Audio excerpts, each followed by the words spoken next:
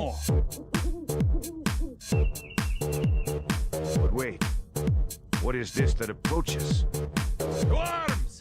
The English are making a sneak attack. La Hera wishes to kill something. Our city needs help. The British are destroying our towers. You must save Orient. No. Attack. We are tired of licking British boots. Here they come! Fire! La Hera wishes to kill something. Age of Empires. Age of Empires. Age of Empires. Age of Empires. Good! You have a relic. Protect the relic in the monastery by right-clicking the monastery.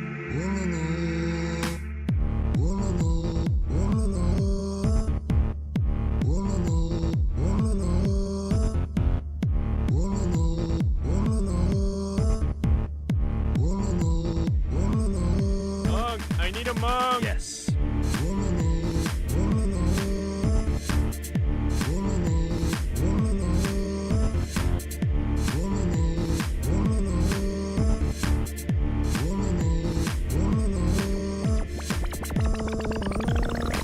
Food, please. No. You have a market. Wood, please. You have a market. Gold, please. You made a trade card. Stone, please.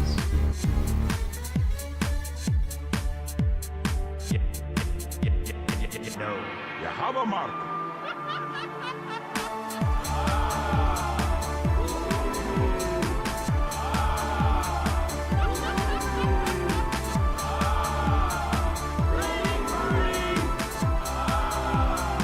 Yes.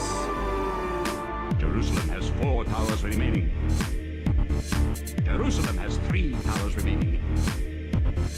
Jerusalem has 2 towers remaining. Jerusalem has 1 tower remaining. All Jerusalem towers destroyed. The city is ours. Jerusalem has 4 towers remaining. No. Age of Empires. Age of Empires. Age of Empires.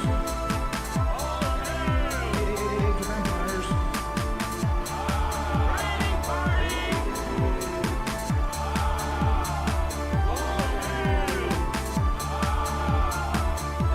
La Hera wishes to kill something.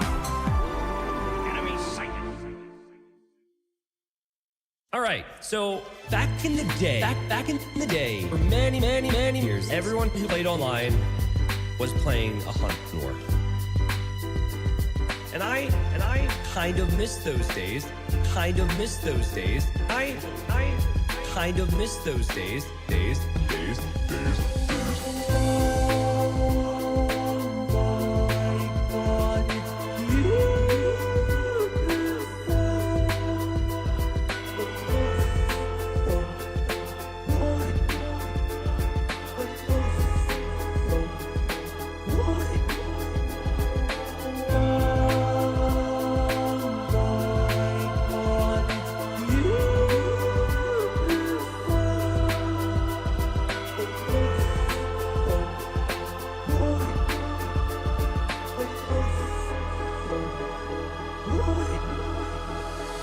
Because there's no house walling, because you can pump out the scouts, there was a lot of aggression. Games were not as clean, but games were very fun. And I kind of miss those days.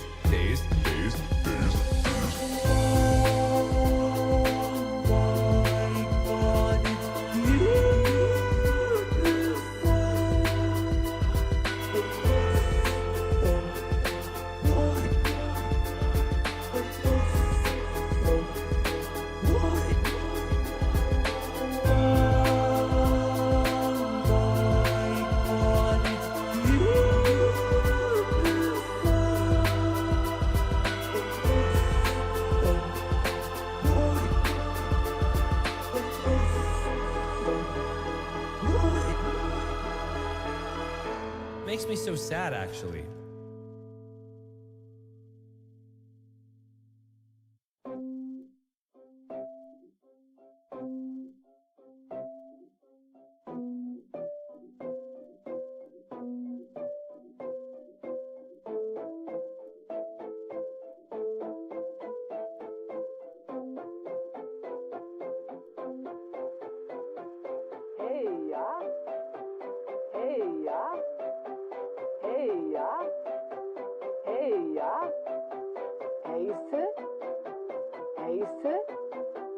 heiße, dass ich soll, dass ich soll, dass ich soll, dass ich soll, ja, dass ich soll, dass ich soll, dass ich soll, dass ich soll. Rete, es war. Ja, Rete. Ja, es war. Berete. Du wäre. Hova, Sucher, Hova, Sucher, Hova, Sucher, du wäre. Holzer. Heise, das war. Suocha, Auwa. Heise, das war. Suocha. Das ich soll, das ich soll. Berete. Berete. Das ich soll. Das war. Ja, ja. Heise, Flickmann. Das ich soll. Berete. Ja, ja. Geboren. Das war Heise, Heise, das war Heise. Stürme, Fischer. Ja, Jäger, ja, Fischer, Jäger, ja, das ich soll, Streetes, Sassa, Auwa, Flickmann, ja, ja, Rete, das war, Flickmann, Rete, hey, ja, ja, Rete, das war, Stürme, Fischer, ja, Jäger, ja, Fischer, Jäger, das war, was ich soll, das war, das ich soll,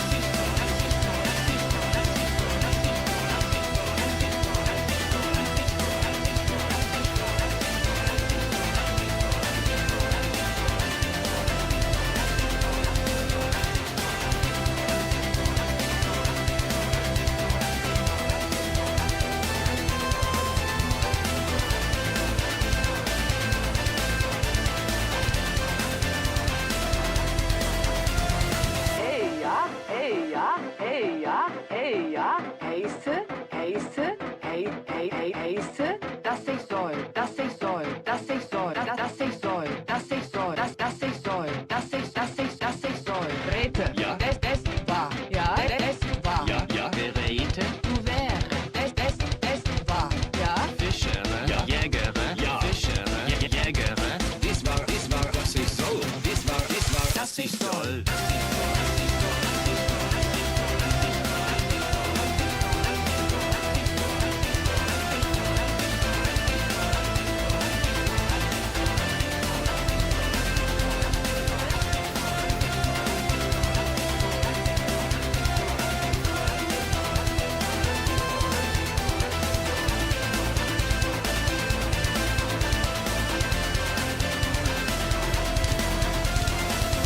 ja, Ja, ja, das ist toll. Ja, hey, ja, ja, ja, das ist toll. ja, hey, ja, Ja, ja, das ist toll. Ja, das ist soll, das ist soll, das ist soll. hey, ja, Das ist Stürme. Hey, ja, Heise, hey, ja, Sassa, Reite, hey, ja, Streete, ja, ja, Gebure, das ist soll, das ist soll, das ist soll. hey, ja, hey, ja, heiße, dass ich soll, dass ich soll, dass ich soll, dass ich soll, dass ich soll, dass ich soll.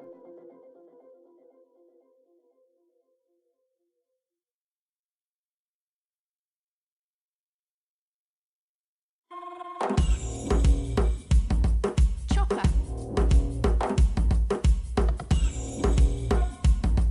Chopper. Chopper.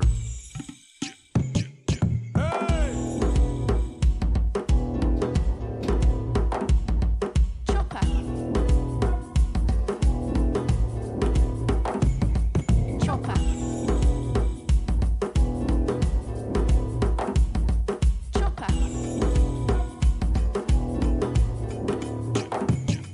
Chopper. Agora voy buscar, cazar, construir, cultivar, degradar, excavar, remendar. Agora voy buscar, cazar, construir, cultivar, degradar, excavar, remendar. Agora voy.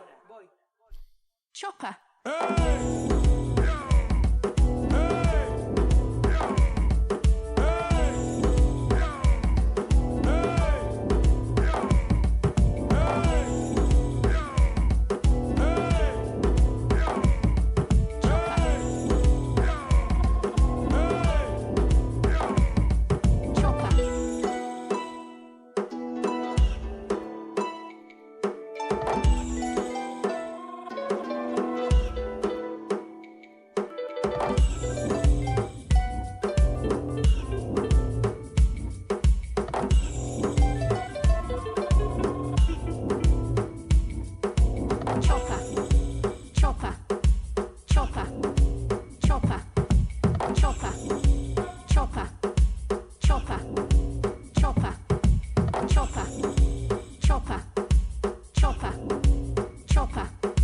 chopper, chopper, chopper, chopper.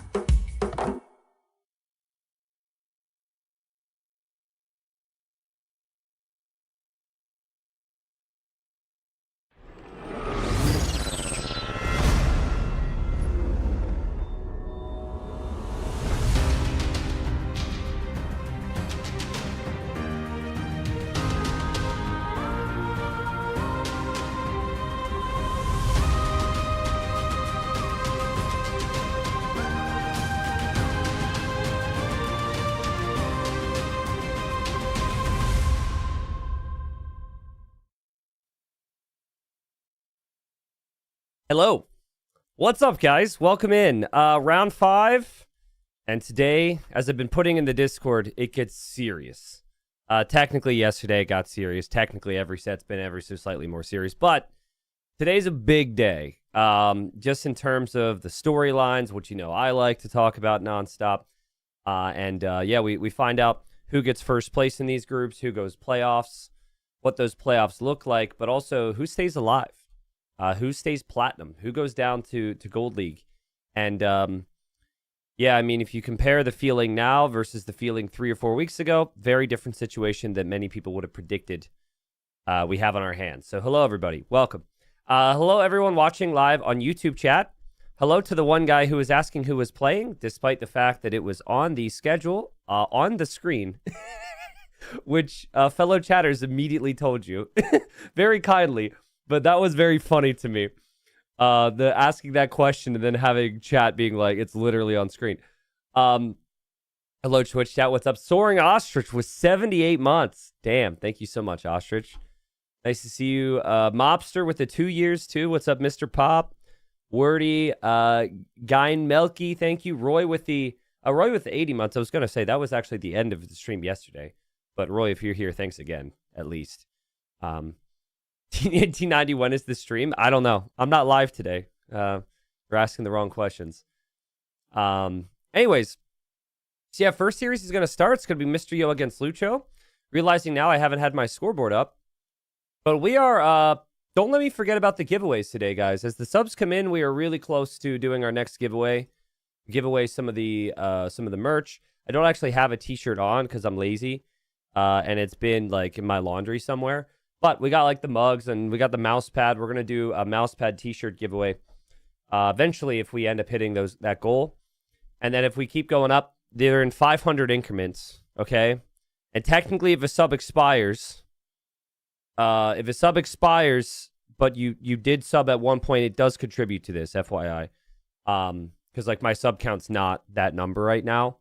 Anyways, I want to get back to you guys and also pump up the numbers. So we'll have DLC and AW2 giveaways, maybe a hoodie, t-shirt, all that stuff as we go through it. But yeah, I'm really excited. I actually need to kind of settle down. My mind is in a million different directions. I have a weird situation where there's like, so I have friends who stayed the night last night, and my friends and my fiance are going to like the Renaissance Fair. They're all dressed up. They're going to have a good time and whatnot. And I can't do it because we got TTL, right? And so it's like, there's part of me that's bummed. It's like, man, I can't hang out with my friends. But then there's another part of me that's like, I love my friends, but I would never miss this for the world, you know? So, yeah, it's the sacrifice. It's the sacrifice that we make, I guess. Yeah, Kingdom. Nikov is out of the hospital now. I heard he's out of the hospital as of yesterday. So that's good news. Like I said on the situation with Nikov, everyone wishes him to get better as quickly as possible. This goes beyond AoE 2, so I just want him to be healthy, want him to improve, and want him to be back in good shape for future tournaments. So, did your basket arrive? I have text notifications for the gift basket I sent Nikov. I don't think it's a basket. I think it's a box. It's like food and it's flour. I think there might be some flowers. There's like some soaps and stuff. I didn't really look. I don't have everything memorized. It's a big freaking thing. So yeah, hopefully they get that. I'll coordinate with them to make sure they get it. It wasn't meant to be romantic, no. I know there's no TTL merch in there. Can you imagine? Get well soon, Nikov, and it's like TTL hoodie, TTL mug, TTL. That would be pretty bad. No, that's not what I sent him. We sent him like, you know, things so they don't have to make food for a while as they're recovering, and they can, you know, have a nice candle in the room. I don't know. It's the whole thing. Who do you think chose the website, guys? Me or my partner? Let's be real. Let's be real. Who do you think went through the selection process? I did actually choose which one, but I wasn't the one who like found the site. It was not that I'm not a thoughtful person, but I'm not like. Let's move on. Let's move on to AWE2. Okay, I don't need to open this up for you guys to be able to make jokes at my expense. We have enough of that. Victor, thanks for the 500 bits. Thank you, James, for the 25. Thank you, Tremendo. Thank you, Nick, for the raid. Appreciate it. Thank you, Smitty. Welcome back. GBG Joe, Real Johnsy. Thank you. Colorado Hawk. Thank you. All right. Type a 1 in chat if you really, really badly want to just stare at percentages and numbers for a couple minutes. Because that's what we're about to do. All right? It's about to get real hype in here. Yeah. Oh, yeah. Feed me the numbers. Yes. Feed me the graphs. Okay, so this is what the day looks like. All right? We're closing out Group B.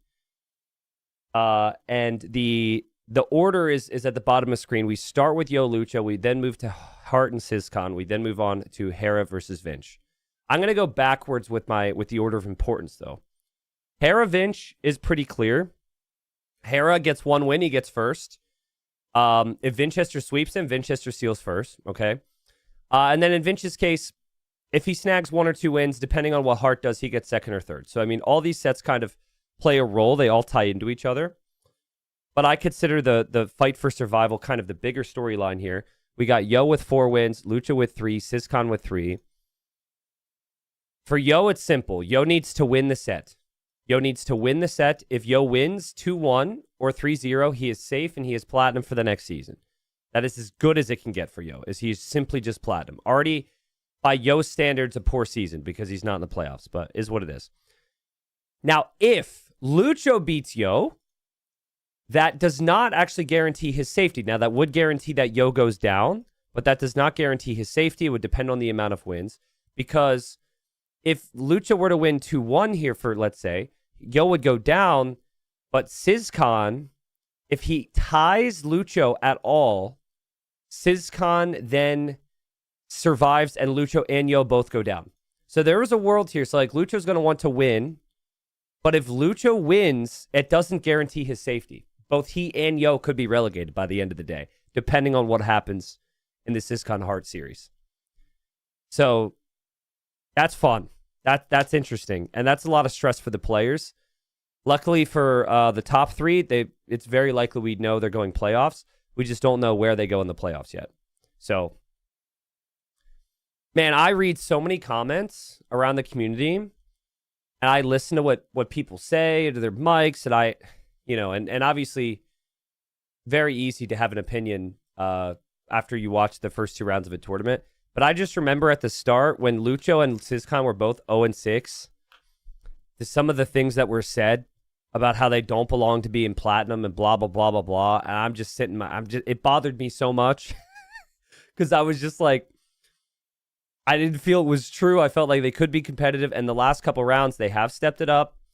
I think the first 2 rounds was definitely like a lot more pressure for them and getting used to it. But their preparation's been good. And I mean, both could survive today. But only one of them can survive today. The other one or both go back down, depending. So Palmer's has got to get off Reddit, my man. It's not just Reddit. We don't need to point fingers at Reddit. It's just how the internet works, you know? And I get to sit here now and act like I do better just because there was that slight suspicion that I thought people were maybe overreacting. I overreact a lot myself, so it's all good. So yeah, that's the schedule for the day. Tomorrow, we close out Group D. So tomorrow we close out the Viper group. Sorry, just double checking. They will start their Civ draft here shortly. I don't want to miss anything.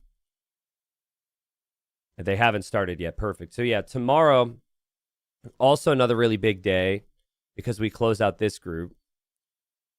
And this group, I mean, going into the final round, we could have like Vivi either first place or out of playoffs.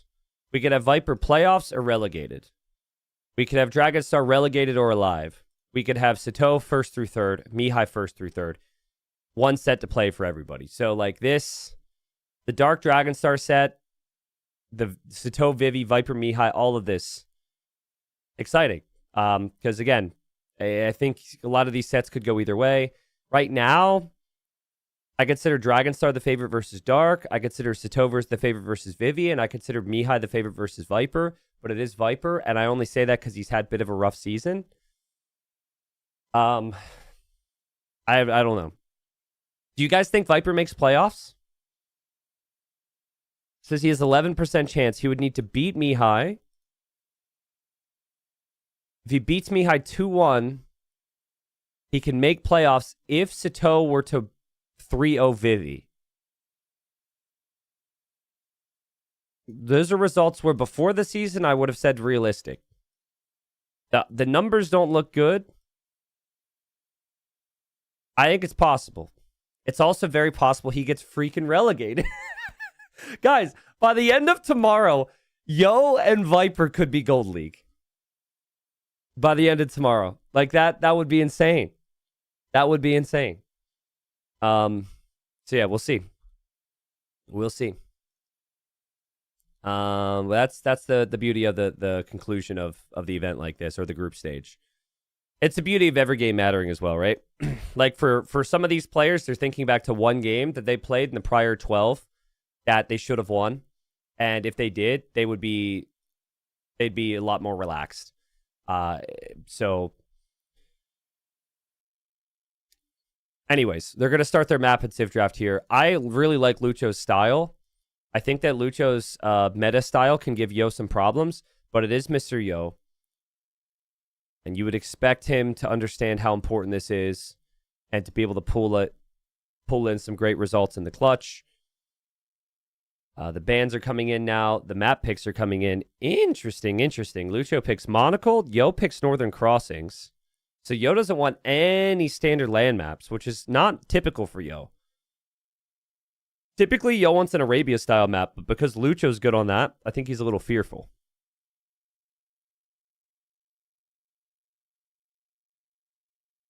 U95 says best drama would be Viper barely surviving this season and then getting relegated by Doubt next season. Oh, man. Imagine a group that has Viper, Jordan, and Doubt in it next season in Platinum League. That could happen because they're all going to be viewed... If Viper were to survive, they're all viewed as different category players, right? Because, like, Viper could be like third or fourth, we don't know. Jordan would be viewed as fifth because he was auto-promoted. Doubt would be viewed as sixth because he came through via the playoffs. So, I mean, it's unlikely probably, but it's possible. High Tides game number 1. Whew, man, that's a tough map. We've seen a lot of High Tides, but it is a tough map. There's a lot of multitasking. Game 1 is going to be so important, man. So important. Remember, it's new patch now, so they've nerfed the champions. I still feel as though Incas and Tupi are dangerous enough where and uncomfortable enough where players will probably ban them. So we'll see. Welcome in, everybody. Say hello if you just got here, or don't. Either way. I'll try and say hello back. Someone is asking, did T90's voice change or is it my new headphones? Well, I'm going to let you think on that. It might, maybe your headphones just have a little bit more, I don't know, bass to them or something. I don't think my voice changed. What's up, Fantasy? What's up, Cantho? Hello, White Paladin. Hello, Ding Dong. David. Hey, if you want headphones, I can suggest some really high-quality clip-on headphones. You get made fun of a little bit, but if you're ever casting an old video game, highly suggest it. What changed for the Champy? Everything. They made it longer creation time, less movement speed in Dark Age, increased cost, and I might be missing one other thing. They really were not happy with people not being happy with the Champies, so less attack as well, yeah. I mean, it's still... Here's the thing, though. Like, it's still mobile, so I think the mobility of the unit still makes it quite dangerous in a pro player's hands. But before, the mobility was very early, combined with it being very cheap for what it did. So, like I said, I think the economic flexibility of the Incas and the Tupi still makes it very dangerous on a map like High Tides, because we've seen a lot of early drushing. 23 has just donated $200. Love your content, T90. Keep up the good work. Jeez, man. I hate this because now I don't know how to say your name. Gometgalets? That doesn't sound right. Wow. Thank you so much. I will keep it up. You better believe it. I will keep it up for the next 8 days. How's that? Then I will have a TTL will be done. But dude, then we're gonna be in London at Red Bull, and the channel will be live, and I'll be casting my ass off for you there too. Thank you so much. That money will go a long way towards some English breakfasts, and honestly, let's be real, some drinks at the bar when I'm over there. So thank you so much. All right, so none of the DLC civs banned, and Inca's also not banned. I have a sneaking suspicion Lucha will still ban Incas right now. He's thinking about it. He's like, I already got rid of Koreans, which Yo likes. He's thinking about the water map, maybe. There's a lot of good civs up there, like Woo, Mongols. Okay, he bans Mongols. Let's see what Yo picks first here.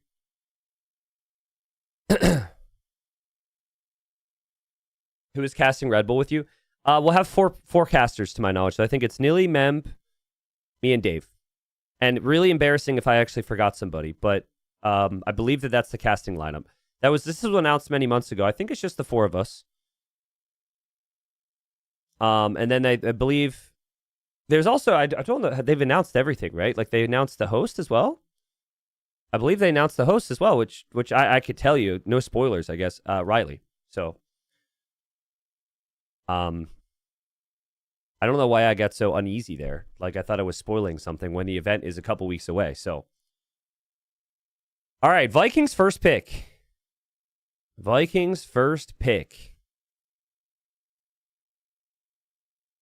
Riley Knight, mate. Yes. How is any Aussies there? How's my accent? Crikey, mate.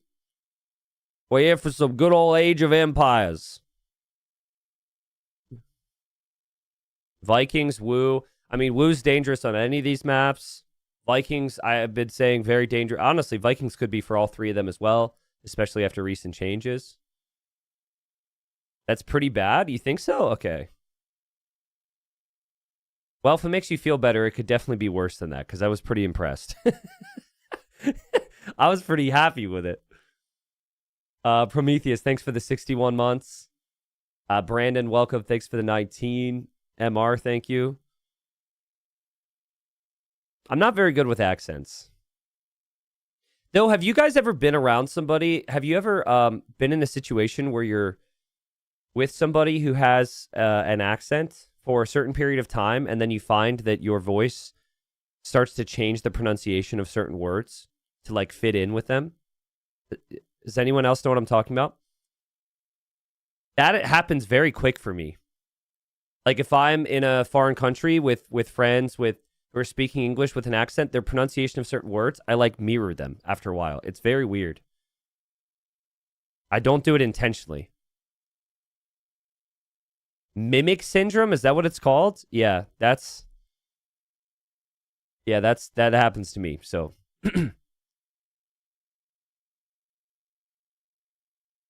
what happened to Lithuanians on the draft board? Lithuanians got lit up. Hold on, let me see if I can fix that. That's very weird. I don't know how to change that. Can I just refresh it? No. Can I, like... There we go. Fixed? Yes, there's the latest. There's the latest. There's also Mapuche picked for Yo. Interesting. Yo, Ron on YouTube. Let's go, man. Thank you so much. 10 gifted subs on YouTube. Let's go, Ron. Not the first time you've done that either. Unfortunately, that doesn't go towards the giveaway bar on Twitch. I promise I don't hate you guys. It's just the systems hate you, okay? The programs are annoying to get set up like this in the first place. Tying in both the chats would be a goal for the next time maybe, but thank you. Wu, Malians, Khmer, Mayans, Malay against Vikings, Lithuanians, Burgundians, Mapuche, and Sicilians. All right. Sicilians, that could be a really sneaky pick on Monocle, I think. But yeah, no Incas, guys. That's a little surprising to me. But I think because the changes were recent, people are just not necessarily certain that it would clearly be worth it considering the stakes are as high as they are right now. Hello, Chupta. Welcome in. Thank you so much. Now, I don't consider Incas... I don't think the Champions are very good for spamming infantry on Monocle. But I think where the Incas are very good is that combination of land and water on high tides, game 1. So I still think, civs that haven't had Champions have gone for early militia there a lot, denying the docks. Like, the fact that you can have, like, basically 60 population space in Dark Age with that civ is just insane. But, I don't know, like, Lucho's kind of the meta style. Lucho doesn't really play off-the-wall strategies. Yo doesn't really like to make a lot of infantry, typically. Yo likes to make scouts and archers. So, I think with all that in mind, that's probably the reasoning for it. Dragonstar, when we see Dragonstar play tomorrow, like, he's a player who's loved infantry. He's loved the early aggression. Like, a player like that would probably still play Incas and be very dangerous there. But you have to draft to your own strengths. You have to draft to your opponent's strengths. And I think both players probably did that here, which is why, like, instead of banning Incas, look at Lucho's last ban when he had to think about it. Mongols. It's like, you cannot give Yo Mongols. Yo is one of the most dangerous players in the game with Mongols, so. All right, well, once again, thank you everybody for being here. We've had so much going into the season. The prediction contests have been fun. The fantasy contest has all been really fun. Now, I've been looking at the leaderboard because I want to, win this prediction contest, right? And remember, we submitted this 5 weeks ago. So it was before we saw anything from the players. And I was thinking about the player styles. And if you look at my predictions, currently I'm tied for 5th place. You go all the way down. And I predicted Lucho to win 2-1 here. And I predicted Lucho to win 2-1 because, again, I think his style is good against Mr. Yo. But, like, obviously Yo's got the experience. This was, for me, was like a prediction that was meant to, like, take me to 1st place, right? It was like that somewhat risky, calculated pick. I think he's good, man. Like, I think this is a 2-1 series either way. Lucho's really good. I think he understands that as well, likes his chances based on the style. So, but let's repeat it. We had, if Yo wins, he's safe. Doesn't matter. If Yo wins 2-1 or 3-0, he is safe. He is platinum again.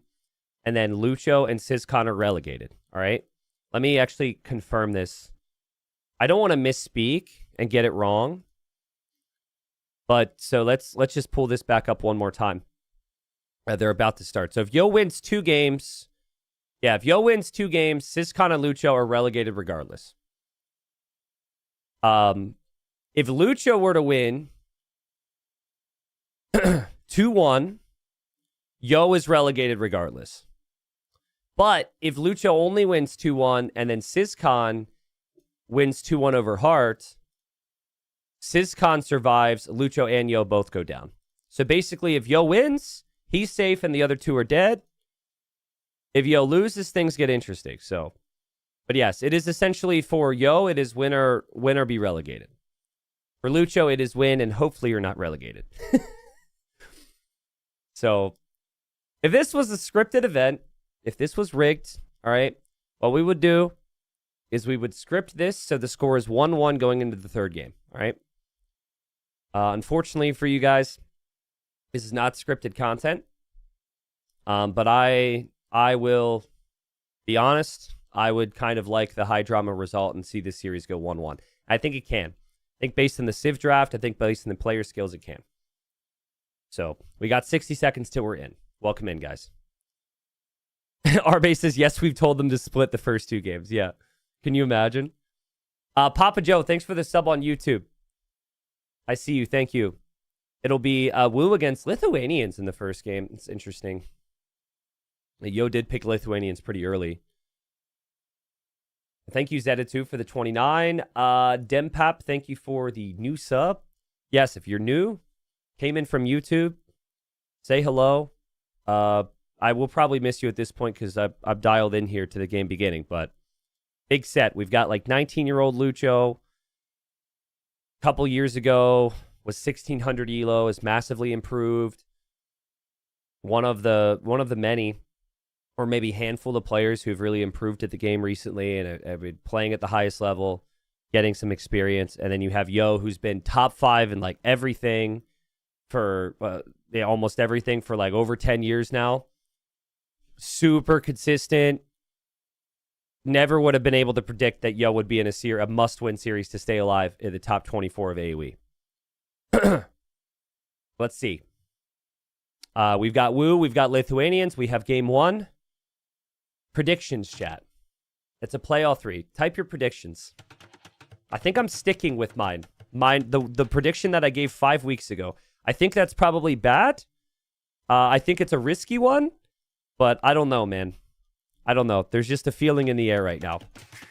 Welcome, ladies and gents. We've got a big series here. Maybe one of the biggest sets of TTL so far, because the storyline here is if Mr. Yo loses this set, he is relegated. He is no longer Platinum League. That would have been unthinkable, especially after the first 2 weeks. You would have said it was unthinkable because Lucho was at 0 wins, and this group is so freaking competitive, man. But listen, the reality is Yo only has 4 wins. He has not had a great season by his standards, and he has to win this set. Now, Lucho has to win this set as well to survive, but if Lucho does win this set, it's not guaranteed he survives because the series Syscon plays against Hart later on has a lot of importance. And yet again, we've got this new meta here where we have a super early barracks. Lucho goes for an early militia. The Wu get the additional food when they build their barracks, so it helps with this a little. They also have some bonuses with the docks. But yeah, this is the high-risk, high-reward build, which we have seen work. We have also seen it not work, right? So a big part of this build is like you got to get as much food as possible, but you got to move forward as well and get the value. And I actually really like Lithuanians against this, guys, because you can go to wood so much earlier than you would typically. Because you start with that additional food, Yo's able to get to the wood a bit earlier, which means he can secure his wood line and wall it in earlier before the drush arrives. And then also, the dock villager moves out. This is the first time I've seen this matchup, but the more I think about it, the more I think that Yo's build should be very, very good to at least brace and hold from the pressure that's going to end up coming in. Now, I'm seeing questions here. All the information's on the commands and on Liquipedia, whatever. But just to repeat it, every player there on the standings has a set today. Hera will want to lock down first place against Vinchester. Vinchester will want to steal first place, of course. And then Hart and Syscon play. Hart will want either second or third, and then Syscon will want survival. So we close out the group. That's how we finish out round 5. We still have Group C, which will be coming up. I believe that's on Monday. Oh, sorry. I'm so sorry. That's the wrong group. Just forget that's there for half a second. Forget it's there. You're not looking at it. You're looking at the militia. You're not looking at it. Okay. Group D. Group D needs to happen. Group D. That'll be lots of coverage there. Viper looking to get playoffs and survive. Dragonstar looking to survive. Players fighting over top 3. And then it was Group A I missed. To be honest, I'm going to talk about that later. Point is, we've got action coming. And here comes Lucho. But you're moving out without information, right? You're moving out. You're taking a risk. And right now, he's hoping to find the woodline. Yo is here with no loom. Yo doesn't even see the militia. And so far, so good for Yo. Here comes the scout from Lucho, just walking around. And Lucho's like, the clock is ticking in his mind. He's like, okay, where is his woodline, man? Like, where is his woodline? You're supposed to have a woodline. I don't understand this. He's getting desperate. Yo still can't see anything. and Lucho kind of fades away into the darkness. Guys, for Yo to not pre-wall his woodline is crazy to me. We are in round 5 now. People have been doing this nonstop. Not pre-walling the woodline is just... it's going to be punished so hard here. And Lucho comes in. That villager's going to be dead. The rest of the woodline needs to be quick-walled. He does get it. Honestly, could have been so much worse for Yo. He does still have the fishing ships. But well played from Lucho. But here's where the builds can really kill you. You kill the Vil. There's still the big downside of not having the fish. But then if you go Feudal Age, like right away, if you can get to Feudal Age right away, which feels impossible to do, but it's doable, maybe then you could get a dock up and then you could pressure the fish as well. Honestly, though, you could lose 3 Vils to that. And then the fact that you have fishing ships isn't really that valuable anymore. You only lost 1. He's on the way to Feudal Age. He has Loom now, so he can probably fight this back. And Lucho will queue up Feudal Age. This villager probably on the move to the north here. So I don't know. Like, I think it's a pretty close game. I think what this does do is this gives Lucho some initiative. In theory, this should shift Yo's mindset into more stabilizing on land because there's infantry out. So maybe we see a barracks, maybe we see an archer range. Could always be more militia, though. But I mean, this comes at such a risk of your economy. Like, no player watching this right now should try these builds. It is so complicated. There's going to be a lot of downsides, typically. It almost feels like Lucho is going to choose to dock the south right now, where you would find some shorefish, and you'd also find some hunt down there. Also sending villagers to golds. Still has a couple sheep left. Yo is going to gold as well. And in the north, Yo is checking the shoreline. That's good scouting from Yo. Obviously, this is a very big concern. So he will know if his opponent will pressure him on the water. And so far, he's not. Villagers have made it to the south for Lucho. And we'll probably see a dock there. And there's, I mean, shorefish everywhere. That's a lot of good food income. Plus, you could add a fishing ship or 2. And we still have militia coming forward from Lucho here. So I like the patience from Lucho. Yo has this tendency to look sometimes too patient, but it's because he's got it under control. Yeah, you could tell he's ready to fight this back if he ever needs to. And Lucho's like, yeah, come on, let's go. Let's go. When you see a player react like that, you're like, yeah, react again. Yo has to respect this a little bit, but he has to respect us a whole lot more once more militia come in. And more militia are going to be on the way. They actually killed the scout in the middle, so Yo realizes the militia are on the way. He will go for a tower. I really like this tower. And I really like the fish. So he's got 4 fishing ships his opponent doesn't have. And he has a tower which can help protect the woodline. That is all good for him. The no scout is going to hurt. He might never look down in the south, but at the end of the day, there's no fishing ships down there. Mr. Yo's tower protects from the woodline. It also protects from the gold. And we have a forward villager here from Lucho to pressure that woodline. Yo already has the first archer out. Lucho's still looking around. And oh man, the pressure must be insane. Yo getting town watch now. That's such a good classic player thing to do. So many people skip that. But getting town watch to know that tower's going up on the backside is very nice for him here. Now, you have to make a lot of decisions and a lot of intense timings here, but I think realistically, you can't just take the stone. The man-at-arms are always going to protect the tower. You can't rush that down or deny that very easily. But yeah, Yo's going to move over to that stone, think about enough stone for another tower. Lucho has to come back over here because Yo is currently delaying the tower. This is very well played from Yo. Now, Yo's got his eco upgrades as well, but Yo does need to have his micro be perfect here. Spearman is not there to protect. And I don't think the archer will go down or anything, but beautiful micro from Lucho. Avoiding the spearman as well. We'll move over and we'll finish this tower. And the man-at-arms for Wu slowly regenerate the whole time. Now, what we haven't seen, we've got the villager from Lucho towards the middle. Yo had a galley on the shoreline to deny this. Lucho's villager hasn't done anything yet because there's still a lot of focus here. The tower goes up. Yo will have to move wood lines. Yo is currently housed for a bit of time. And he has to abandon the whole wood line and get back to that wood line. Simultaneous to this, still needs to pay attention to this. Guys, I have other things I want to say. There's people I want to thank. We just can't. The thank you has to be assumed at this point. This is insane Age of Empires right now. The level is ridiculous. The amount of multitasking, the amount of things happening is unbelievable. And we only have 2 kills in the game. Make that 3. Lucho gets the 3rd. Now, Doc in the north has been spotted. Just that little bit of time that Lucho was lingering around. Doc actually gets denied at 50%, so that's a lot of wasted wood. Still the micro here, though. Lucho losing, or Yo losing an archer, but Yo will kill an archer as well. And actually, the villager might end up being saved there. Nice job from Lucho to notice that. Yo still got stone for towers. Yo still has the wood line on the back. Yo still has the fishing ships, though. But Yo will end up losing that villager, and Lucho's villager survives. Now, again, you need food to go Castle Age eventually. For Yo, he's had the sheep and the fish. But you do eventually need to build a mill so you can unlock the ability to farm. He hasn't done that yet. It's a complete opposite here for Lucho. He's been on the berries. I don't know why these villagers suddenly have shorefish in their hands, though. Something tells me that there's a misclick there. You see that? He's got random 4 villagers on shorefish, and then they got pulled off the berries. I think he's bringing them to the south.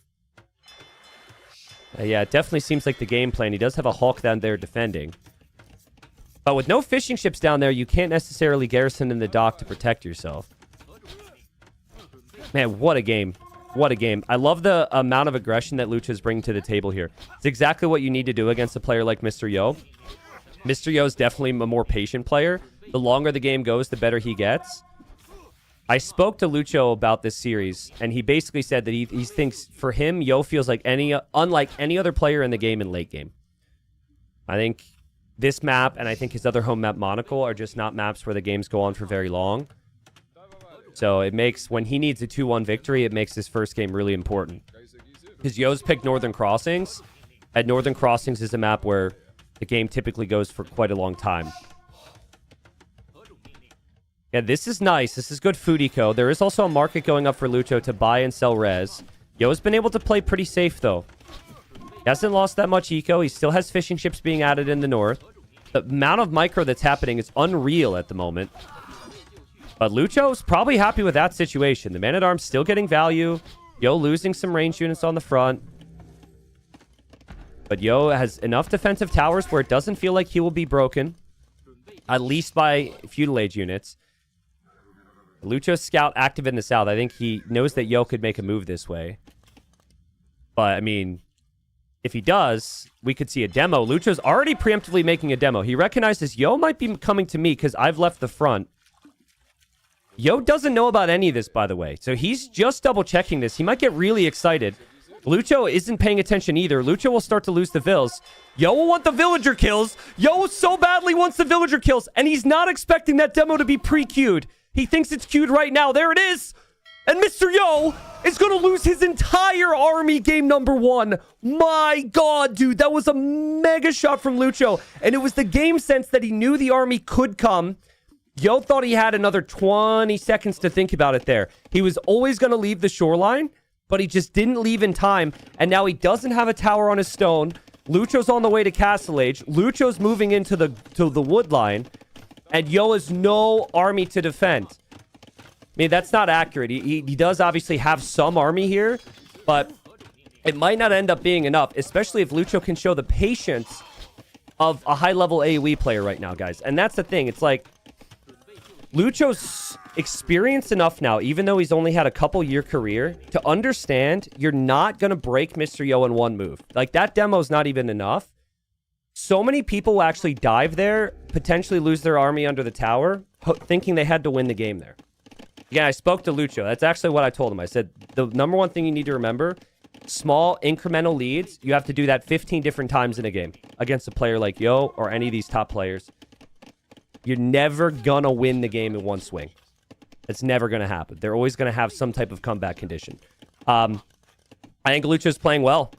He still doesn't have the fish, though. There's still the fish from Yo in the north.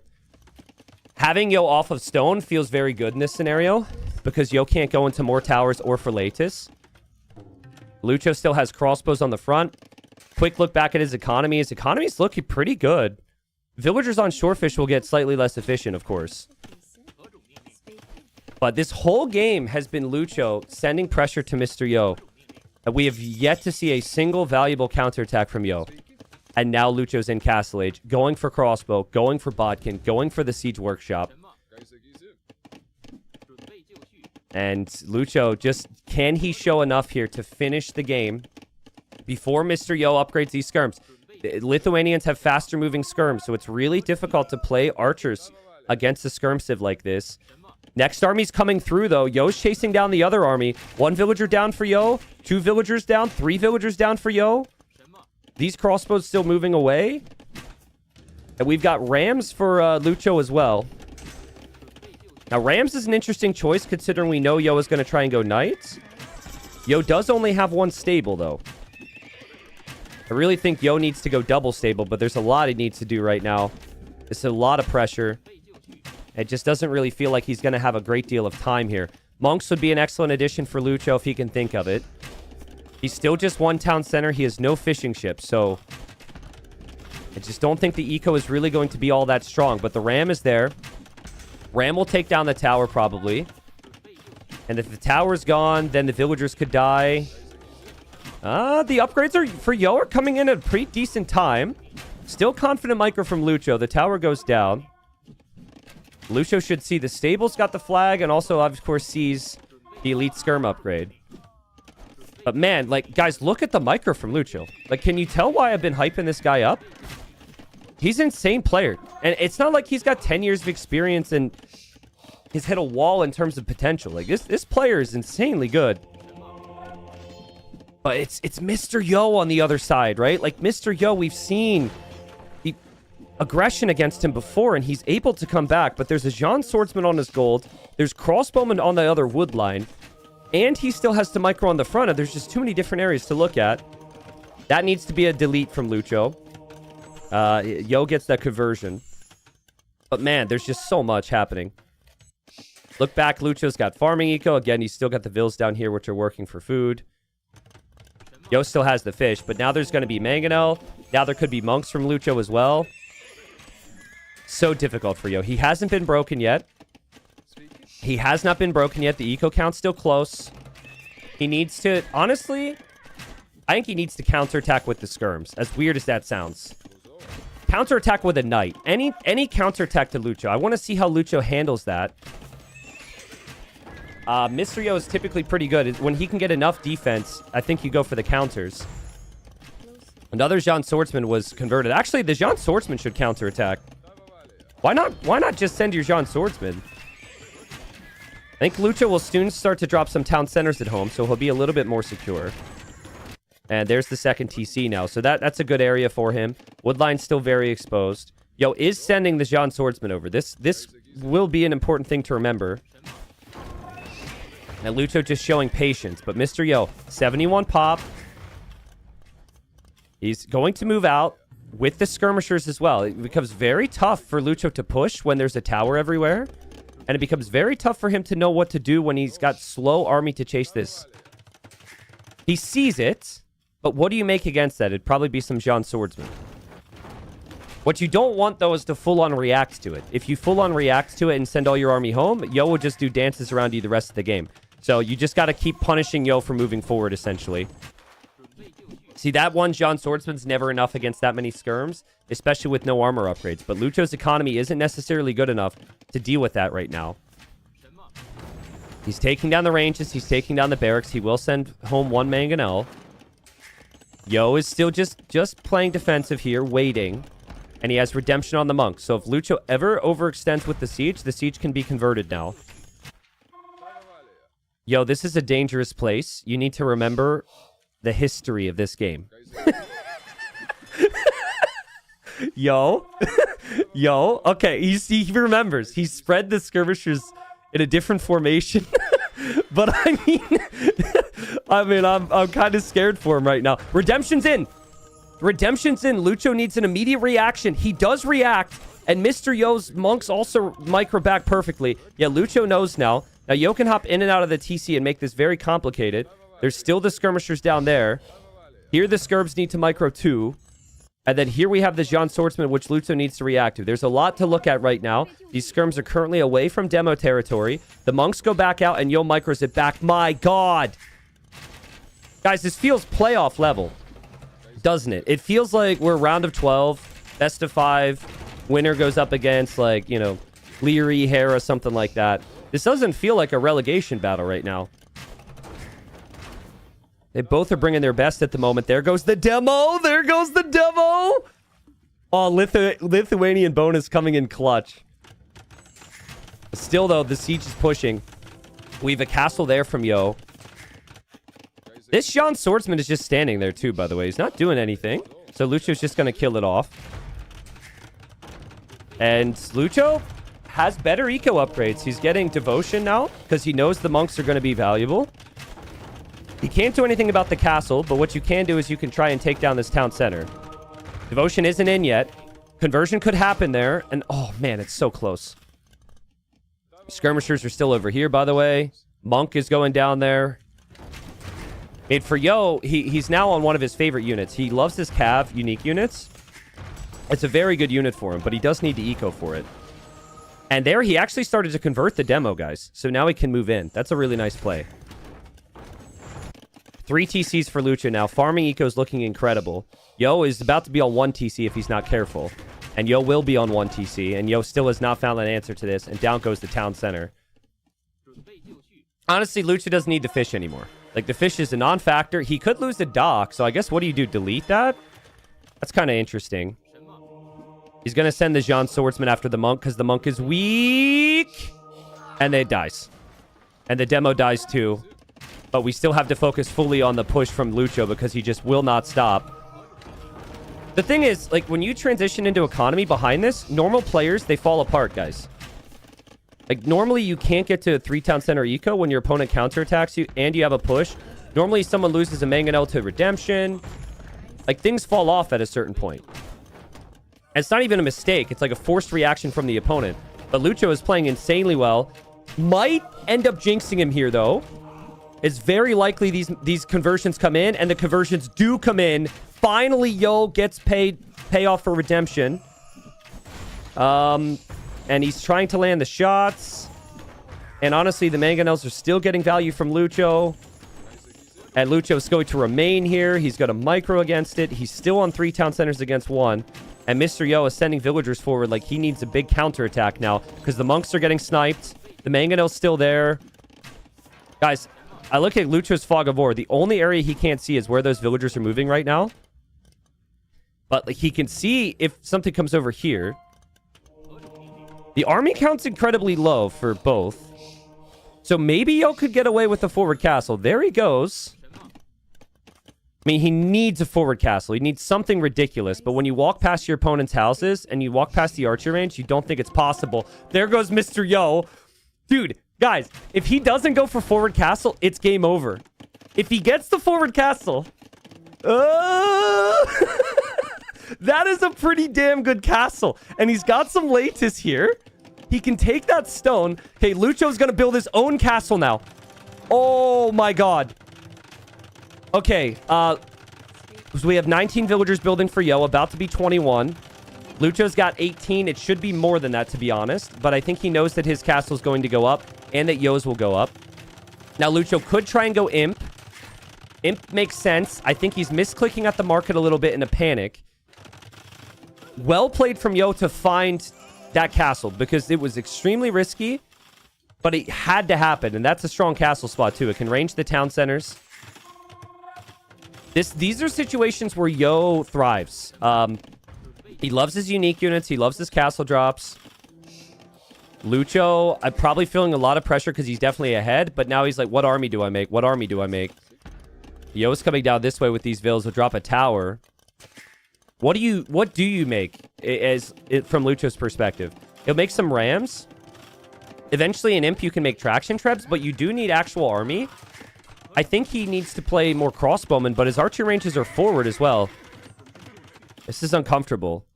It's still microing back here. This army got 14 kills. And while he'll lose some villagers here, the town center will still take down a lot of the lattice. Ram will come around.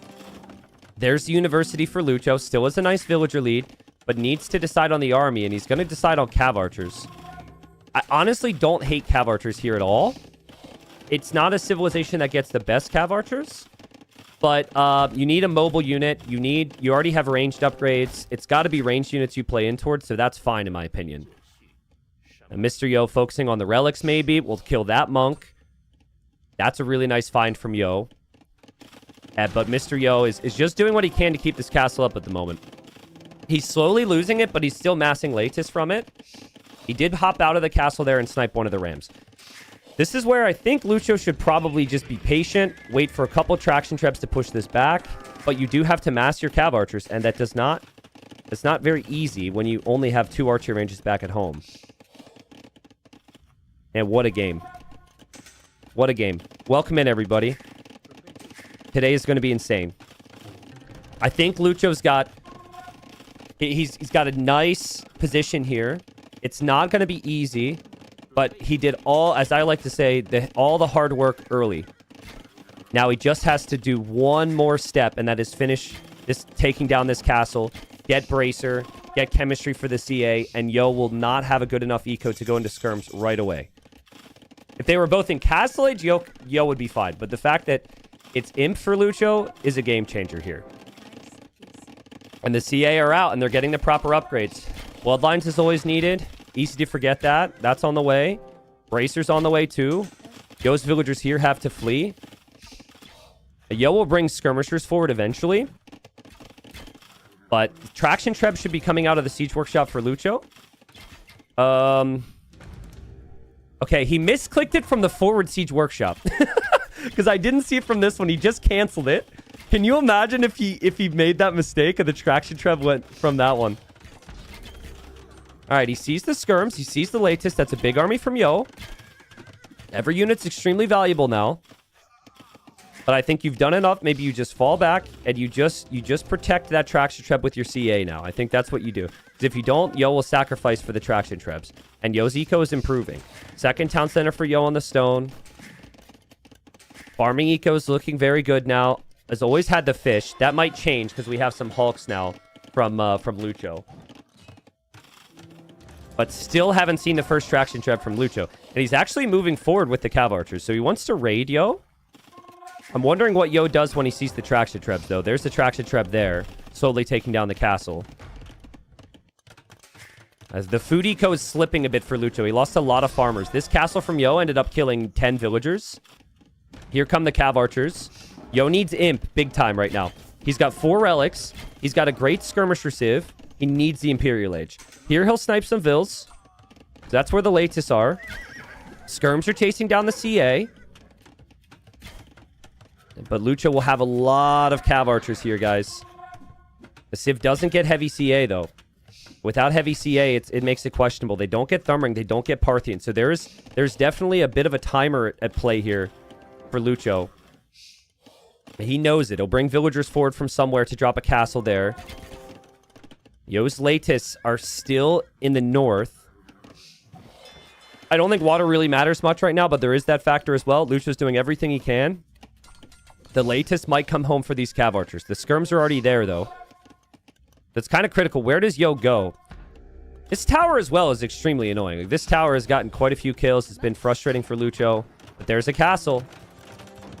And that castle will take down Yo's town center. And Yo still hasn't clicked up. Quick walling from Yo to stop the CA. Won't happen because the gate gets sniped. Latis are coming over to defend from this castle. But the castle's going to go up anyways. Which means Yo's got the stone denied. And Yo will have that town center denied. But Yo is on the way up. Goes imp in the back TC because the other town centers will be pressured.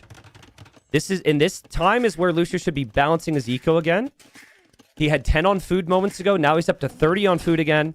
And then you could think about a unit to combine with your cav archers. But that's a really big overextend there. You have to be careful against these Latis. The Latis have +4 attacks solely from those 4 relics in the monastery now. And Yo's got the population lead, guys. Back here, Yo is going to hold. Yo will kill those cav archers. And yes, Yo is starting to lose his town center on the front, but he just needs to wait 2 minutes. Unfortunately, he'll only have 1 castle, but I mean, maybe he could sneak to this gold in the north. I'm not sure what happened there. I think Lucio was on that gold and lost some vills to the Latis. Down here, Mr. Yo is finding kills. Oh, guys. I mean, the comeback has maybe been on for Mr. Yo. But in a game where Lucio's been ahead pretty much the entire game, Yo now has more eco and he's even military. Yo's holding. It's still going to be a lot of work. Because I think Lucio's just too tough to break. I think Lucio will still have some good options to switch into here. I wouldn't mind seeing him just drop stables and play light cav. I wouldn't mind seeing him think about going halbs either. But Mr. Yo's still kind of holding on. This was such a big moment for Yo. If he could sneak down here for that stone and gold, that would be nice. Up here as well, he's dropping a town center. That should complete. Like, his resources are looking absolutely insane. It's just, can he keep his units alive? And can he keep his buildings alive? And then can he field the army as well? Like, you look at the resources, you think that's enough, but it's really not to upgrade all your skirms and your cav at the same time. You almost have to choose full skirm upgrades. And if you choose full skirm upgrades, then you're not upgrading the latest.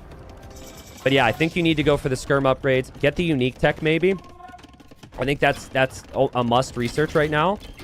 And, oh, Bracer! Bracer and armor is actually in that blacksmith on the front. That's a big deal. Like, it doesn't take a lot of resources to rebuild a blacksmith, but it's just the time here. Lucho, he's not taking down the blacksmith, though. He's just taking down the town centers. Remember, though, he's got 4. So, I mean, having 4 and your opponent having, what, 1, 2? I guess it's 3 for you. Okay. It's kind of a big difference. Lucho's still pretty light on golds at the moment. He was rated down here by the latest again, and he will now go for Sitting Tiger. Now, Sitting Tiger adds extra projectiles to the traction trebs. It's a great tech. It is still only 2 traction trebs. It's crazy that this blacksmith has been researching the skirm techs the entire time. The other technology is not really that helpful here for Lucho. We see that Lucho needs more gold income. He fixes that. Lucho still has the healthy villager lead. Does he see the town center in the north? He should, right? That's an area you could raid. Yo's monks will get upgrades as well to convert the traction trebs. Guys, reminder. Whoever loses this set is like pretty much confirmed relegated. I think that is the case. Whoever wins, it depends. If Yo wins, then Yo is confirmed safe.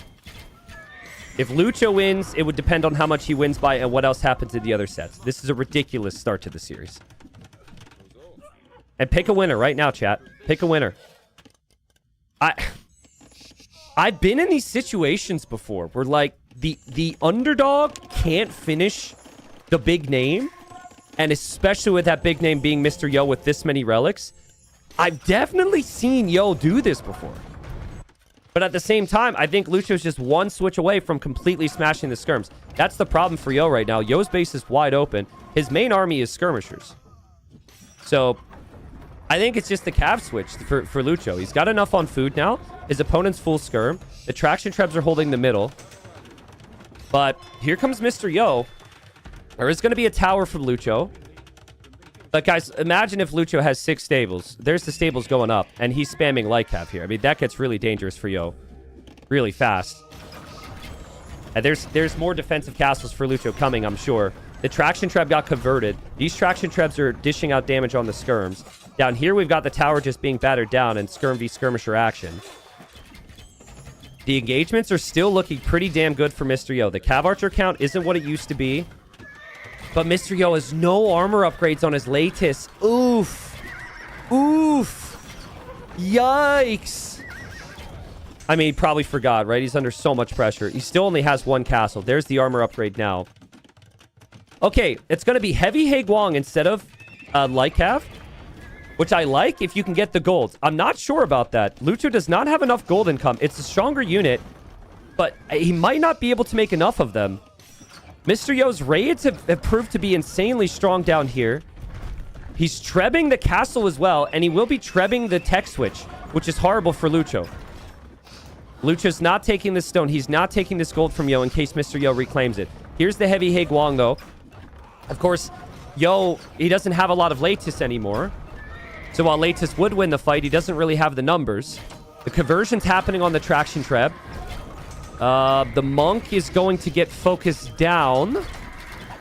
But first, it will get the conversion.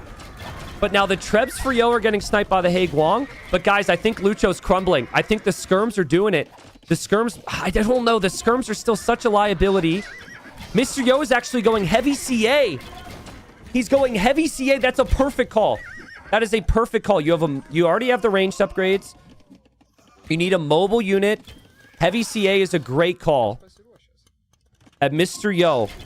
How is Mr. Yo not dead yet? He can also mix in the latest. He still has the relics. I think his army is just simply so much better now. Wow. He was so dead, dude. He was so dead. And Mr. Yo wins game number 1. What a comeback. That's insane. I mean, think of how bad the situation was when he was getting pushed in his base and what the Vil difference looked like, right? It was so bad, guys. The entire game he was behind. He was pushing. He was reacting. It was this moment in the game where Yo knew, if I don't do something crazy right now, I'm dead. I cannot stabilize. And he went forward with this castle on the front. And it wasn't immediately the game changer, of course. He had to do a lot more, but it gave him time. And he found these tiny little ways to come back into the game, whether it be the latest raids or the skirm raids or the towers. I mean, guys, he was 30 Vils behind, and he was behind by multiple town centers. He didn't have a single relic at this time. But Lucho had to react. That was the one thing that Yo did that game that started the reaction snowball. And then from there, Lucho, of course, like, he wouldn't have wanted to plan on Cav Archers, but he felt he had to because of what Yo was doing. Man, that's incredible. And guys, I can't speak. Lucho needs to win 2 straight now to survive TTL. Yo just needs 1 more win. Imagine the mentals right now of being so young. Lucho's like 19 years old. He knows he was ahead in that game, and now you've got to go into the next one. Oh, I mean, that would hurt so much. It could easily snowball into affecting his mentals in the future games. He had more res collected. He didn't end up having the important res. He didn't have the food. He didn't have the golds. It was super close. But Mr. Yo held on until he had the better technologies. My God. Yeah, the demo as well. I mean, that was one of the best games we've seen this season, guys. It's amazing when you have the situation in a tournament match the level, right? Sometimes the moment will break a player and they're not able to bring their best Age of Empires. But once you get near the highest level, people are able to bring their best in the biggest moments, and that's exactly what we have here.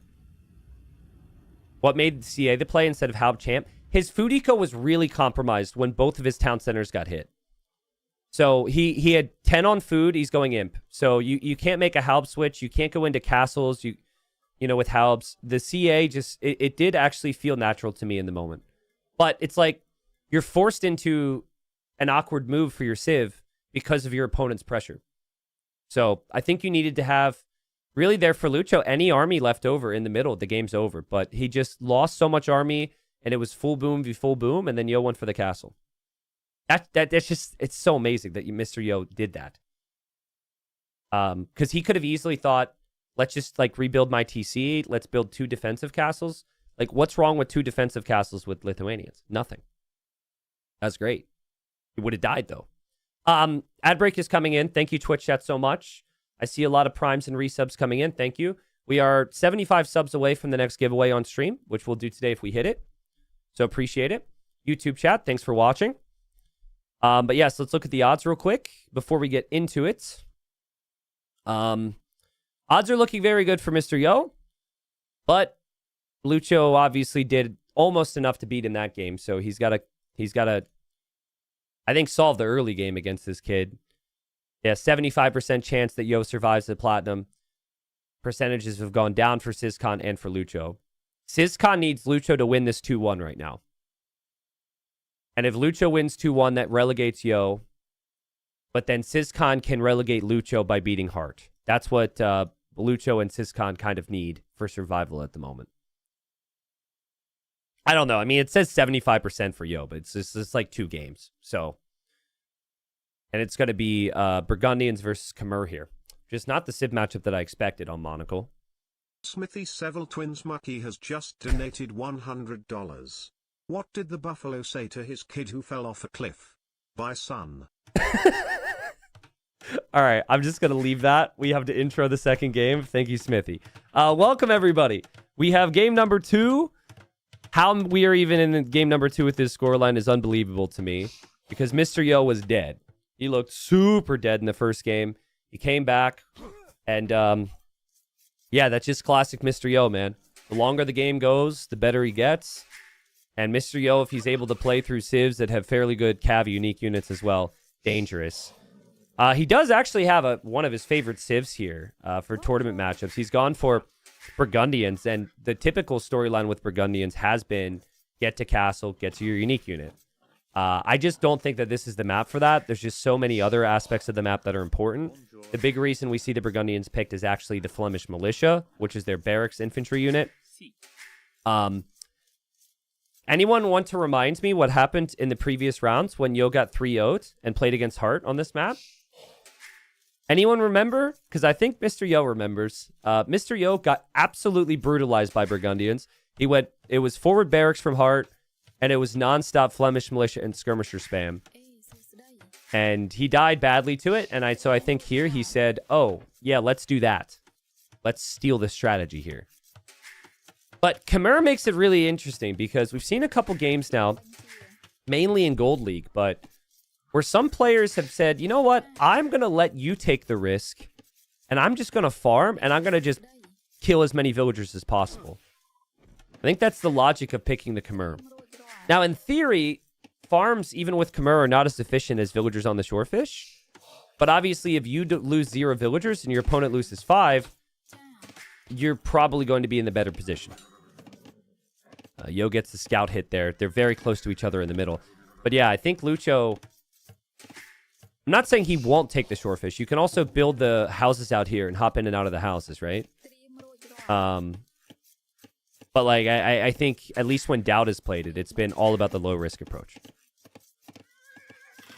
Ornlu in my chat says, other reasons, literally just Flemish Militia, don't need any other bonuses. Well, Ornlu, you now have the benefit of being a Twitch chatter. We casters have to talk a little bit more about the specifics.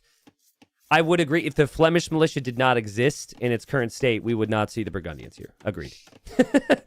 This map has been dominated by infantry, right? We had Armenians. We had the longswords. We have Romans with the man-at-arms. We had, before the Champies were nerfed to the ground, we had all the Champy spamming civs, so... But the backup plan for the Burgundians in Castle Age is really nice too, because if you make it to Castle Age in an even game, you tend to see cav switch. So Cavalier and cheap light cav, all that's very nice. So Burgundians feel like a pretty decent pick. Look how forward Yo is walling right now. Oh, Lucho almost got a quick wall on the scout. That would have been really nice. Yeah, it's like, it's not a necessarily uncommon to see players wall between the wood lines, but the way the wood lines have spawned, they are in a weird position here. Lucho's underneath Yo's TC, and Lucho's gonna steal the goats, or excuse me, the turkeys. Now he has to stay close to them, otherwise they'll turn red. But Mr. Yo's like, dude, give me my turkeys back. Lucho's like, sorry, this is war. Actually, give them back and then go kill them. Yep, give them back and then bop them. 1, 2. Scout's a little weak for Yo as well, so this is pretty nice. So Yo shouldn't actually be able to take this fight. And yeah, now he remembers. And it's a bit of idle time for Yo. And that's... he's down like 1.5 turkeys. So they just had to uninvite a couple people from Thanksgiving dinner. You know, like... The second cousins were on the way. They get a phone call. Hey, sorry, you can't make it this year. We'll see you next year. Later. Sorry, in the event my family's watching, I like my second cousins. I like my uncle. Well, uncles. Sorry, I have multiple. Okay, I'm shutting up now. My family's not watching. I don't think I'm going to offend anybody. Yeah, villagers to gold for Lucio. So he's expecting Flemish Militia. Just like everybody else. Of course, you could just completely skip the barracks as the Chimera here. You can go instant archer range. I think he's looking for that barracks at the moment with his scout. Hasn't seen it yet. But remember, when Hart did this against Yo, he snuck the barracks. It was a forward barracks. And Yo knows where the mill is. And here come the villagers. So it kind of feels like Yo is just going to do the same thing that killed him. Which isn't that uncommon. Now, you'd assume Lucho watched those games, but I don't know if you think about it that way. You don't think, what did people do to my opponent? You think, what did my opponent do? But yeah, this is... I don't know if Hart's out there watching, but Hart, this is because of you, bro. And the surprise factor was the biggest thing. And Lucho is in feudal age really fast, though. The archer range is already up. Archers will be on the way. Did get housed a little bit, which is a bit sloppy. Also, no house up here either. So, not expecting any surprise. It's still looking around. I think Lucho's like, what's going on? Like, where is this barracks? I looked everywhere. Just finds the turkey dead on the ground. Just doesn't see the barracks there. Still, though, it's never bad to make archers. It's just a question of, are you going to be ready to defend this? The scout's still looking around. I do not think he's ever expecting the... Ooh!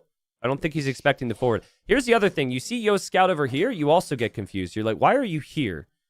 That might make you think the attack's coming from the other side. There's the answer. There's the Flemish militia. Lucho knows he just quite simply didn't find it. He does have 2 archers on the way, and he does also see that Yo's archer range is there. Okay. So, this is what Hart did. He did Flemish militia, and then he just flooded skirms, and Yo didn't have enough.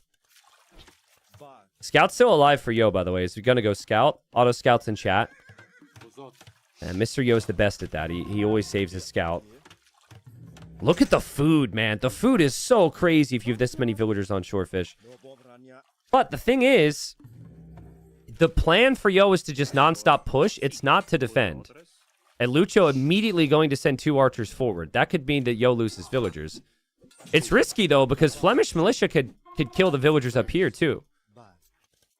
I think the long-term plan for Lucho was going to be to add maybe scouts or something against this. But no tower up here is extremely risky. Here he goes, though. Yo is dropping a tower. I think he did see those archers move through.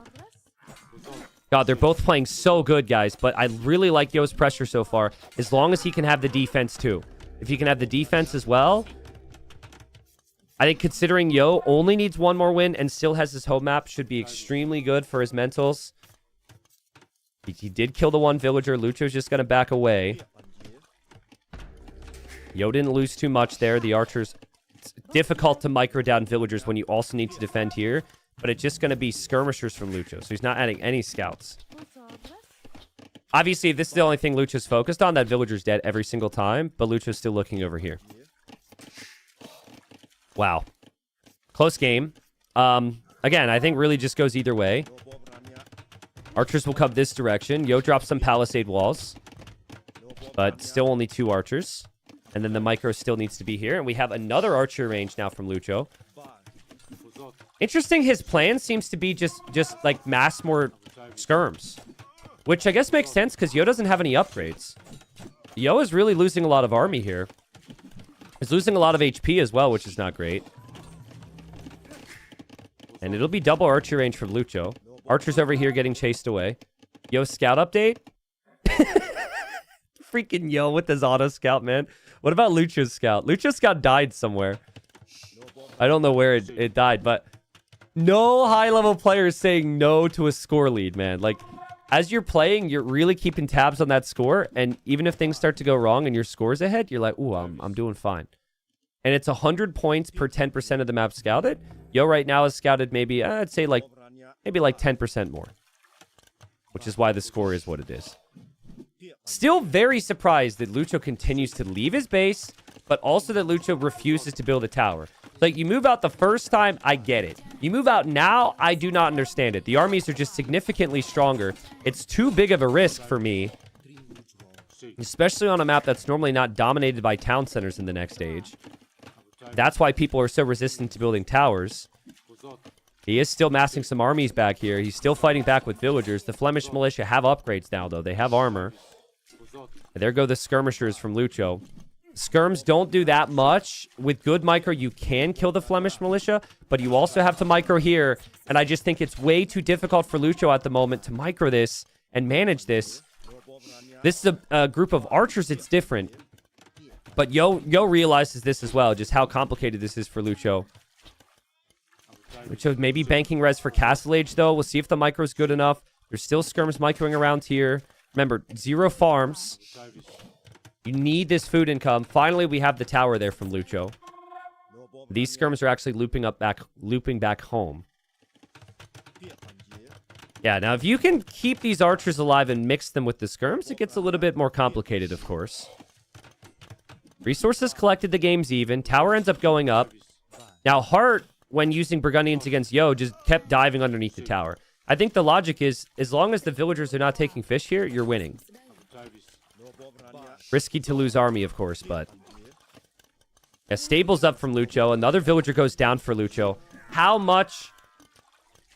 You cannot understand, guys, how difficult it is to not think about that first game right now if you're Lucho.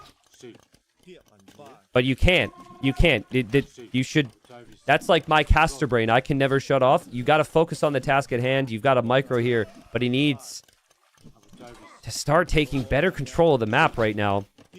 Okay, here the archers will help a bit more. The Flemish militia are still really strong, but they do take more damage from the archers, and Lucho's up.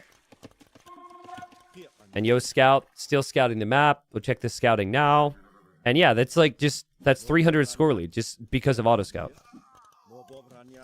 But I gotta say, Lucho's lost 4 vills. He still has collected more resources. That's impressive. The micro, he's been able to stabilize, and he's got at least the numbers are 50-50, and he is on the way up to Castle Age, which Yo is not really anywhere close to doing. I think what hurt Yo this game, he's very late with some upgrades. Like, he didn't get armor until much later after the initial engagement. Now he's just now getting armor on his skirmishers. Lucho is very fast to upgrades here. And Yo's going to get the upgrades now. Yeah, he's doing the same thing that Hart did to him. He's even planning on Arson to attack the tower, but situation is a bit different here. 4-minute idle eco was worse than 4 vill eco loss, right, T90? Here's the vill efficiency over the whole game. So that, I think this efficiency, like 80% versus 72%, is pretty massive. Not really sure how that happened, to be honest with you. Like, Lucho had a lot of inefficiencies. There's obviously a lot we weren't looking at, maybe. Flemish militia make it through this way. And so they could get some harassment. Lucho with some nice quick walls there. Lucho's archers are not here anymore. Will Yo sense that? And also, will Yo end up diving for the tower here? There's a lot that's about to happen. Here we have Lucho fighting this back. Hasn't lost a villager yet. Here he has to fall back into his tower because he doesn't have the army. Moving in the darkness, though, goes Lucho, who's planning on crossbow. But he's starting to lose his villagers. He will also mix in the knight. But there's a lot to manage. He's lost even more villagers. He's lost 9 villagers. But he's in Castle Age. It's lost 10 villagers, but is in Castle Age. And there goes the army. This army's a game changer. Bodcanero is on the way as well. And Yo still hasn't clicked up. This feels like ever so slightly similar to game number 1. Lucho hitting the Castle Age advantage. And we're just like, can Lucho do enough before Yo brings it back? The difference obviously being Yo actually has killed a lot of villagers. But Lucho gets close before he attacks, and Lucho will slaughter these vills. He didn't even have to move, really, but he sees it now. Oh, that's huge. That's huge. Here, that's not that big a deal for Lucho. It's just a couple leftover skirms. It's all about crossbows now. And he could just get value everywhere. Like, the gold as well is a big factor that Yo hasn't towered yet. Still Flemish militia, still units moving around. The wood line here, too, in the middle. I think it's 1-1. I don't think Yo's done enough. I don't think his units are good enough. He'll see the villagers that he's killed, but look at what he's losing, guys. Lucho's just going to completely slaughter him here. What a hold. What a hold. It's so good from him to... There were 2 moments in this game. The first 2 archers didn't do anything, really, but it was still the mindset of, I need to attack him. I can't just sit and react. And then looping those archers away there to hit the Castle Age timing was so good. I just think he needs to keep doing that. But honestly, if you can clear up this army before it's upgraded, that also gives you huge value here. And that's exactly what he does. The knight will probably die, but those skirms don't have a very big mass anymore. And Mr. Yo has just lost too much military. It's very familiar. He does have stone. He will build defensive towers again. He will obviously hope that the vill count will be okay for him after he killed 10. He does have the market to balance out his resources too. This is where Lucio has a decision. Do you go to stone? Do you build a second TC? I don't think so. I think you go full army here. The knights were a great addition. The crossbows are a good addition. This is not a map that's very easy to just boom on. And he needs to keep pressuring the fish and the golds and the woods. I mean, everything's so exposed on this map, right? Oh, man. T90, how much do you think pros watch opponents' games before playing matches into a win? Very frequently at this type of stage. I guarantee you Lucio watched all the games. First, second round, that depends on the player. Mr. Yo notoriously takes his time in any tournament, and I think maybe that's hurt him this season. But yeah, Lucio is extremely prepared, especially when you have the underdog. The underdog definitely knew some aspect of what could come. We're in the 5th round now, so this is not the first time we've seen Burgundians, or the 2nd, or the 3rd. And Lucio finds the damage on the golds. Lucio still on the farms. Lucio actually getting attacked on his gold right now. But these crossbows end the game, and we have a 1-1. Oh, what a recovery from Lucio. That's just sick. Again, I know it's a caster thing to say, but it is a real human emotion.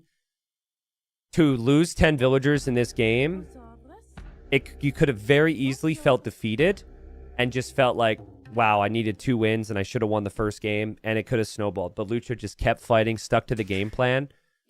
In the end, it was just, like, I think the food collected was probably relatively similar this game. Yeah, Yo actually collected more, but he made a lot of Flemish militia, and they just kept dying, right? He has 2 Flemish militia now. And then in Lucio's case, he made 31 archers this game. He still has 20 of them. So a lot of the value from the Flemish militia, he traded off value for the military, for the villager kills. And then he didn't have the consistent army number. So it's 1-1. The loser of the next game is relegated down to Titans League Gold. The winner, depending on who wins, potentially survives. And it will be on Mr. Yo's home map. Sheesh. Damn. Thank you so much for being here, everybody. Quick look at the Civ draft. I'm sure it's going to be Vikings for Yo. I'd be very surprised if he doesn't use Vikings. For Lucio, he's already used the Wu. And he's already used the Khmer. Malians and Mayans, I don't think are very good picks for this upcoming max. So I'm guessing it's going to be Malay. Malay are more than fine. Your Pancake, thank you for the 12 months. Robok, thank you. The Smill, thank you. Alscar, Defcon. Welcome in, everybody. Unreal how good these games are. Again, it feels like, to me, it feels like the level's high enough for a playoff. But we're actually talking about survival here. I don't think Malians are a very good move. Mayans from Lucio. Well, it's a bit of a weird one, but the other day I looked at the Mayan water tech tree, and the Mayan water tech tree is actually way better than I thought. But this is, Lucio's on Team Wonders, Sebastian's on Team Wonders. So Sebastian in the interview after he won his group the other day said that he's been training with Lucio. So I think this is a Sebastian-inspired strategy. Or maybe it's the other way around. Maybe Lucio inspired Sebastian. But yeah, Mayans would not typically be picked on a water map. Vikings have been picked on water maps for years. Lol, I just watched the VOD where you looked at the Mayan water tech tree. Yeah, man, I was surprised. Like, I was so ready to talk crap about it. There's no way it's as good as Vikings, though. There's just no way. Like, if this goes late game, I still think it's bad. At least if you pick Malay, you have some really cool bonuses. I think Yo will look at this and just think, if I survive to late game, I win. And I think that would dictate every single aspect of his strategy here. And then Lucio will look at it the opposite. I think Lucio will play the land aspects of this map. I mean, he's been so good on land this series, right? All right, folks. So here we are, game number 3. And we have an interesting Civ selection here from Lucio. This tells me he's likely to play land, because he goes for the Mayans. Now, I saw this the other day from Sebastian, who's Lucio's teammate, so I should have asked him about it, but maybe he wouldn't have told me.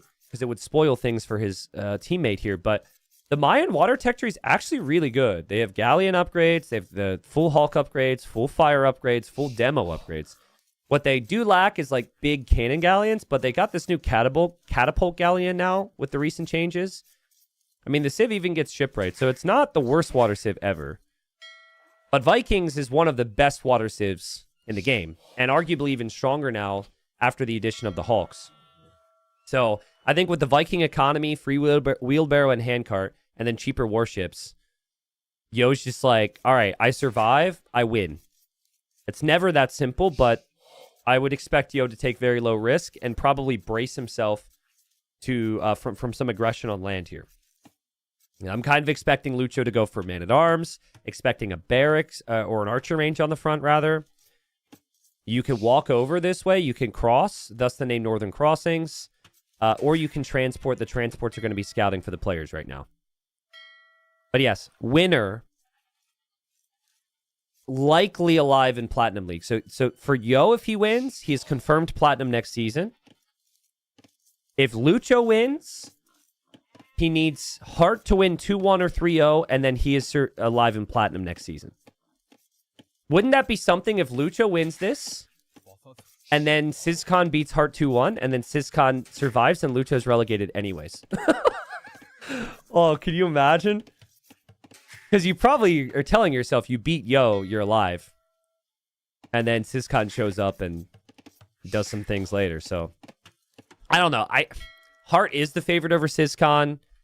I put Syscon into the same category of Lucho, where if he would have just been able to bring the level he's brought the last 2 weeks, the first 2 weeks, he's probably still Platinum, but that'll be our second set today. That'll be after this. We'll see. But yeah, the storylines have been there. The dock is on the back there from Lucho. Just a tiny detail here, guys. I find that players who don't pick this map as a home map do exactly what Lucho just did, and they scout with the transport too early. Like, he scouts the back, but he didn't think about the dock timing. And then you see Yo just, he gets the dock timing down perfect. And it's just one of those details that I think is important to note.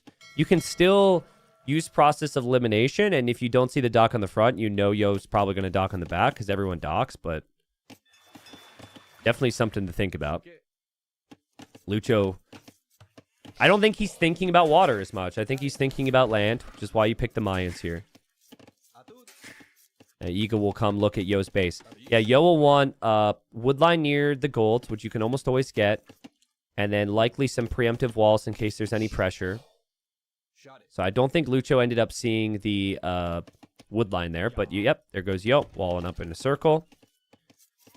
Can't really steal boar very easily on this map, so I wouldn't do that. He missed the dock, though. So again, Lucho's probably wondering where did he dock, and now he's looking here. But I like the scouting, because he might be thinking about where he wants to pressure. Maybe you pressure here, and if you deny this stone and deny this gold, it could be very strong long term. Definitely just lurking around Yo's base to see what Yo will do. And the wood is going to be banking up for Lucho. I'm assuming for a barracks here. I'd be very surprised if he doesn't go for a barracks. In fact, I'd be kind of surprised if Yo doesn't do it too. I think Yo could easily justify playing into his own man-at-arms if he's expecting the pressure. Yo, Demai, thank you. Nate, first-time chatter on Twitch, says, why is the map called Northern Crossing, but the crossing is anywhere but north? Oh, Nate. Oh, Nate. All right. I don't really have an answer for you, okay? But originally, if you want the history of the map, it was called Northern Isles. And if you look, you will notice there's a little bit of snow. I believe the theming of the map is, it's a northern area where there is some snow involved. But then they made a crossing version, but they couldn't just make the crossings in the north, So there's your little history lesson on the maps. That's a great point. Sorry if your entertainment has been ruined, but I still hope you enjoy, like, subscribe, and, I don't know, smile, and it doesn't affect the entertainment here. I gotta really think about my map names now. Yeah, that ruined it for a bunch of people. You ruined the event, bro. We just lost 10 viewers. What are you doing? Is it that important? Yo. Still adding villagers here. He saw the militia, and they're hopping into the transport. And so the expected is about to arrive. Feels like Mr. Yo is going fast castle here. But I mean, think about it. Your food's underneath the TC. You don't need the berries for a while. You have the fish on the back. That is unlikely to be pressured anytime soon. Your walls. Wow, Yo is expecting the need for towers and is already starting to take some stone. And there's Lucho. In feudal age. Man-at-arms. On the way. We'll start to attack the house. And there's the archery range. Let's wait for Yo's scout on this. Yo's scout is actually pushing in deer. I think it's very transparent, though. Like, he knows exactly what Lucho's going to try with this matchup. But it's just now down to, can Yo play perfectly with this greed? I really like the touch of having one villager walking back and forth to stone. He has the mill down already, which allows him to still go market blacksmith. There's the tower, which is actually a very nice tower. You're not going to win the game with this tower, but it is harder for Yo to take that down. And of course, there will be archers out as well. If Yo loses this game, he is relegated from Platinum League. If he wins the game, he is alive. It has come to this. And archers are already on the way. Mr. Yo will relocate his wood line because he scouted the tower. Scout's kind of getting trapped in there, so he has to be careful. Stone walls are needed. Market and blacksmith. The stone walls are fine because you've already collecting the stone. He does lose the scout, though. Now, I still think he has all the information he needs. So he knows there's going to be archers. He knows the tower's up. Obviously, he knows he needs to make it to Castle Age. But this has been a very nice start from Lucho. And now Lucho can make a move this way. I love the arson choice to break through the buildings. But I really like the stone wall choice. Too many pros just neglect to add stone walls. That's maybe one of the biggest keys here for Yo. Because if it's just houses with arson, the walls are going to go down very quickly. But fletching isn't in, so maybe you can still get more hits on these walls. Villagers are having an awful time right now. Now, the thing is, behind this, the economy for Lucho is still really good. So he's added fishing ships. He's got his berries. He's dropping his buildings. It's not like he's forever feudal age here. And he's still got an army that could do something eventually. Yo's still also on one dock. And the big thing for Yo is he's actually been pushed off of his wood a lot. So he can't be on 2 or 3 docks. He can't plan on spamming lots of navy, which is what he wants. And long term, this position becomes very tough for Yo to justify ever taking, which forces him over to the right side, which is where Lucho is going right now. I like Lucho's build. But I think for Mr. Yo, this build it still has some potential. Look at him cheekily just walk back and forth to take some stone, which he'll get away with. Just enough stone for a second TC. He still hasn't lost a villager here. Like, he's just in this little bubble, and then he's got the docks. And with docks, if he can make longboats dominate the water with the Vikings. And Mayans would have to make, you'd have to make fires, basically, and get the warships upgrade. But that's not what Lucho's wanted to do here. Yo never got enough stone for that TC, though, guys, because the archers were here. And Lucho just fully surrounding Mr. Yo. Now, will he go to stone? 2 villagers on stone right now would make sense to recover the stone from the towers. That's a detail. This map's going to go late, probably, so you need to have the town centers for your eco. Another dock from Yo. In Castle Age, drops a siege workshop. I mean, if game 1 didn't happen as it did, I'd say Yo is in a really rough position, but he's still Vikings. He showed in game 1 he can come back from worse. Vikings are by far the best civilization in this matchup on water, I would say. The longboats can actually defend the wood line too, and the archers are going to move away. So now Sebastian did this strategy. So Lucho, he is going to spread out with his army a little bit. Just hope to deny resources. Still very surprised we haven't seen him mine any stone. But maybe he just wants to buy the stone if he wants the town centers. Longboats are on the way as well. But, like, we haven't seen a second dock from Lucho. We haven't seen any fires from Lucho. Lucho doesn't seem to have any interest in playing all water. Where is that forward villager at? Does anyone know where that villager went? The villager's kind of important. Oh, we're standing right there. Okay. So, all right. Lucho makes it to Castle Age. I have such high... Lucho dropped, I think. Yeah, Lucho dropped. Oh, no. That's bad. He dropped. He DC'd. I think he's fully disconnected right now. Yeah, he disconnected. And admin's in chat saying Lucho's power went out. No! Okay. So this game will drop, and then we'll have to hope the power comes back and we can restore this, which is brutal, obviously. But this is definitely a DC. Lucho's had perfect reactions the whole day. So what should happen is where he dropped, we have a restore file, so that would be roughly around here, and we continue this game, guys. But I'm like, I imagine the players are nervous. I'm nervous as well. This is a very close game right now. So let's see. Let's see. Ugh. A panhandler jokes and says bro was losing and pulled the plug. He wasn't losing. He had map control. He had like 2,000 resources in the bank. His power went out. I think that game's 50-50. And we'll have to see about a restore right now. I don't think either player had a massive lead or massively behind. It was very close. Was it really that close? Water is about to be a big lead of Yo. It's close. It's close.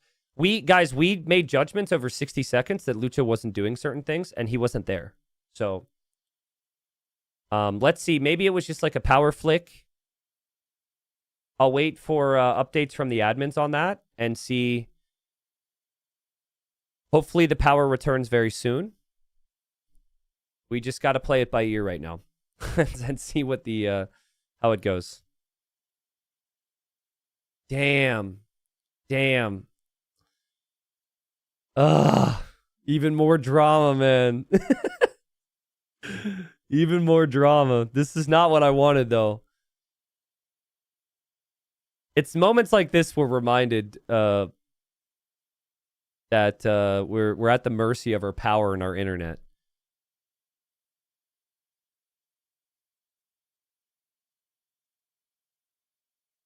Yeah, we also have to. There could be some tough decisions here, guys, because it depends on the restore file as well. In some cases, when power goes out, there's no restore file. And the way the game works is we would only get a restore file from Yo's perspective when we ended the game, basically, which is far too late. So we have to basically wait to see when the power comes back, what the file looks like and what the time is.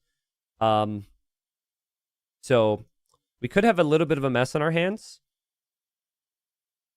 I think it's, yeah, it'll be TBD. So.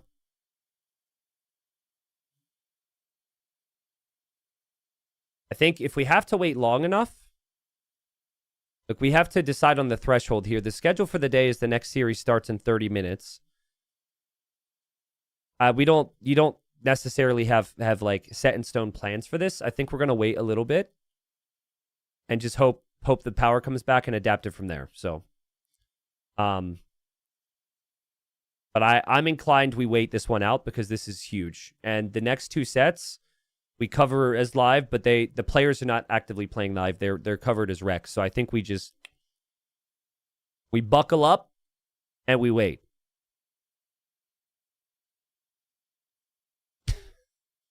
Guys, I don't know if I told you, but no, never mind. I was gonna make a joke. I was gonna say what if I got to that point in the game, we like set the stage, and then it's like, if you would like to continue watching TTL from here, it is sub-only mode. Boom, and just like, nah, we would never do that, obviously. I just make weird jokes when I'm under a lot of pressure. All right. Subs seem to think that's funny. Helios, thanks for the 31. Apocalypsum, thanks for the 42. Sensitive Boy, thank you for the 40. Welcome back, guys. To the 3 individuals that just got here and are very confused, to the 8 individuals that went to go get a drink, or take a slight break. There was a disconnect because Lucho lost power. All right. So Lucho lost power. We are waiting for that power to return, and we will continue from there. So, in a game that decides who stays alive and who goes down, the power has disconnected. So, don't forget to pay your electric bills, guys.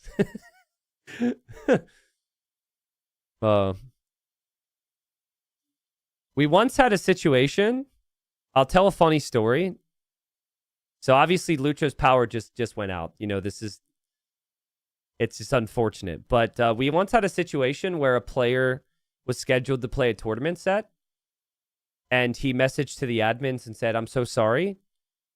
I'm so sorry, but my power's out." And as proof that his power was out, he took a photo of a lamp that was off and sent it to the admins. As if that's proof. As if you can't just like turn your lamp off, you know, even if the power's on. Like, but in his mind, he was like, "Yeah, this is proof." It was super funny. That was a Fire. Fire had a bit of a reputation for not exactly being on time for things, so I think he was really worried. We don't need proof from Lucho here. It's clear. Nobody wants this, so. But luckily the position was like as close to 50-50 as you can get. So I'll be real with you. We got decisions to make eventually on all this. But like, worst case, if we had to replay game 3, I'm actually completely fine with that. We're going to hope to check the restore files, but I would not be comfortable in a game with this stakes having a player have 60 seconds of not being able to do anything. Depending on what the restore file looks like. So admins are going to have to look at like the APM bar and see when they dropped, and hopefully the game cooperates. So we'll see. Ah, man. Imagine how Lucho's feeling right now. Just sitting there, twiddling his thumbs, waiting. Whew. You always want to avoid doing a complete replay of a game after a strategy was shown, but if we had to do it, that's what we would do. Joe! Yo, Joe, hold on. Is that updated or is that going to update? Joe, thank you so much. And now I think, okay, now Super Cat Thief gives the final sub. And we're at a giveaway. Oh, chat, you guys are so clutch. You guys are so freaking clutch. Thank you so much for that. That's perfect timing. Hey, guys, we might have a delay in the broadcast today, but I have good news for you. It's giveaway time. Perfect. Thank you, Luca. Thank you, Joe. Dude, that's insane. Thank you, man. Also, hold up. Powwow gifted 5 before that. I suck. Big ol' with the resub. Smoking Kraken. LaCops with the prime. Michelangelo, thank you for the 54, too. I'm sorry. Sorry I missed that. All right. Let me first confirm Hardy's ready. But yeah, if you got an emote, or even if you didn't, please salute to the gifters there, man. Or not an emote, a sub. You know what I'm talking about. Okay, Hardy's here. Okay. Hold on. Got a message from Hardy, not an admin. Lucha's power's still out. All right. So here's the deal, chat. For TTL, let me sell out for a second. I know a lot of you guys have already purchased some things. Thank you to everyone who has. We have new merch. All right. We've got the hoodie. We've got the shirts. We've got gold. We've got plat. We've got silver on there. We've got mugs. We've got a bunch of different stuff. And the quality is much better than the products that I used to sell before on Teespring. The shipping, at least from what I've heard, also much faster. So we have some merch. All right. So I am going to give away some merch right now to the chat. And we are going to start with the TTL mousepad, which again, if I was good, I would show you, but I'm not really going to model it, but it's a nice little TTL mousepad here, you know? Type a 1 in chat if you own this already, and it has increased your elo by 200. That's what I've heard with the reviews. Yeah, Powell can confirm. Okay, Hardy, anyone who's typing a 2 right now isn't in on the giveaway, FYI. Just keep track. Okay, there we go. We're seeing a couple more ones. Perfect. Yeah, your elo instantly goes up. It's crazy. It's not the biggest mouse pad ever. Not the biggest mouse pad ever. I've got like a massive one for my desk. We didn't have the big ones. We got the tiny little discreet mouse pad. So we got the giveaway for that. We'll do it for everybody in chat, except for everyone who just typed 2. So those people were excluded for not playing along with my joke. Let me pull up the system here real quick. Oh, suddenly, oh, you guys are trying to recover now. Nice try. Nah, I'm kidding. Everyone can enter this. It'll have to be Twitch chat, though. So YouTube, you'd have to hop over to Twitch real quick. If you would like to enter into the giveaway, you need to type not rigged BTW. Not rigged BTW, and you will enter into the giveaway, all right? The only requirement is that you follow the channel, by the way. It's not sub only, but you do have to be a follower of the channel. So that's also an FYI. So not rigged BTW should enter you in. Hold on one sec. Okay, now it's working. Now it's working. So if you typed it before, you might want to type it again. Asteri, thank you for the new sub. The next one is going to be sub only. So to everyone who's dropping the subs, the next one will be sub only once we get to the t-shirt. Kind of tempted to do 2 t-shirts, to be honest. Feel like I have to now that I said it, but you know, let's see. Let's see. Again, still waiting an update from our base on Lucho's power. Lucho has said that the power will likely be back in about 10 minutes. Okay, so that's not bad. All right. Tons of entries here. Last chance. I'll give you an extra 20, 30 seconds to enter. But thanks again, guys, for watching. And there's going to be one very happy person here. There's going to be a bunch of people unhappy. I'm sorry if you don't get it. All right? But you've already said it's not rigged. So don't go saying it's rigged afterwards if you don't get selected. It's a lot of chatters, man. All right. Winner is... Well, the last time we did a giveaway, Satan won. And I'm not sure. There was somebody who I think was actually very upset that I gave something to someone that had Satan in their name. But they might have been joking. I've joked. I was like, well, Satan won again. I thought it was funny. Okay. Winner is... Words_text. Let's go words text. Words text has been around a long time. Here we go. We got to get a move on here because they're getting the restore going. Words text. Thanks for all the support. Words text. Please check your Twitch whispers. Okay. I'm sending the name to Hardy. Hardy will reach out to you and we will sort this out. All right. Congratulations. Congratulations. Thank you. All right. Let's do the other giveaway real quick.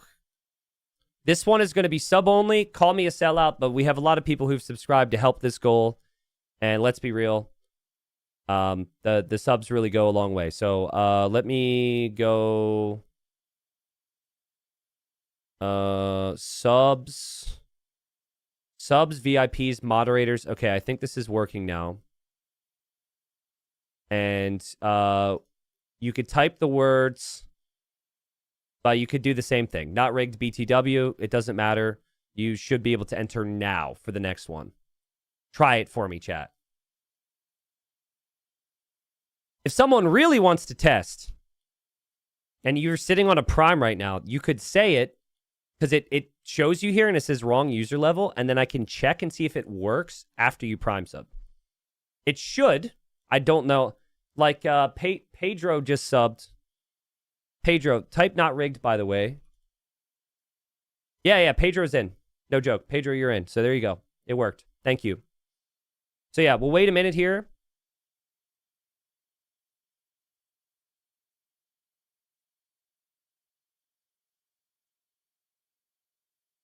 One sec. Speaking to admins.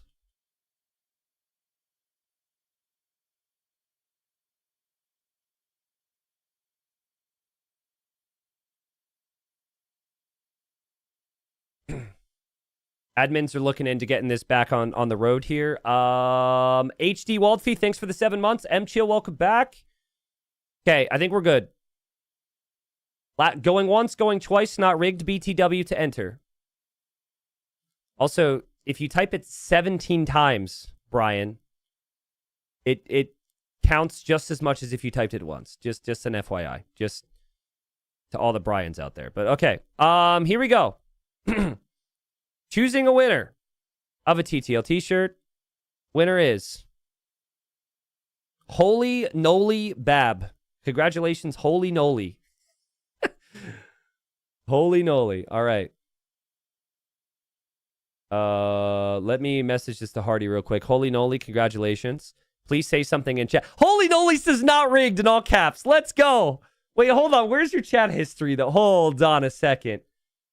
I'm waiting. I got to type your name first, but I am totally pulling up your chat history. You turned around real quick. Okay, Holy Noli, congratulations. Information has been sent to Hardy. You will get a whisper. We will coordinate getting you the t-shirt. Thank you so much.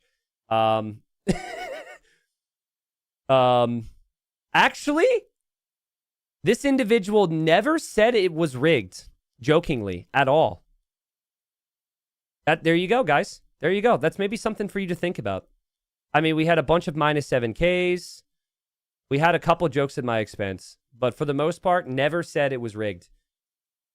Ever in their chat history. So that makes it sound rigged, doesn't it? But no. Thank you, guys. Thank you. The DLC key giveaways, we still got more keys to give away. We still have quite a few more days of Titans League. So my goal is basically every 500 subs, we're giving something away. I've got base game keys. I've got DLC keys. We still have hoodies. We have all that stuff. So thank you. And like I said, if your sub were to expire or something over the next 10 days and you re-up it, it will still add one more to this counter. All right. Hardy is typing. I just want to make sure Hardy's able. Okay, so Holy, you're apparently not whisperable. You're too cool for school. I would join our Discord, Holy, and then you could find Hardy in the user list, message him there. Fun fact, by the way, if you go messaging Hardy thinking it's funny, if you think you're going to be the one person of the 5,000 people watching that are going to be that guy and waste Hardy's time, I have the ability to exclude people. Please do not waste Hardy's time. This is a big headache to try and get this stuff sorted, and Hardy's doing so much already. So please don't do that. I think that's not too much to ask. We had one guy be insane. So yeah. Just don't be that person. All right. So here's the update. Lucho's power is back. They are going to attempt a restore. If the restore is not when Lucho dropped, we will restart the game. That's the call. And unfortunately, there's no way to know until you're like in the game. So we have a second in mind. The admins are looking into that with the players. Hopefully the restore is at the exact moment he dropped, but because it was power going out, it sometimes doesn't give you the restore file. And the game doesn't sense your opponent's disconnect until a minute later. So that's what we're dealing with at the moment. But thankfully they're back. He's back online. And we can get back into this. And we can decide who stays up, who goes down, what happens in the group, man.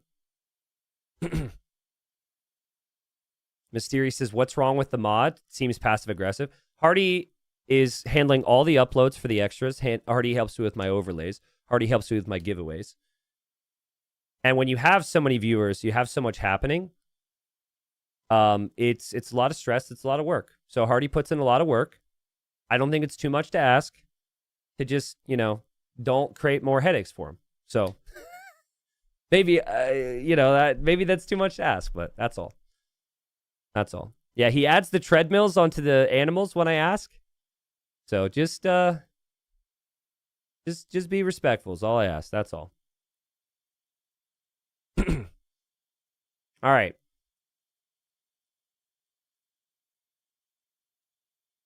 Fun. So guys, the restore file, the only restore file we have is like a minute late, which means that Lucho wasn't doing anything for a full minute. That's why he had like 1,000 wood in the bank and all that stuff. We got to restart this game, unfortunately. There's no other option here. The only thing that saves us The only thing that saves us is that the game was still really close to 50-50, thankfully. It sucks, but it's the only thing we can do, really, so.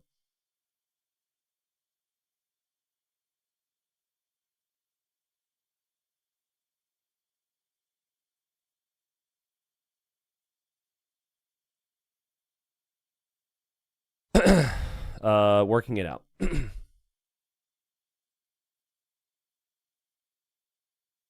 What if Yo does 1 minute AFK to even it out? Yeah, we'll have Yo. Lucho gets a minute to catch up, and then Yo has to go hands off the keyboard. No, we're not going to do that. But yeah,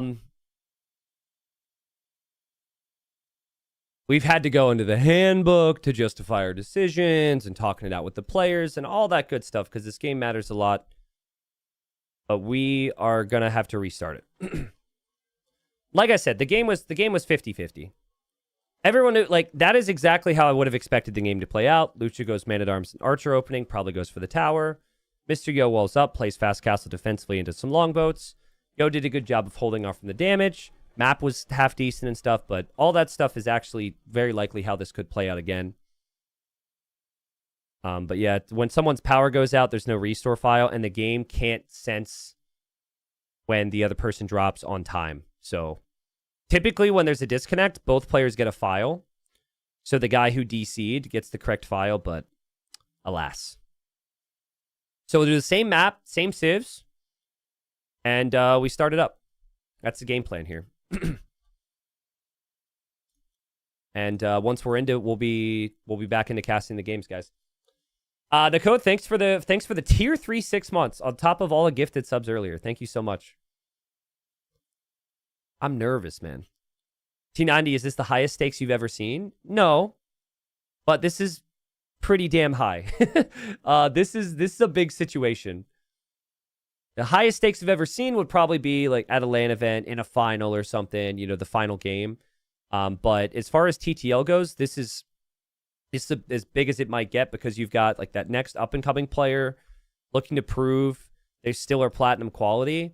And then you have Mr. Yo, who is going to need to prove that he is still platinum quality. So, but guys, the drama might not be finished today, right? Like this series has heavy implications on the next.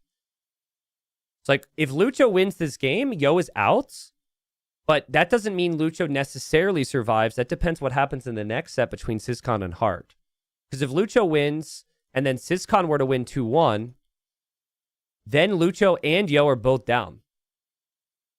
So, but what we do know is if Yo wins this game, Syscon's down regardless. So, I mean, Syscon and Lucho would fight over 5th and 6th place. There's a money prize pool difference there, but you're still relegated.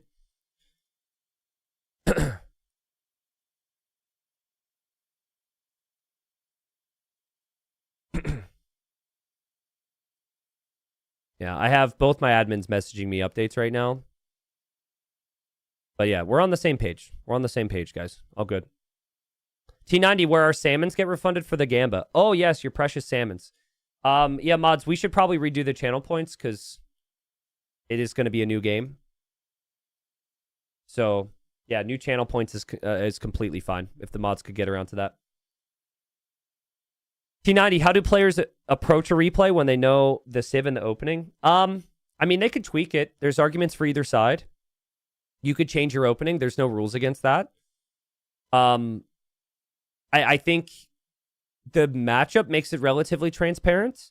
Like, the Mayans are almost always going to do what Lucho did. For Yo, it's more so 50-50 on how you want to open it. So, technically, Yo could play Man-at-Arms now and try and stop a forward or something. But yeah, there's no... In the event that this happens, it's the same civ, same map, and you do whatever you want once you're in the game. So with whatever knowledge you have. So it makes it interesting, man. Robert says Hardy runs this channel while T90 is the pretty face. What's that supposed to mean? Act like I don't work? Wait, did you just call me pretty? I don't know if that's a compliment or a diss. Hardy does a lot of work. Hardy does a lot of work for the channel. It's true. So does Ugly, who does a lot of the YouTube and thumbnail work and shorts work. We've got a really nice team. The admins for this event, we have 3 of them for the event, and I mean we have 2 of them on a call right now, talking through everything. And it's like kind of like a 24/7 thing. I told my team before TTL began, I'm like, hey, just kind of restating how this works, man. For the next 3 months, wake up, you're looking at Discord, looking at all the scheduling channels. Every hour or 2, you're doing the same, doing it all up until bed, and repeat for months. That's basically what TTL is. So it's a lot of work. Not a lot of time for like the mental rest, you know, that you probably need as a human being. So are they getting paid? They're getting paid with my love and my respect. Is that enough? No, I'm kidding. Yes, they're getting paid. Yeah, yes, they're getting paid. But also they have my love and respect. But love and respect does not pay bills, and love and respect is not enough. So yes, they're all paid. Broken Robot, thank you for the gifted sub on YouTube. Ron on YouTube says, I think the restart should be a different map with different civs. Otherwise, each knows what the other is going to open with. Yeah, Ron, we're going to have to agree to disagree on that. I think that's very poor. I think this is an unfortunate situation. This is literally someone's home map. We are very fortunate that the drop didn't happen at a worse time. If someone had a significant lead in this, I'd be sweating right now. There was like very few units killed in that game. It was going to be even. You have to trust my game sense on that. It was very close. So, but yeah, the restore file doesn't work. So we're working it out here. And they're going to have to restart the 3rd game. But they haven't done it yet, so I'm not sure. Maybe some conversations with the admins or what, but admins and I are on the same page. Players should get it. And yeah, this adds a little bit more spiciness, right? A little bit more drama.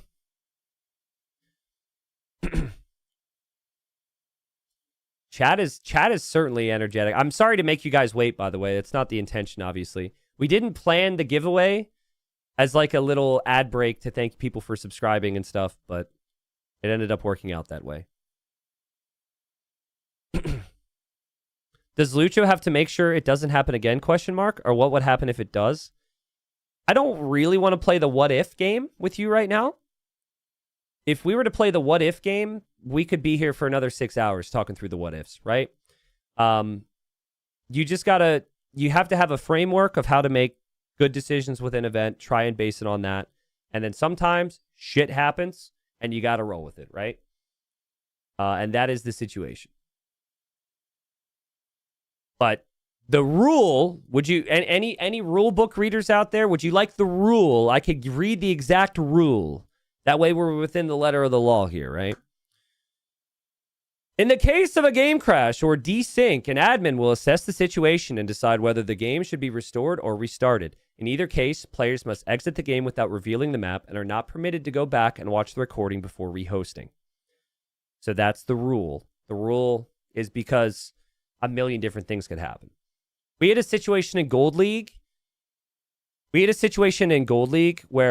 the game was like, I'd say 60-40 for one player. It played into imp and everything. And then there were 0 restore files. And that was tough. So we spent a lot of time just watching the game and trying to diagnose and get a feel for what it was. That's a much more difficult situation. So yeah, that's the situation there. T90, what if we ban chatters who question the streamer's judgment? Well, if we did that, we would very quickly not have many chatters on Twitch, so we can't be doing that. I get it. It's interesting to talk about the rules, and it's interesting to get a feel, and obviously there needs to be precedent and things like that. So I'm happy to explain, but it is true. There's a million, like, you think you can plan for every factor, you can't. We're lucky here. I don't think anyone's super happy it happened, right? Like, Lucho probably liked his opening. Yo liked his opening, but we got to restart it, so It just, it is what it is.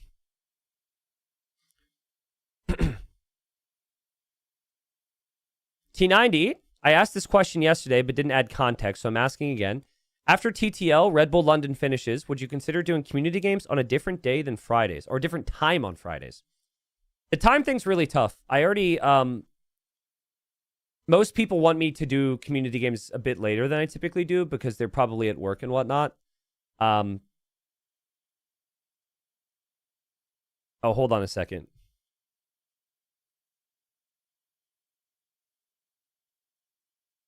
All right. Hold on. So, guys, the dashboard which shows people in games is broken right now. They are in the game for 6 minutes now. And everyone just found out. So let's get freaking moving. Also, Hardy, I accidentally stopped recording right there and restarted my recording for the YouTube video. We're still saved. Sorry about that. But yeah, what a day. What a day. All right. Everyone dial in. Lock in, okay? Technology has failed us. I will not fail you. Let's go. All right, folks. So context, and I apologize for the speed. This game matters for so much. Whoever wins this game ends up likely staying alive in Platinum League. Whoever loses this is relegated. They were 18 minutes into a game. Lucho's power went out. There was no proper restore file. We had to restart. And then the service we used to show if people are in game wasn't working. So we are catching up to live time. I am very sorry for the speed. But we have Mayans for Lucho in the north. We have Yo playing as the Vikings in the south. And Yo kills the Eagle, which did not happen in the first play. And now we have a pause. This might be when my admins were asking them if they were in-game. Please don't be another drop for the love of God. By the way, admins, I don't have my Discord up, so you're going to have to use my Twitch chat to contact me. I'm going to just set the flag for now. But yes, if Yo wins, he's safe. If he loses, he's down. If Lucho wins, he's possibly safe. If he loses, he's down. Stream is still good. The players paused because you were wondering what was going on. Got it, Arbase. So here's another fun little tidbit. There's a DE bug where if somebody pauses and they unpause soon after, it freezes for spectators. And I'm now paranoid. Come on, game. Come on. Work. Get your hamsters running on the freaking wheel, Microsoft. Let's go. Please work for us. Please work. I can't do anything. All right. I have no powers here. It's paused for me. Now, just assessing the situation, Yo's gold isn't in as good a position as it was on the first play, so that's unfortunate. Very nice for him, though, that he ended up killing that Eagle, and Lucho doesn't have any information. So Lucho not having the Eagle definitely hurts his build. JBR says, this is all good. This was me talking to Lucho. Okay, cool. So this is likely going to unpause for us. And yeah, Lucho's Eagle ran right into the town center there, which obviously there's been a lot going on here, but that is a pretty big misplay because you run up a small hill and you know your opponent's TC is at the small hill. And then also you ran past the berries. So I just need this game to move for me right now. And then I'd be a very, very, very, very, very happy man. But we are at live time and it is paused. We have the back dock for Lucho. We have the back dock for Yo. Now their first play, Yo went for the walls and he went for a fast castle. And then Lucho went man-at-arms and a forward villager. And then his power went out and then we didn't have the restore file. Dun, da-dun, da-dun, da-dun, da-dun. I am worried. Why is the game not starting? I don't like this right now, chat. Technology is great until it doesn't work. You sound stressed, T90? Yeah, I'm very stressed at the moment. We just want some epic Age of Empires 2, and we don't want any issues. There's also always a certain percentage of people who really thought, yes, we're back. We're back. Yes, let's go. We're in, baby. Let's go. No panic needed. Let's go. Thankfully, there was our conversation. Yo is saying what's going on because the admins couldn't find the game. All right. So, again, we have that little bit of history of what happened. Unfortunate, but they played the first, like, 18 minutes. Yo knows that Lucho could be doing this, but you don't know if Lucho's going to commit to the same strategy, right? Lucho is going to commit to the same strategy. Yo actually scouted it and saw it. And for Yo, I just feel like the gold situation isn't quite as cute as it was before. So it's definitely more rangeable. So the map is part of what makes the strategy possible. But does Lucho even know that here? Lucho's going for the man-at-arms. Lucho sees the gold. Lucho's actually going for defensive archer range, which he may or may not regret when he sees this gold. So no tower from Lucho. Defensive archers instead. Wondering what Mr. Yo's scouting is going to look like now, because Mr. Yo will likely look the back. Remember last time he was taking the stone. He wanted to build some defensive towers. There's arson again from Lucho. But honestly, I think the build from Lucho was much better than it was the first time. Just in terms of the way the pressure was panning out. Archers can still get there, but they're going to have to be transported, which will be a bit of a pain. And guys, you've got to sort out the mental side of this too. I mean, no offense to some viewers, but it feels like some of the viewers here couldn't even handle what's been happening here. Myself included in that. This has been a lot emotionally to handle, considering the stakes. And then you got to lock in as a player. So man-at-arms just dishing out damage. You've got this villager here. And they're just repairing. It's 2 villagers now repairing, so that's just some idle time you're kind of happy with. Blacksmith and market from Yo. So same build as before. The only slight change is that Lucho is using the transport. Now, he doesn't have to use the transport. He could always walk, but that's slightly further distance. And, ooh, Yo, he sees only man-at-arms and he doesn't see the range. And Yo wants to trap this. But Mr. Yo, oh my god, Mr. Yo with the 2 fastest gates you'll see. And now there's archers here. And now what, though? Did Yo just get too cute? I think Yo just got too cute. I don't know, man. I mean, his scout is likely in trouble here. Unless the archer gets saved. Ooh, okay. Well, I mean, he killed the archer. The other archer's saved. The man-at-arms are not going to make it out. And Yo completes the tower, which isn't a bad tower. And Yo traps the army. Damn. And the transport. The transport is weak. Oh, what a great defense there from Yo. So, I mean, 5-0 KD for Yo. Amazing start for him compared to what we had previously. He is on the way to Castle Age. He will move to stone to build more towers. That is a beautiful opening for Mr. Yo. And I feel like for Lucho, it's got to be tougher for you. You're the one who's power flicked out. You're the one who had to settle your mind. You're still the underdog here. And you haven't killed a single unit here. Here comes the archers. Now, I still think this gold position for Yo is questionable. And Lucho will have a nice Castle Age time behind this. He did sell his stone, but he didn't have enough stone for a town center in the previous game either. And likely this map is going to go pretty late. Yo's tower just defended the wood line. That's a tower you place because you can kill the army, which feels like a big play. And also it kind of defends the wood line, but I think he would probably just build a town center here so we can take this gold. There's a slight chance that Lucha might want to dive underneath the TC here because there's not normally many farmers. So you might convince yourself you could run under.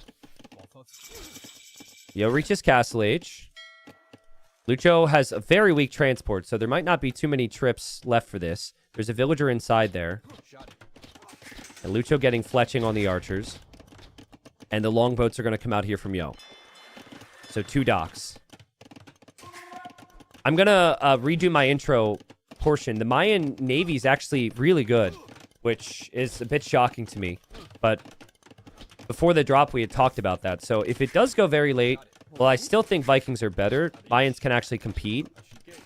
But there's very few civs that can compete with the Vikings if the longboats are out this early. And there's no water control from Lucho. So those longboats are going to be everywhere. Siege Workshop from Lucho. And Yo sees that. And Yo drops the second TC. Has been on stone. But also will shift over to this gold once this town center is complete. Monastery's up, which is an interesting choice. I don't hate it. Especially if there's just 2 archers. The monks can always be helpful. And there go the longboats because Yo knows that the dock for Lucho's on the back. So he'll be looking there. Viewers, I don't know if this is doable, but thoughts on an interview with the player who ends up surviving today in this group? That'll be kind of TBD, I think. It'll be fully dependent on if the players are able. Obviously, if Yo wins this, we know Yo survives. And there's been a lot here. I'll see if the admins can make it happen. No promises. It's a weird one, though. If Lucho wins, we shouldn't interview him because he's not 100% safe. It still depends what happens with Syscon in the next set. But Yo's looking pretty good here. Converts the crossbow. That eventually leads to 2 kills. But he is starting to be siege push now. On the back, the longboat should snipe the fish. Yo can always add more fishing ships of his own as well. But this whole side of his base is blocked off. And this is Lucho. And we know Lucho's micro can be insane. But guys, this is such a risky spot to push. You're pushing here into the darkness against the siege workshop when you have other things to look at. I would never advise this position unless your micro is some of the best in the world. So easy for Yo to just time it, hop out, and get a snipe when you look away. So that's what Yo will try and do. Yo hops out, and Lucho's micro is just so good. What? What? Excuse me? I cannot believe what just happened there. That's insane. You have no vision back there. And he actually gets the kill. And now the crossbows are coming in. The crossbows could snipe the repair vills as well. And now we can pay attention. This, in theory, becomes easier because Yo is desperate and will hop out with something. Let's see what he does. Lucho micros perfectly. Yo is losing villagers. Next mangonel for Yo is in trouble. And the siege workshop is going to go down. Who needs water when you can play like this? Why go boats? Why go boats when one can go non-boats? That's... I mean, not really the best way to say it, but that's essentially what Lucho has turned this into. That's insane. And now pretty soon Yo could be down at town center. That was just a 1 crossbow counterattack there. Lucho will send more crossbows over. Guys, Lucho's micro is just unreal. And remember, he should have won the first game. We shouldn't even be here. Like, Yo should be relegated already. But Yo brought game 1 back. He's under a lot of pressure now, guys. There's the houses that are becoming an issue for him.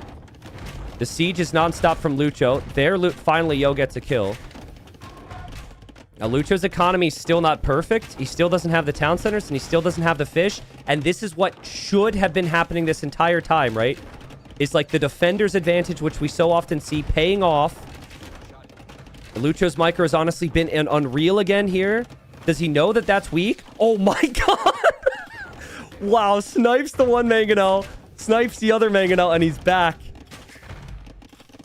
Guys, the longboats are a problem. He doesn't have a second town center. Like, he doesn't have navy. It has to be the siege push that wins him this game. Eco is so awkward for Lucho. He can never lose this position. Eco's not perfect for Yo, but, like, I think that Yo is realizing that maybe he needs to just distract Lucho for once. And he needs to hit him with something. I saw the stable there from Yo. Viking Knights are not very good. Lucho goes for the shots again here. Yeah, Viking Knights are pretty trash, but I think the Knights don't go here to the army. I think the Knights go to Lucho's base, and then you go for the defensive mangonel shots. Lucho loses the repair villager, which is actually a really big deal in these engagements. Lucho's units getting blocked off in each other, but he trades 1 for 1. This town center has taken 4,000 damage, and a lot of wood has been invested into repairs. But Lucho does not see that stable. Now, technically, you could mangonel the crossbows, and if the crossbows are gone, then the knights take all the siege. That's also an option. There's a couple different ways to look at it, but I personally really like using the knights offensively at Lucho's base. Because you were just there, and you know he doesn't have a lot. Transport also got sniped there, by the way. I couldn't actually see if there was anything in there. There could have been a villager there. But there's now no easy ways for Luchos to repair the mangonels. There's a house foundation there. The villager might be walking. It doesn't matter. Like, type a 1 in chat if you were impressed with Lucho's performance today. That is not gonna really matter to Lucho. He wants platinum. Platinum is impressive, right? Like, there's so many games.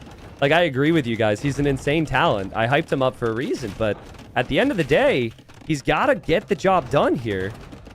And he's kind of doing it, but then he's still falling behind in Vils. I just don't know. It still has to be perfect. It has to be perfect. So much micro. It's not perfect. Mr. Yo's taking good enough trades. And Mr. Yo's Knights have made it in. The Knights got a couple kills. They got 4 kills. But that engagement we just saw Yo take here was because of the Knights. And Lucho taps. Lucho taps out. He doesn't think he has enough yet. The Knights are through. And Mr. Yo survives. Wow. Oh, man. The emotions were so high. But Mr. Yo held on. My goodness. I mean, I know people, because it's been nonstop fighting, I know people want to see Lucho continue to fight here.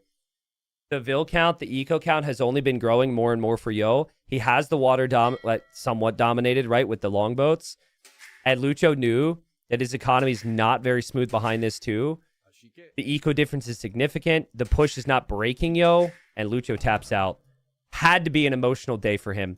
Has to be an emotional moment for him because, I mean, he was ahead in game 1. If he would have won game number 1, Mr. Yo would be down in Gold League. But yeah, we had the drop. We had a lot in this series. It was a hell of a series. Mr. Yo finally turns it around. And yeah, he will be platinum next season. So we'll double check the stats. But hell of a series there. You feel for the players who get relegated when it's this close. But I forget game number 2. Forget game number 3. For me, that series is all about game number 1, man. Game number 1 was just unbelievable from Yo to bring that back. Lucho will be back. Lucho will be back. Would you guys agree? The issue was that this version of Lucho, the last 2 to 3 rounds of Lucho, we didn't see the first 2 weeks. Like the first 2 weeks, I know the one who was up against Hera, who's an incredible player, but it just, to me, it felt like that was the difference. And maybe the difference was just the one game in this series, but he'll be back. He's really good. It's a very difficult group. But yeah, we'll see if we can talk to Mr. Yo. This is what things look like, though. This actually adds... Whoa, what did I just do?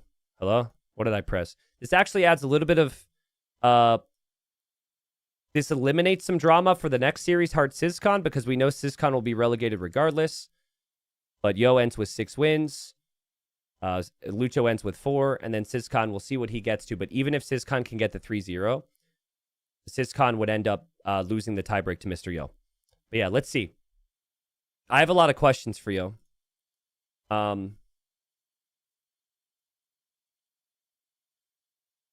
Okay, so he's not in the interview voice channel. He's just sitting in the player voice channel where the players have to sit when they play their games in case there's admin issues. I don't really want to jump in there and scare him.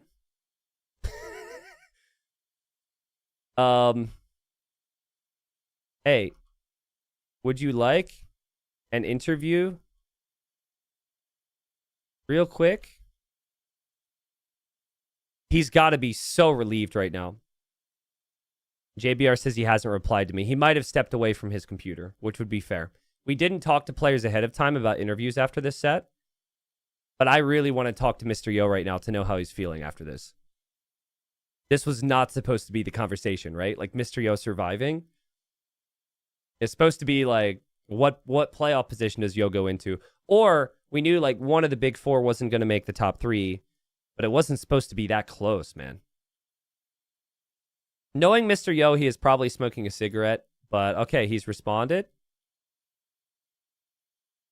I believe this channel should work. Hello, Mr. Yo. How are you feeling right now?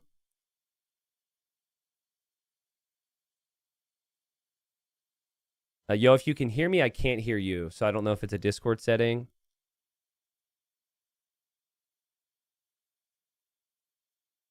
Can you hear me now? I can, yes. How are you? Yeah, hello. How are you feeling after everything that just happened? I feel upset. I have to be honest. I feel upset because of the decision. Yeah. Well, I know. So I'll say this because I know viewers were aware of some things, but basically we didn't have the restore file. and we eventually had to restart. And I imagine you really liked your position, and so you basically told us you felt it was unfair, right? Yeah. Yeah. Yeah. So you had to fight through the emotions of that, right? And then you won. So it was a big day. How are you feeling to not be relegated down to Gold League? Am I safe now? Like 100%?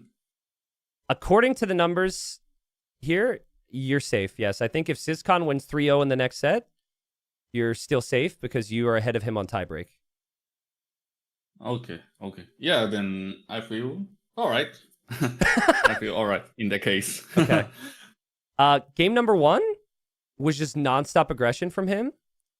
And like you somehow brought it back. How dead did you think you were that game? If at all, did you ever think you were dead that game? Yeah. Like that forward castle was my last try, Yeah. At the moment, I was like, I have to try some YOLO stuff. And I thought it was over, even though I managed to get the castle up. Yeah. But then I realized he couldn't get to the gold on the top or not in the bottom. Yeah. So then I thought maybe I could have a chance. And Wu's late game is terrible. Yeah. They don't have great units. Was that like how this feels like a stupid question. Obviously the win was important, but like with Lucho being so fast and aggressive and not having as much experience, like did you feel a big confidence boost after that win, thinking that maybe he would struggle mentally? No. Not at all. I always think he is a solid player. Yep. Really fast and have great potential. And I'm struggling against his style. He's like Leary or Hera, like this fast micro player. Yeah. He has my respect. Were you? So I don't think a lot losing game would affect his mind. Okay. Yeah. And I assume you thought all this before the series. So coming into the series, were you worried because his style is so good against you? Yeah. Yeah. And because recently I don't think I'm playing my best. Okay. So after the Chinese New Year, I didn't play for a week or so. Yeah. And it happens every year, After the New Year, I'm like a newbie player. Well, you have to imagine that that hopefully helps you now that you don't have the disappointment of being relegated and you'll be in platinum again next season. So, yeah, I mean, I just wanted to get a feel because for us, we had the drop too, and everyone was so hyped and so interested in the series, and we were emotional. Mm-hmm. So I wanted to get a feel for how you felt. So thanks for hopping in and letting me ask you a couple questions here. Yeah, you're welcome. Thank you. Anyways, best of luck to you next season in Plat, yo. Thanks for hopping in, man. Yeah. Well played, and I'll catch you soon. All right. Yep. Thank you. Bye bye. Right, see you. Bye bye. Yeah. So during the break with the drop, as I said to you guys, crappy situation. Nobody wants it to happen. Yo really wanted to use his restore file, which was had over a minute of time where Lucho hadn't played. So when I asked him how he was feeling, he said he's still upset because he at that time was like, wait, I have a file, right? I have a restore file. But again, from what we looked at, it's like it was 2 minutes without Lucho playing. It would never have been fair. But from his perspective, there's a lot of emotions that go into that. So as I said, you got to fight through that and work through it. I think maybe the drop affected Lucho a little bit. To be honest, the drop, when the game dropped with the first one, Lucho had a better position than he ended up getting in with the replay. So the replay didn't help him any, even though he had to do it. So anyways, guys, first series took forever. It's our longest playoff 3 because of all the drops and all the drama. We will be back. We got 2 more sets on the schedule for the day. Based on that, Yo is 100% safe and back in platinum for the next season. We will find out, though, who is 5th and 6th place based on the Syscon Hart series, and also who is potentially 2nd, 3rd, and 1st based on the rest of the group. Excuse me. So I'll make the break as quick and efficient as possible because the first series went on for a bit. When we return, we have Hart versus Syscon and then Hera versus Vinchester. See you soon.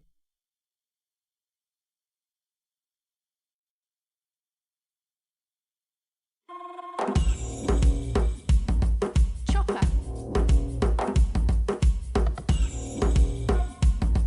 Chopper.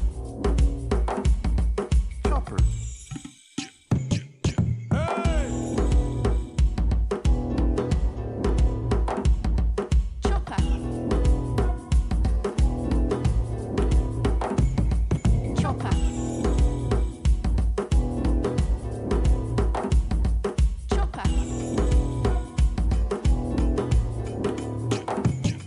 Chopper. Agora voy buscar, cazar, construir, cultivar, degrado, excavar, remendar. Agora voy buscar, cazar, construir, cultivar, degrado, excavar, remendar. Agora voy.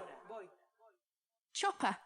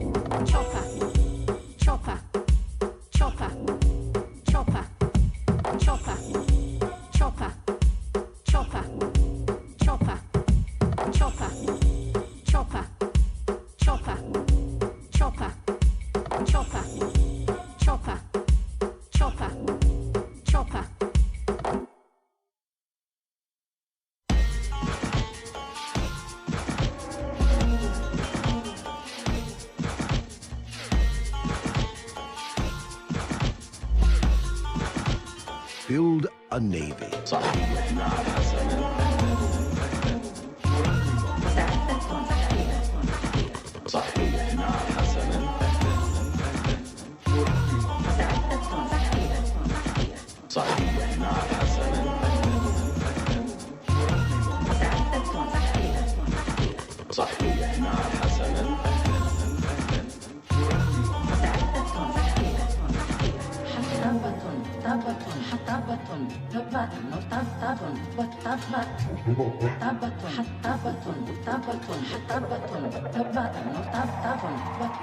Build a navy.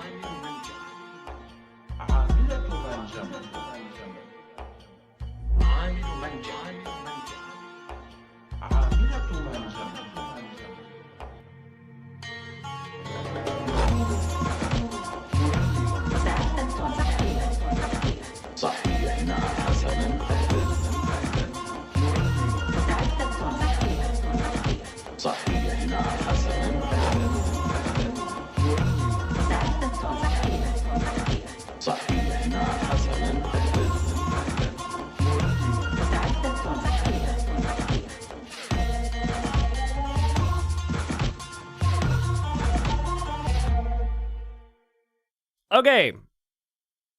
Thank you for waiting, everybody. We're back. Next set coming up. Hart Syscon. We'll get into it as quickly as possible. Thank you for waiting. Hope you enjoyed that tune. That's an old Hardy remix. I haven't played it on stream for a while. This is what the draft looks like. Game 1 is going to be Valley. Syscon has picked Coast Arena. Let's go. And then Hart is gone for High Tides. I don't have the data in front of me, but I think High Tides has definitely been one of the most played maps of the season.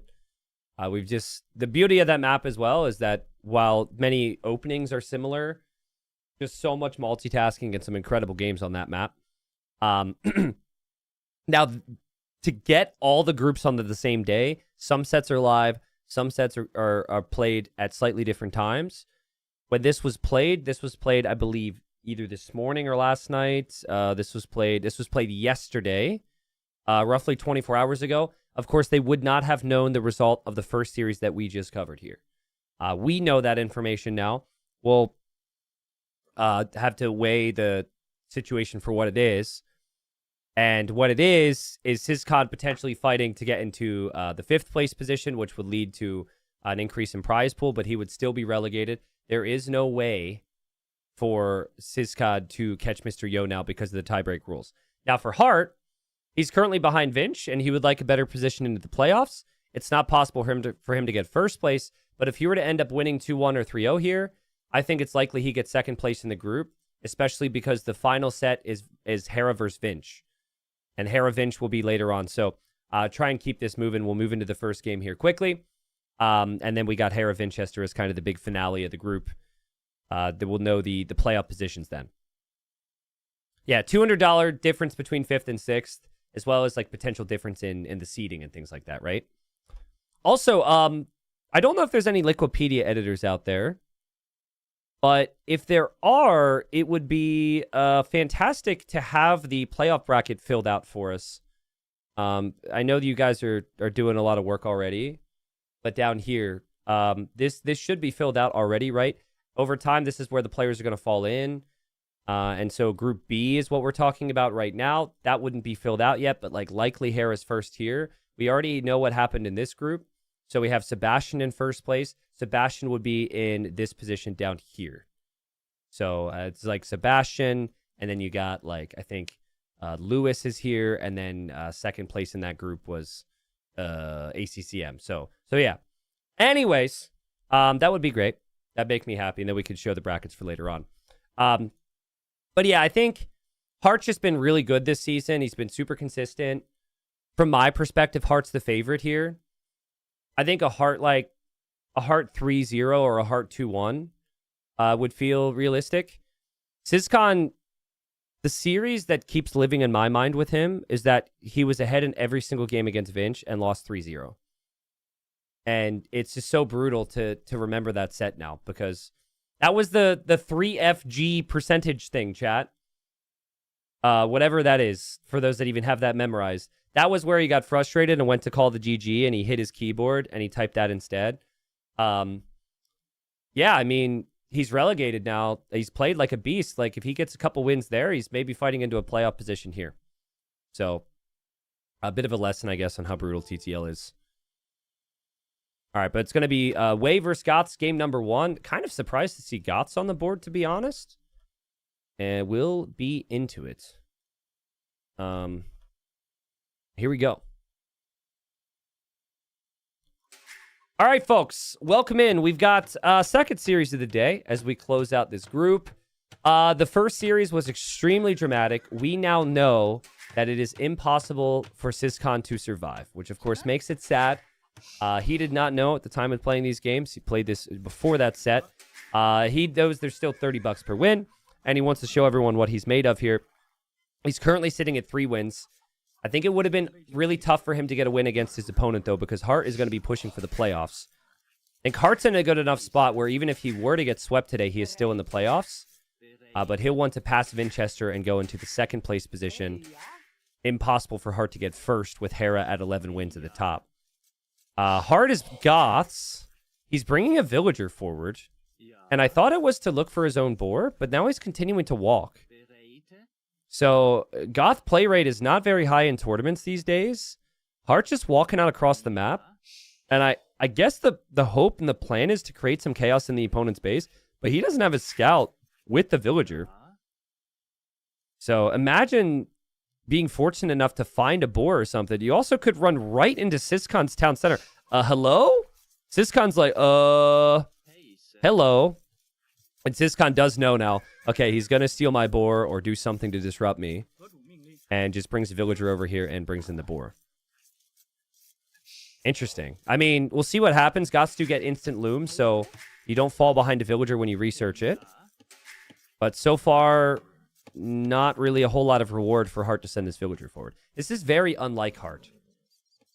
Like, to take that high-risk, high-reward approach, to choose to send a villager forward instead of keeping your villagers at home, is very surprising. But in recent tournaments, Hart's been lamed a little bit, and maybe he feels like it's worth the risk here. So far, I think Syscon's done a really nice job. He actually just researched Loom. And so it's not like Hart can really engage here. Hart might try and harass a little bit. But Syscon's just ignored it so far anyways. And has actually come home as well to push the deer. But yeah, it's been cool to watch the players kind of improve as the groups have gone on. Obviously, in Syscon's case, relegation is certain for him. But I hope that for the players, particularly the players who really fought hard the last 2 weeks in each group, I hope that they gain a lot of positives from this. I honestly didn't think Syscon was going to be able to play as well this season, guys. Like, he's the only one who got a win versus Hera, for example. He stopped Hera's undefeated streak. And it wasn't like it was game number 1 and Hera was rusty or anything like that. Like, no, it was like a really big comeback against Hera when Hera had a really nice start. So, here as well, sometimes when you're the underdog, you have a tendency to overreact or underreact. It feels like he's kind of reacted the perfect amount so far. Because this forward villager will sometimes build a barracks. And okay, now you might need to pull the villagers. Now you might not want that to complete. And once those eco upgrades with the way, he brings 2 of his own villagers here. And Hart obviously still needs to complete the barracks. And Hart's just going to get completely smashed here.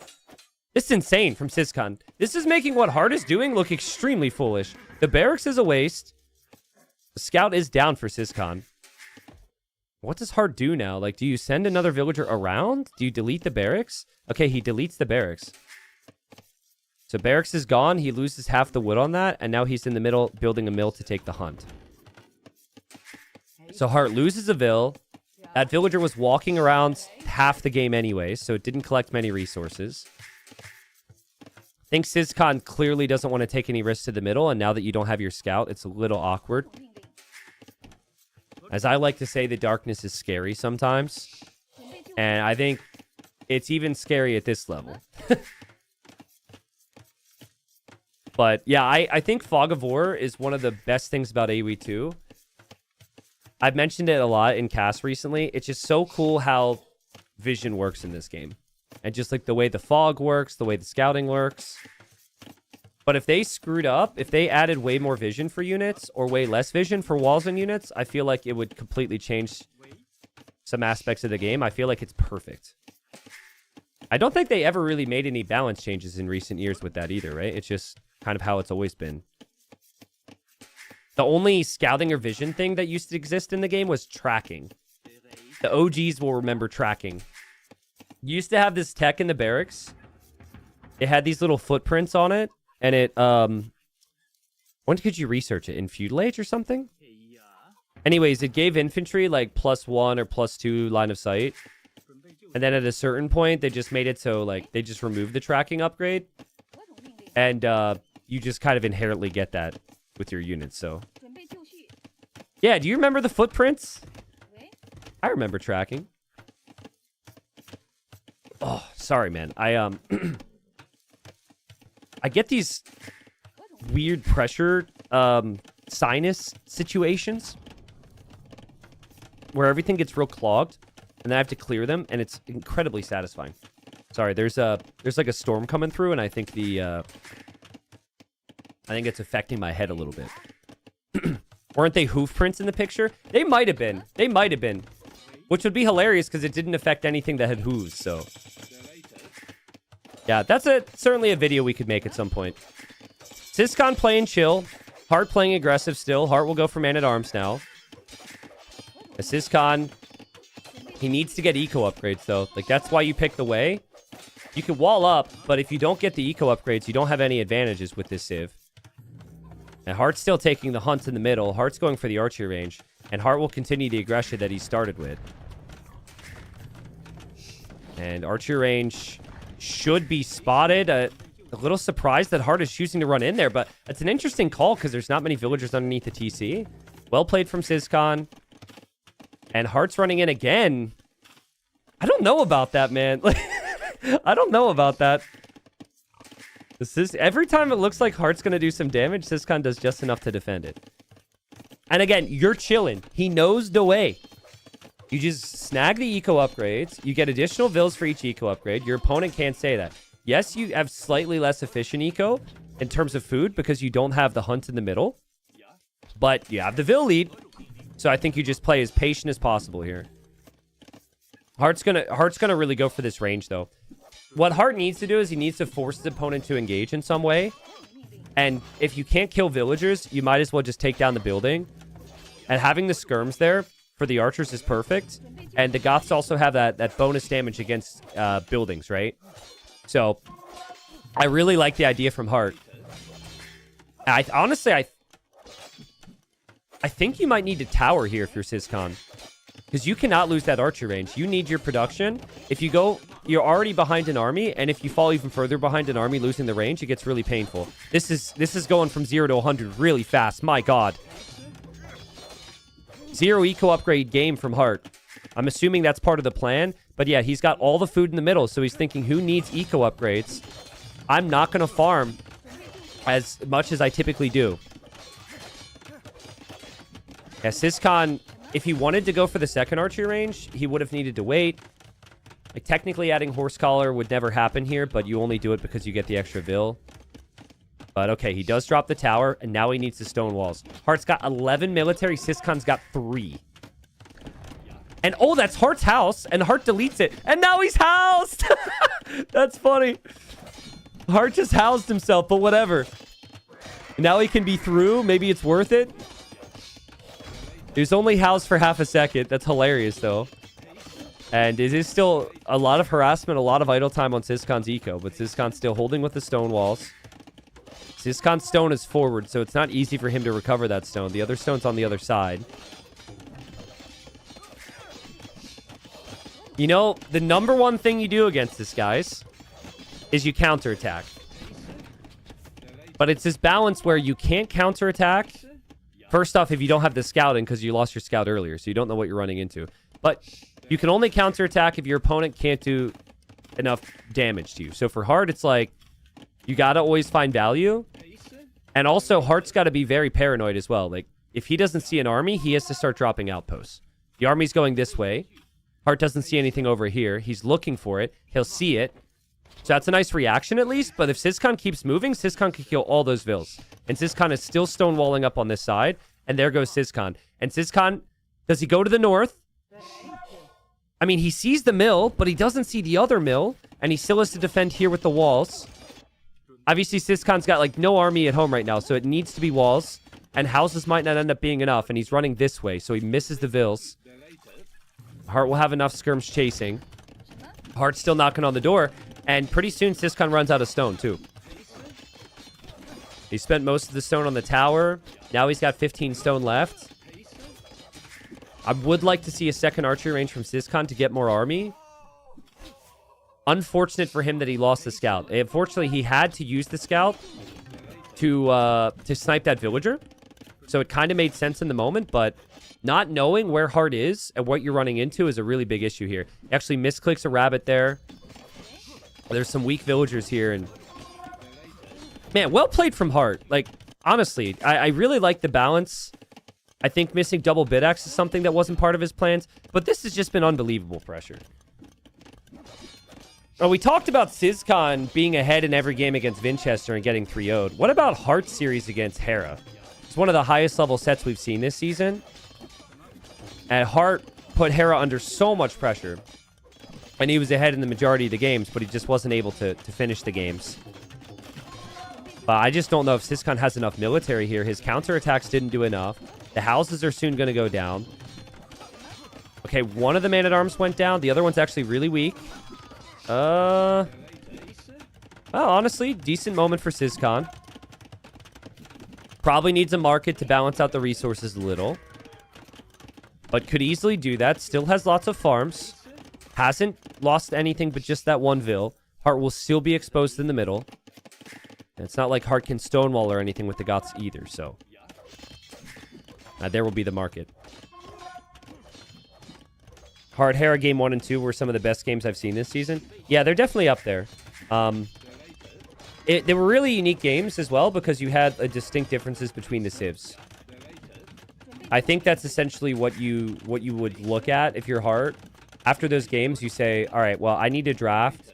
If I'm playing that player, I need to draft where my late game can perform a little bit better. And Hera just played to those conditions very nicely. 2 archers are moving out to get villager kills. The market's there now for Syscon to balance out his res. He's going to snag wheelbarrow first. He'll click up. His eco's still going to be super smooth, but then he's going to be under even more pressure once Hart is in Castle Age. Syscon will try, but to me, it feels like the skirmishers are going to kill that off. The skirmishers and knights could be the option for both players, but for Hart, he's going to continue with man-at-arms. Full send from 1 barracks for now. Maybe a siege workshop, maybe a monastery for him as well. Araska asking about Nikov. You can use the Nikov command if you want the Nikov update. I made a video on it as well. Long story short, for Nikov, he's had to pull out of the season because of some serious health issues. And we wish him well. So, you want any more info on that? The info's out there. I did talk about it a lot yesterday. So, I'm just curious how Hart is able to manage the economic side. I still feel like 1 counterattack and he has some big issues. There's a reason players normally play towards walls. And it's still the way here, so even if you're up like 2 TCs versus 1 TC against Way, they have a way of having like 5 or 6 villagers over you anyways, because of the eco upgrades. That's essentially what's happening here. He's still applying pressure to very important buildings, so going for the market now. But Syscon's still holding. And just waiting. Like, 2 units go here, and Hart loses 7 villagers. If we see Jean Bays and we see, what's the cav called? He Guang? That could be very strong against the longswords and the skirms. But market goes down. Hart harassing over here. The market is definitely something that Syscon needs, right? If he wants the second town center, he has to buy the stone. He's kind of floating some res in different areas he wouldn't want. And Hart goes TC number 2. Eco upgrades are still abysmal for Hart, but look at the army, man. This is the rare Goth sighting at the high level, where some mid to low elo players have been wondering when they watch the streams, like, why do pros not do it, you know? The reason pros don't play Goths a lot is because they don't have the strongest early game, but, like, their units are so cheap. I think a map where you can utilize that hunt bonus a little bit is nice, and then you put that in Hart's hand where Hart can be this aggressive. It clearly works very well. Syscon is going to clear this now, which he probably should have cleared initially, but he's still losing houses. He's still stuck back in his base. And now Hart's starting to get some of these upgrades. The 2 town centers for him. And he's even mixing in the monks as well. I feel like every time I'm ready for Syscon to take an engagement against Hart's army, it's like, okay, finally he's got the numbers. He doesn't have the numbers yet. Hart's always got a little bit more.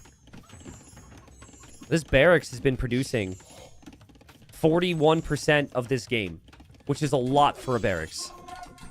Archer range probably even more than that. That's been producing 82% of this game. So it's just super efficient. It's also the monastery as well. That's what the best players do. They don't have to invest in much into the production buildings, and they're always keeping them producing. And they're never over queuing either, because they still need to have their resources to produce with their economy. Again, I would love to see Syscon counterattack. Like, he does. There's no siege push here. I think if the units go to Hart's base, Hart doesn't have anything. I mean, but you don't know because you don't have the scouting, and you're under so much pressure, you feel like you have to stay here. But if a couple units went into Hart's base right now, the Civ can't stonewall. He doesn't have any monks back there. It almost looks like he's expecting it because he's building the defensive monastery. Hart would have issues.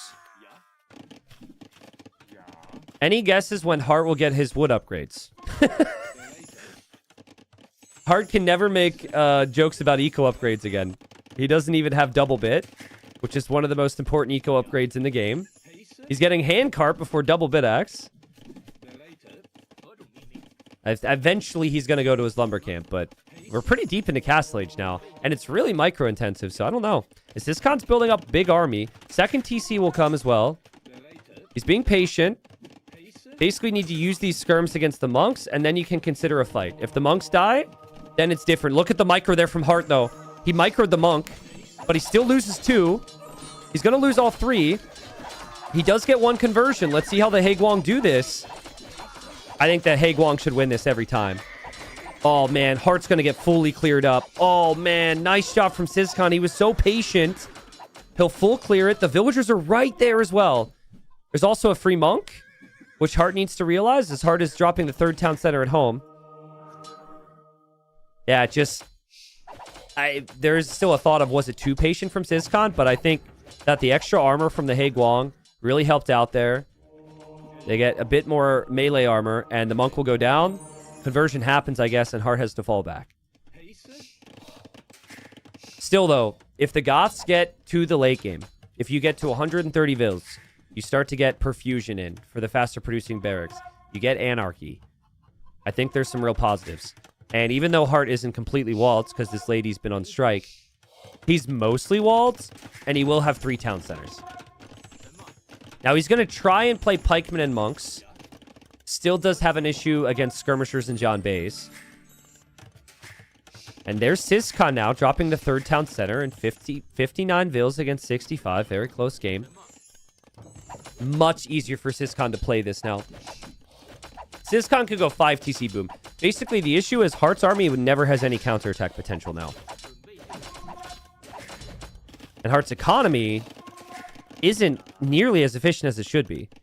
Missing double bit axe. Villager goes down. Let's see if Syscon takes the fight. He's going to take the fight. Wow. I thought he would hesitate when he saw the pikeman. And he's like, nope. No problem, man. All right. We just found out that that was not a very good move. Quick calls from Hart. Nice gates. There's a monk there as well. And Syscon tries to get through. Oh, he's going to lose it all.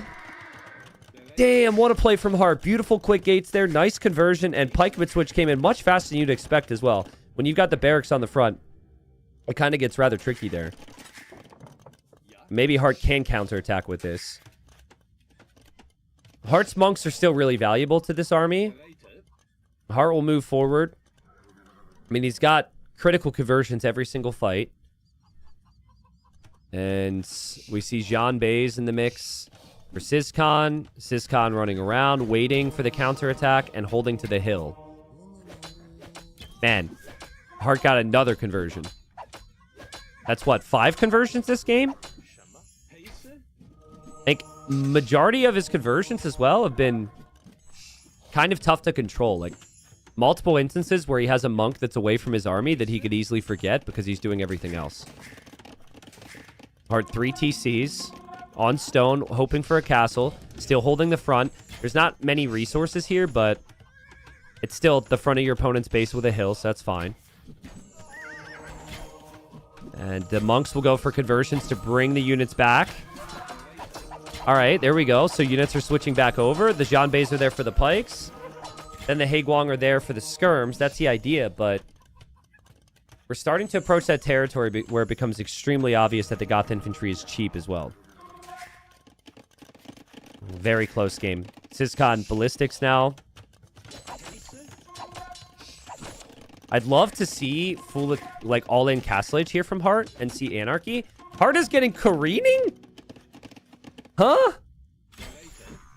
All right. Well, for those that aren't aware, careening... oh, nope. He's canceled it. Okay. So careening, that helps your boats. And there's no boats here, so that was a misclick. He's getting ballistics. Getting careening before double bit axe might be a new, like, pro record, so thankfully he canceled that. Maybe some signs that Hart's not fully, like, clicking at 100% right now. Like Mr. Yo said in the interview, with the Chinese New Year, where he took some time off, he felt like he wasn't playing as well this season, and he was just trying to get back into shape. I mean, Hart's been playing incredible this season, but maybe just not fully warmed up right now. Man, I hope Nikov's doing well with his recovery right now, and I hope he's got TTL up on his television, and he's laughing his ass off because Hart is now 37 minutes into the game without double BitX. Because the meme for years was that Nikov wouldn't get his eco upgrades. And now Hart's sitting here with no double BitX. I mean, come on, man. This is really bad. Guys, like, that's a 20% boost to your wood economy. It's not only that, but these lumber camps are also pretty bad as well. This goes to show you how much focus he has on the micro at the moment. And Syscon not only has the better economic civ with the extra vills from the eco upgrades, but he's also getting his upgrades. He just can't win a fight right now because there's too many pikes and too many skirms. And it makes me wonder, like, do the Wei get champion? They do not get champion. So Wei are actually maybe not the best civilization against the Goth late game. And we still might get there. A Hart dropped a castle over here. Guys, I'm just noticing, like, Hart's not snapping to his idols quite as quickly as I would expect. Or maybe it's just that he has more idols than I would expect. Like these villagers, for example. Like, typically you're not seeing any vills stand around from him, and he's playing super sharp, super efficient. He's going to snag this relic, though. Any guesses, guys? Give me a minute. We're at 39 minutes. I wanted to ask this 20 minutes ago, or maybe I even did. And I figured he would have had it by now. Like, my goodness, Hart. You've got to at least get double BitX. He might wait till Imp. The Jean Bays are out. Tiger Cav are out now as well. Relics are coming in for Syscon. He's about to have 2. He's on his way to the Imperial Age. Hart will probably be as well. That castle for Hart is sick. It gets like 4 or 5 kills. And yeah, it's becoming increasingly obvious for Syscon that it's not going to be easy to break Hart. The Goths are always super dangerous in the late game.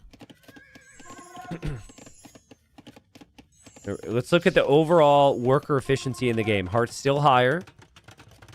Worker efficiency last minute is still higher for Hart. Farm count's fine. I mean, the majority of these things are fine except for double BitX. Goths need a lot of wood too, because you need the buildings for the barracks.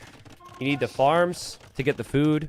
I mean, there isn't a civ that doesn't really rely on wood, but Goths more so rely on like wood and food than they do gold, because their infantry is really cheap. Remember, each side is kind of elevated, thus the name Valley. So it is a very big defensive map, which could produce some long games. As I said at the start of stream, my fiance and some friends are at like a Renaissance Fair thing today.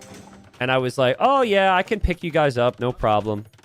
No days have gone as late as, you know, would have to go for me to not be able to pick you up. And then we had the first playoff 3 be the longest one so far. And now we have this game shaping up like it's going to be there for 3 hours.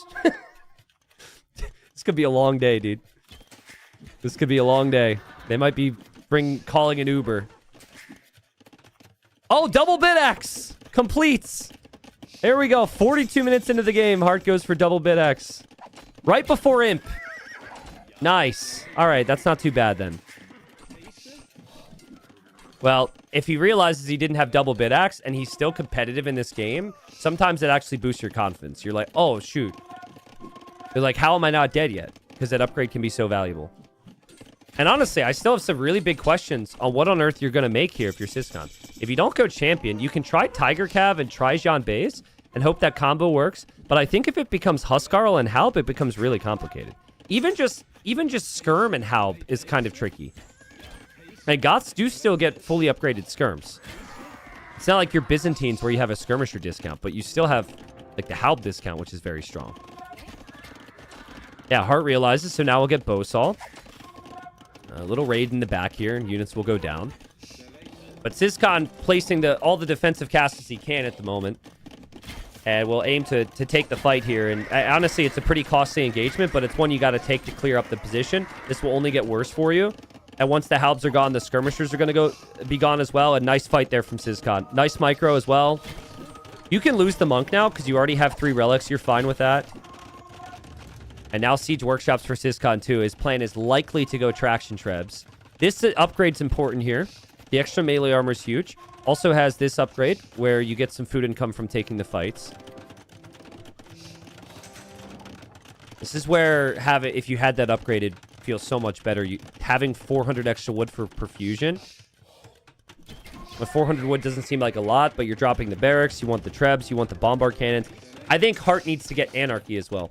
Both the unique ticks need to come into the castle. That's the beauty of the Goths, is you don't really need your castles for the military unique unit. He just clicked one for a second. I thought he had anarchy clicked, and then he canceled it. I think he's convincing himself that Huskarls are maybe not good here if there's still Tiger Cav. Yeah, every engagement needs to be like this. You take care of the Halbs, and then the Tiger Cav take care of the Skirms. It's risky, but when you have double gold comp, you always have that opportunity against the trash. When the numbers get much higher, though, it gets much more difficult to micro. And when your opponent has the siege, you can't necessarily be as picky on how you hit and run the engagements. I love how Syscon's played, though, guys. He has survived so much pressure this game. That's a nice find with the raid. Over here as well, he's starting to build outposts to control the map. And here he comes with a castle? Ooh, I don't know about that, man. Is this too early? He is getting Mingguang armor, so he'll have the additional melee armor. But, dude, if you're gonna build this, you gotta be ready to fight right away. Hart's got 4 trebs there, so Hart's just like, oh, okay, that's what we're doing? And I guess Syscon just never knew the trebs were there. That is a mistake. You need to have the traction trebs with the push when this happens. Otherwise, well, credit to Hart for having the trebs ready. That castle is going to see about as much life as... Well, I can't even think of a comparison. What, the life of a fly? Life of an ant? I think even they live longer lives than that castle. That was a half-life. A mayfly.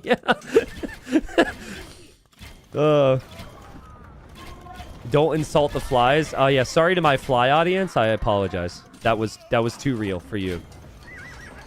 Well, Blast Furnace is on the way. Elite Tiger Cav is now in. The Janbeis are still great against the Halbs. The Trebs now move forward from Hart to take another castle across the valley. The Traction Trebs are rolling forward. They may be able to save the castle, but you don't necessarily have the stone to repair this forever.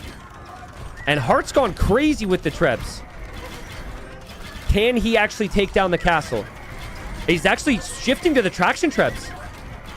He shifted to the Traction Trebs, shoots one of them. Now he shifts back. The Trebs can't make up their minds. Bro. What is... Dude! What Hart just did with his Trebs was insane. He just somehow used regular Trebs, like Traction Trebs, switched the targets 6 different times, to the castle, to the Tractions, to the castle again. And as I always say, the numbers of Trebs are so important. When you show up with 6, you can lose a couple of them. Your opponent feels like they have to fight here. They have to repair. The repairs happen. The castle falls. And guys, the last 2 minutes have been amazing for Hart. In the north, he'll drop a castle to secure more stone and gold. But just think about it. That's now 2 castles that Syscon has that can't defend his base. And he can't produce Tiger Cav anymore after those losses. And also, Hart's military, with the exception of the Trebs, is all super cheap. He can bank up gold for siege and go again. He does go for Elite Huskarl, which in theory should be very good once the Tiger Cav are out of the picture. And having perfusion, his units still produce very quickly. So yeah, you don't even need that many barracks. I mean, 10 is still more than fine. He's up to 8 now. I think Hart has now hit that dream scenario with the Goths. Only thing that's awkward for him is he doesn't have as many castles as he would want to defend. But he's about to have 3. He's just had such good commands of his production this game when he would lose a fight. And that's what the Goths are good at. And every loss for Syscon is so painful right now. Yeah, and Tiger Cav, I think their stats are good enough to fight off Huskarls, but I worry about if the Tiger Cav can be spammed like this. Type of 1 if you've had counter units and lost to Goth spam more times than you would like to admit. It's a super annoying civ at this stage. It's a really common civ when players start playing the game, because with how fast the units can spam, you can win the fights so quickly. And very frequently with the Goths, you can win games even if your KD's horrible, which is kind of the case right now. I mean, Trebs and Bomber Cannons will make pushes for the town centers. Syscon, he still does have some nice defensive castle set up. He is still making more Tiger Cav. Ooh, but he's being found in the north. So those villagers on gold, they're going to... They're going to live. They're going to live. Hart didn't notice that, which is a really big deal, because Syscon needs the gold to make more Tiger Cav and to make more traction traps. And as long as he has the gold, he can still go for this. I'm guessing Hart didn't know the gold was there, and he just... He'll find it eventually, guys. He'll find it eventually, okay? Just passing. He's getting a lay of the land. Those 3 units were not as important as he realized. Man, that is a lot of army. Syscon even getting the stone and the gold mining upgrade now, too. And he is taking both of those. Yeah, Syscon needs a big snowball fight, like this, into the traction trebs moving forward to push a castle. Hart is actually making Cav archers now. This is the most Hart game I've seen in my freaking life. Well, maybe not my freaking life. He's gonna switch to Cav archers? Freaking Arabia players, man. They get into a situation with the Civ, and they're like, you know what? Actually, can I go Hussars or Cav archers here? Because that would be good. I mean, I don't love it. Unless it was a misclick. Like, they don't get thumb ring. They don't get Parthian tactics. I really think you just gotta commit to what you are doing here and just be patient. But I mean, Hart queued enough of them. Maybe it was a bunch of misclicks. It makes me feel like that's intentional. Syscon, what a hold, man. Love the... Oh, the pandas. Oh, it's so peaceful here. I hope the war never comes to this place. That would be horrible. Sorry, I can't look away. Oh, no, he fell. Are you okay, buddy? Oh, the one's taking a nap. Nice. What? Oh, hold on. Where are you going, pal? Careful. Oh, shoot. Okay, he's alive. He's alive. We got a battle over here, but occasionally we'll check up on the pandas.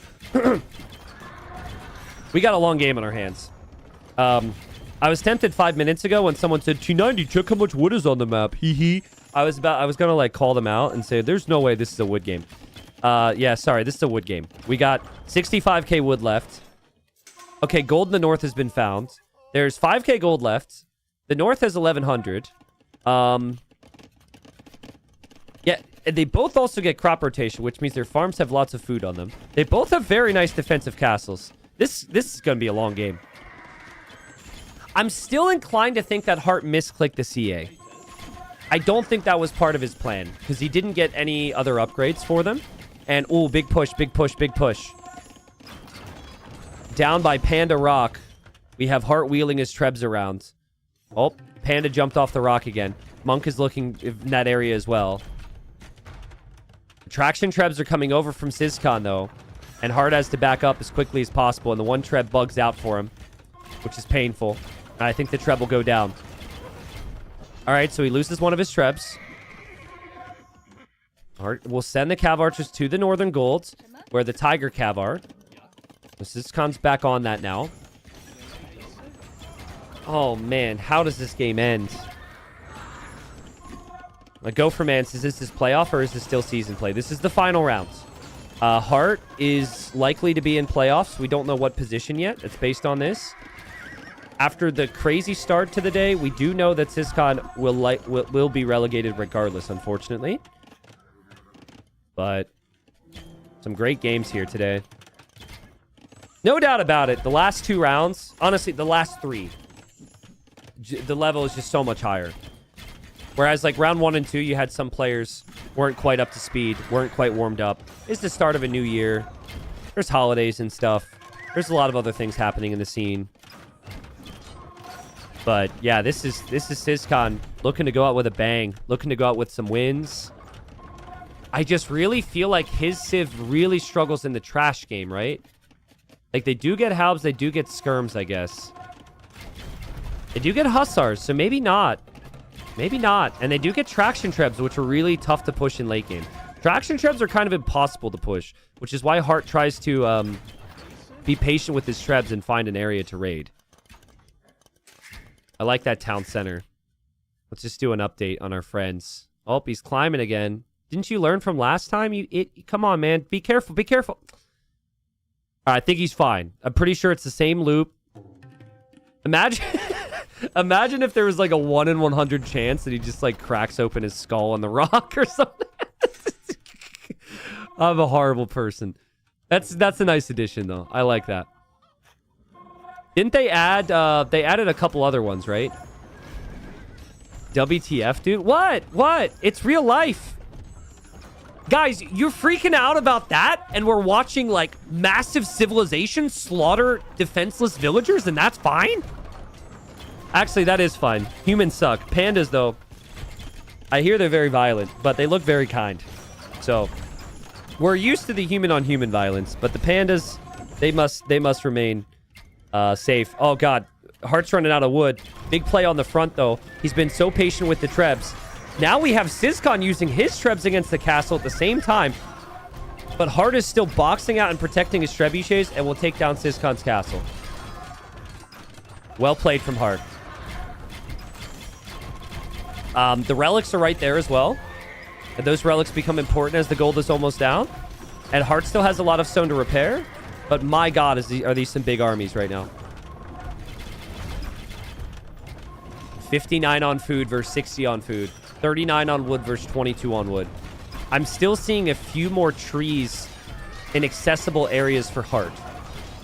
I'll explain what I mean in a second, but it's a big fight. How will the Tiger Calf square off here? They should be really good, right? Because you get free attack and you get free HP when you win a fight with this unit. Yeah, so like the unit's 160 HP, 13 plus 5 attack when he dies. Some of these other units are 145. Traction traps. I'm so sorry. I was looking at the Tiger Calf, and the traction traps are dead, which is horrible for Syscon.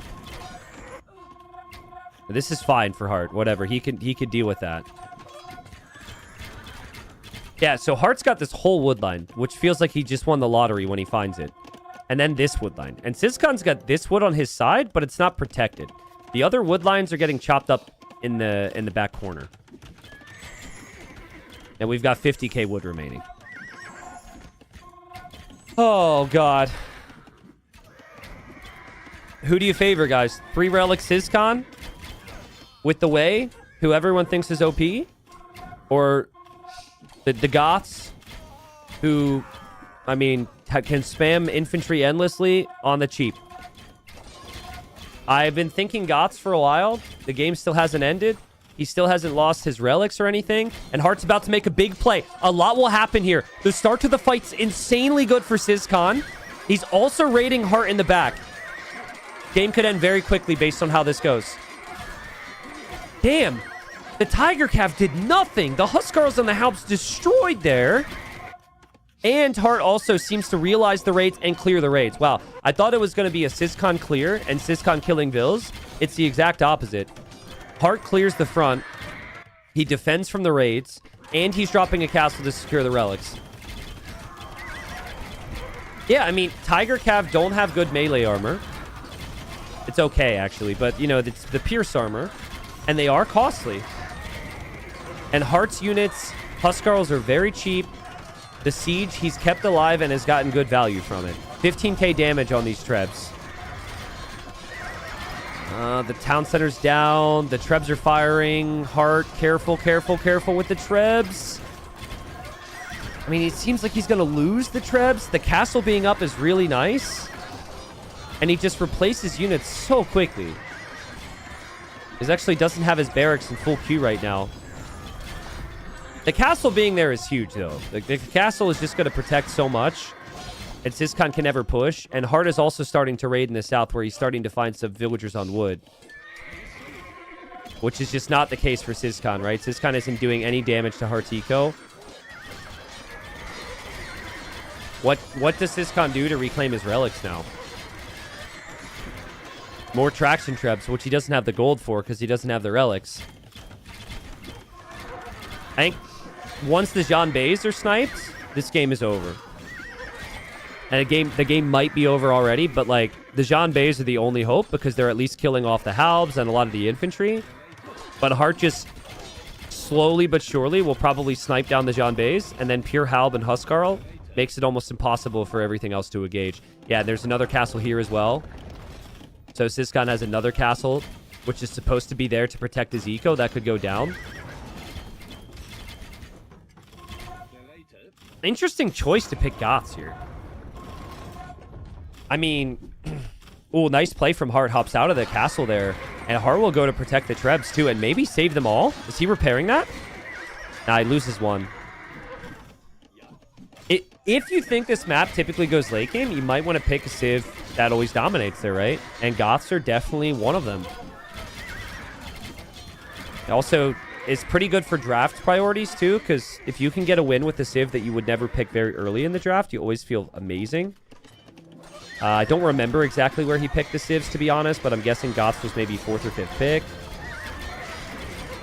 Now, Hart's castle still stands. Hart stole one of the relics already, and everything that Syscon has here is dying, guys, including the villagers on the wood line. Pandas are still fine. Hart's, you know, his name is Hart after all, not Heartless.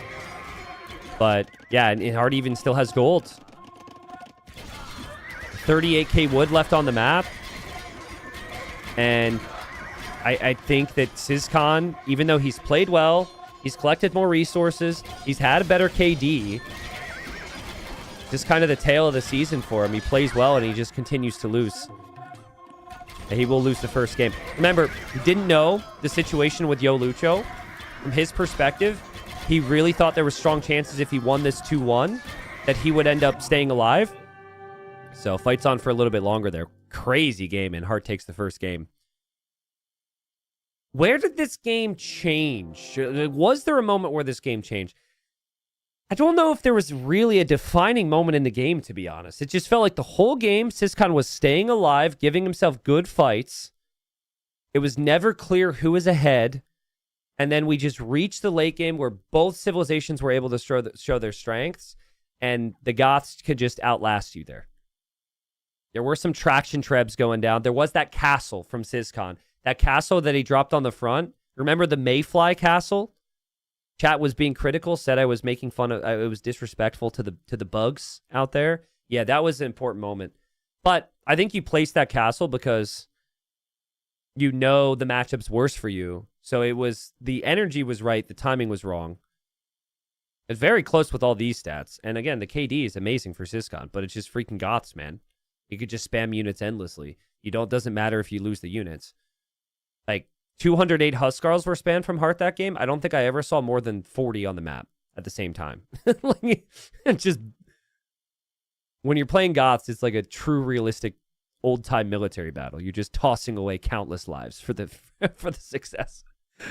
Yeah, well played. I think it's one of those, Syscon will feel like he needed to take advantage earlier. There was also a moment in that game, that big fight in Castle Age, he gets in, he loses his whole army because Hart defends. I think if he keeps that army alive and maybe is holding the front of Hart's base, maybe there, but that's the level we're looking at. That's how good Hart is, that it's going to come down to these tiny little moments. But yeah, as for the draft, again, Wei was a high priority pick from Syscon. Wei has really good win rate this tournament and pick rate. Goths, not so much.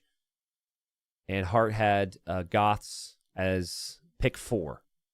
And now gets to go into a Coast Arena, which is a sick map. I actually forgot about it. So let's go. We got to keep it moving. It's been a long day, guys. I'm about to do something that some of you will love, some of you will hate. So brace yourself. All right.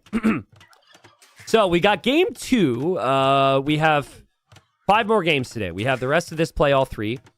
We know now that Hart, odds are ever increasing, he falls into second place in the group. And then we've got Syscon, who unfortunately is already relegated, but we still got these games with $30 per win for him. And he's essentially fighting for like 5th and 6th place, which is a couple $100. This is Syscon's home map. I would not typically imagine he would pick this map because I don't see him as a big water player or a big Stonewall map player. But that's the same for Hart. So with that in mind, it's probably a pretty good pick for Syscon.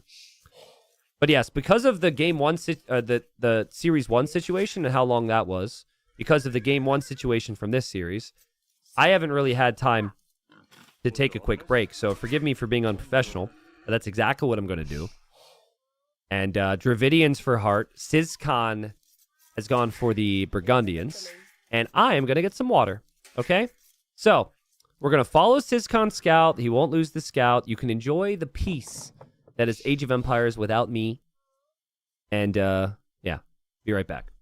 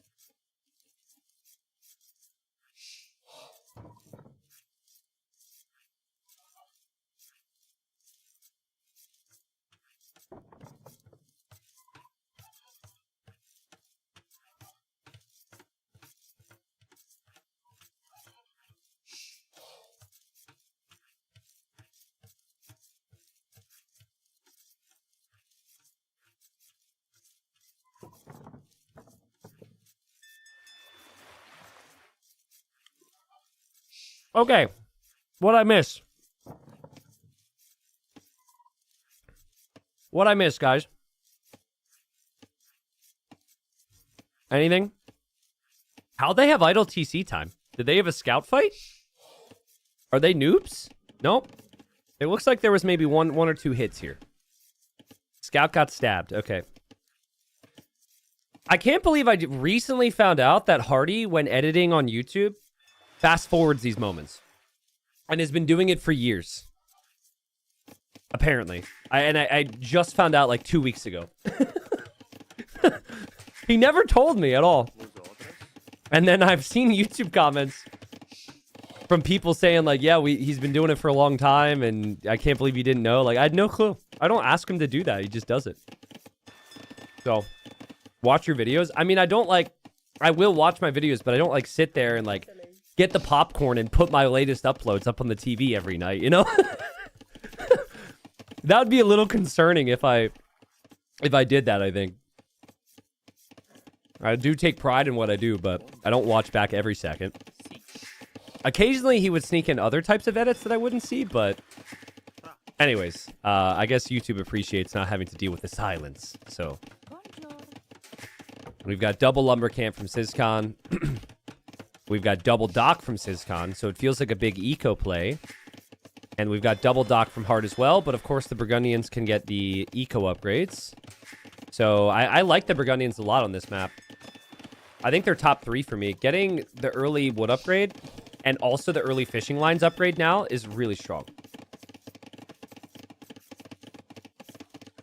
I really hope that you guys remember the cutoff for the community tournament, because I don't know how much of the community tournament I'm going to be able to cast because of the time frame and me traveling for Red Bull after this.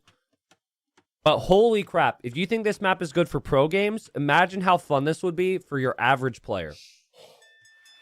Just some 800 elo guy named Jimothy Bob Jr., right?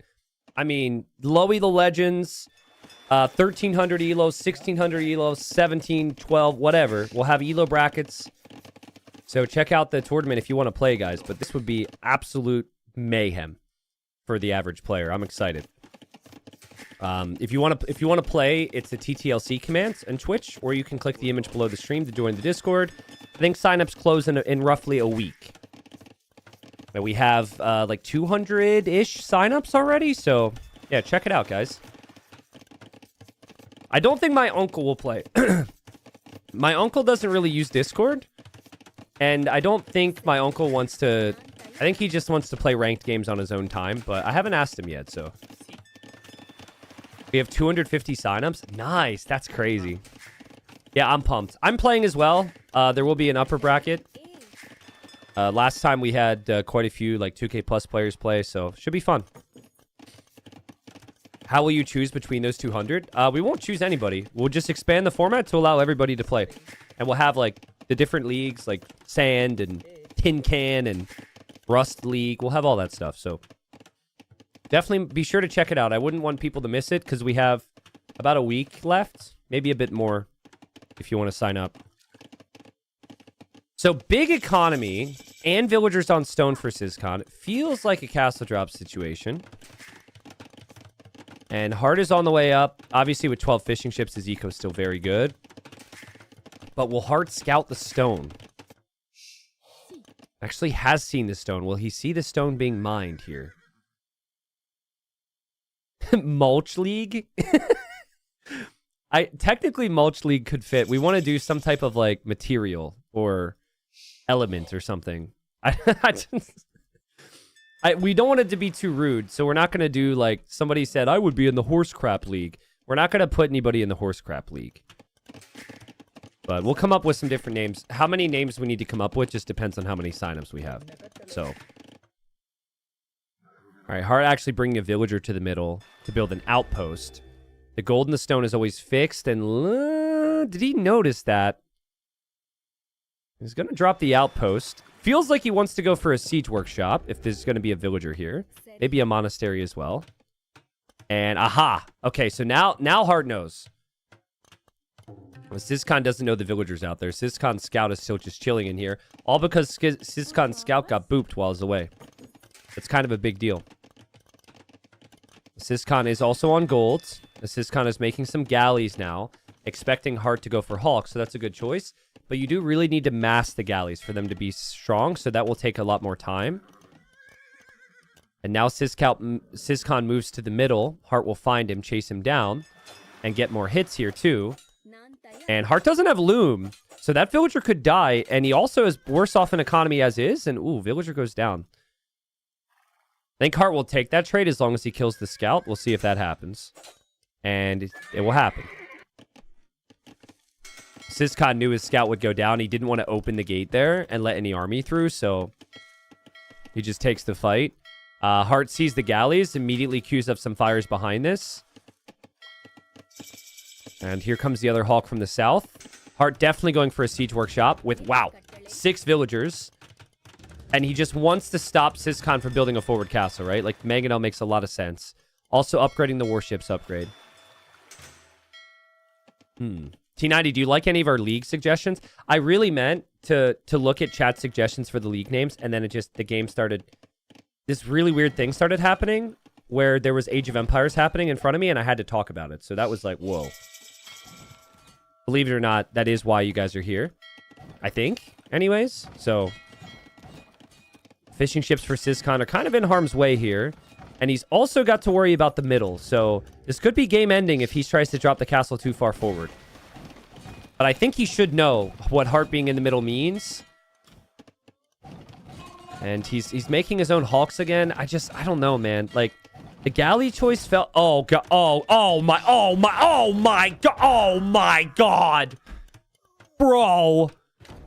Oh, man, he loses the vills. He has to delete the castle. Now he's got to sell wood, get the gold, buy more stone for another castle. All before the units come in. All while he's losing his fishing ships. Disaster for Syscon. He's to drop the castle all the way back here.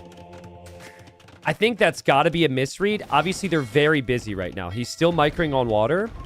But I think if you know that Hart's Dravidians and he's gone for Siege Workshop in the middle like that, it's always going to be for a Siege Workshop. But that's what happens. Easy for us to say because we see everything. And not so easy for the player, especially when they're under pressure. And when they're up against a talented player like Hart. And Hart doesn't actually see the castle, but he sees the monastery, and he sees that Syscon can't take the golds. Should already have a monastery out getting the relics as is. Like I said, like, yes, galleys should counter Hawks, but the thing is, you need a lot of galleys, and it takes a lot of time to mass the galleys on a map like this. So it gave Hart that time to switch into the fires. Hart's still one town center. Still just adding lots of boats. Still pressuring all the fish while he can. He's killed 6 fishing ships this game. The key for him now is just finding out that his opponent has that castle. Because if he knows the castle's there and the Coustilier come out, he converts them and it could be a game ender. He's about to know because he's taking down the gate with the armored elephant. Again, Syscon. His chances today, he needed Lucho to beat Yo, and then he needed to beat Hart 2-1 or 3-0 to survive. And we know what happened with the first series now. And now the castle's there, and it very much feels like, okay, never mind. Again, another reminder, they're still fighting on water. I mean, Dravidian monks are pretty bad. It feels like Hart shouldn't be surprised anymore. And he should know what's coming. And then again, Syscon's back on the golds. I don't know. Syscon's still massing some galleys. Hart dropping the second town center. And the monks are moving to the middle. And Hart's not going for the conversions. But Syscon doesn't see the monastery. He doesn't see the freaking monastery. Oh, it's unfortunate. If he went anywhere else, he kills those monks. Instead, he doesn't. And Hart ends up getting a conversion and saving the monks. And the choke point, we've got the galleys. I think the galleys should be more than enough to hold there. And then over here, we have some Hawks engaging. So much multitasking. 2 town centers for Hart. Just 1 TC for Syscon. Syscon still has more fishing ships, though, despite losing some. But it does feel like with the 4 relics in the monastery and the second town center that Hart slightly growing with the lead. And he, with the vision here, can see these units coming from a long way away, and he'll go for the conversions. That's 3 conversions locked in, and he will get 2 of them. It's actually important that Syscon kills the monks in the process. If you're going to lose units, you need to at least kill the monks so you won't lose the next army. We'll kill that monk. Sad elephant noises as the elephant tries to help. And all right, the rest of the monks were killed. I actually wouldn't mind Syscon going double monastery himself now and making lots of monks. Because Burgundians have the better monks, and they can convert the enemy monks. Which is a weird option, but I think in theory makes sense. I guess it is also possible for the Dravidians. Hart makes it through again. YouTube, hope you've been enjoying the streams. Is there anyone watching on YouTube that would never be watching a live stream if not for me streaming on YouTube? Thank you, guys. I actually can't see how many people we have watching there right now because it's on my other screen. I'd need to change a couple things, but last I checked, the viewership's been pretty decent, so. Yeah, lots of ones. Lots of ones in YouTube chat. All right. And then you have people in Twitch chat who just always will act... They'll always respond. Even if they're regular Twitch viewers, they always respond. Like, chat, type a 1 if you think it's stupid to respond to everything that I say, regardless. Nah, it's all good. Thank you, guys. Thank you.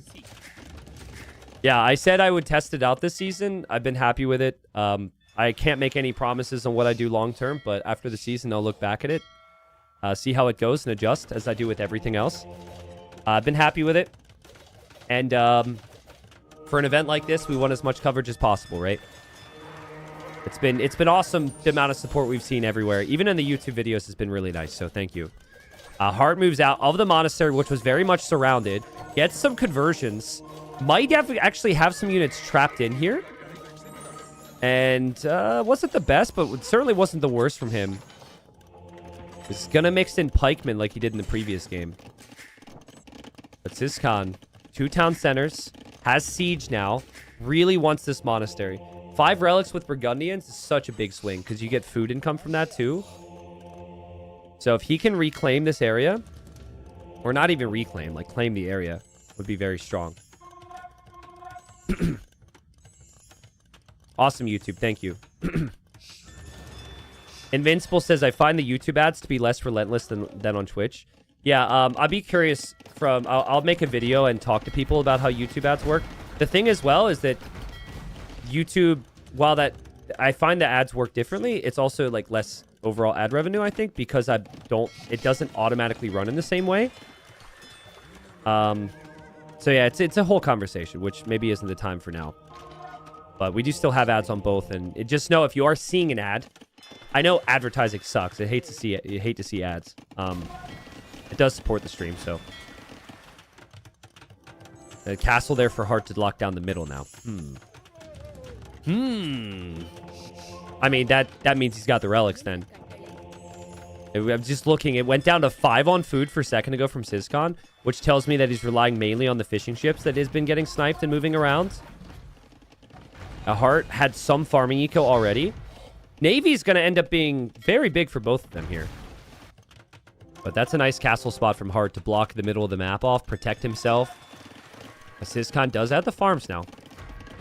So he's able to realize he needs the farming eco after the fishing eco is going down. Ooh, this kind of hurts. Having a town center ranged by Navy, a town center will go down very quickly. So you have to fight this back. But he does have the numbers, so... Castle's up. And that castle... Oh, it ranges the town center? Oh, man. Hart could not have placed a better castle then.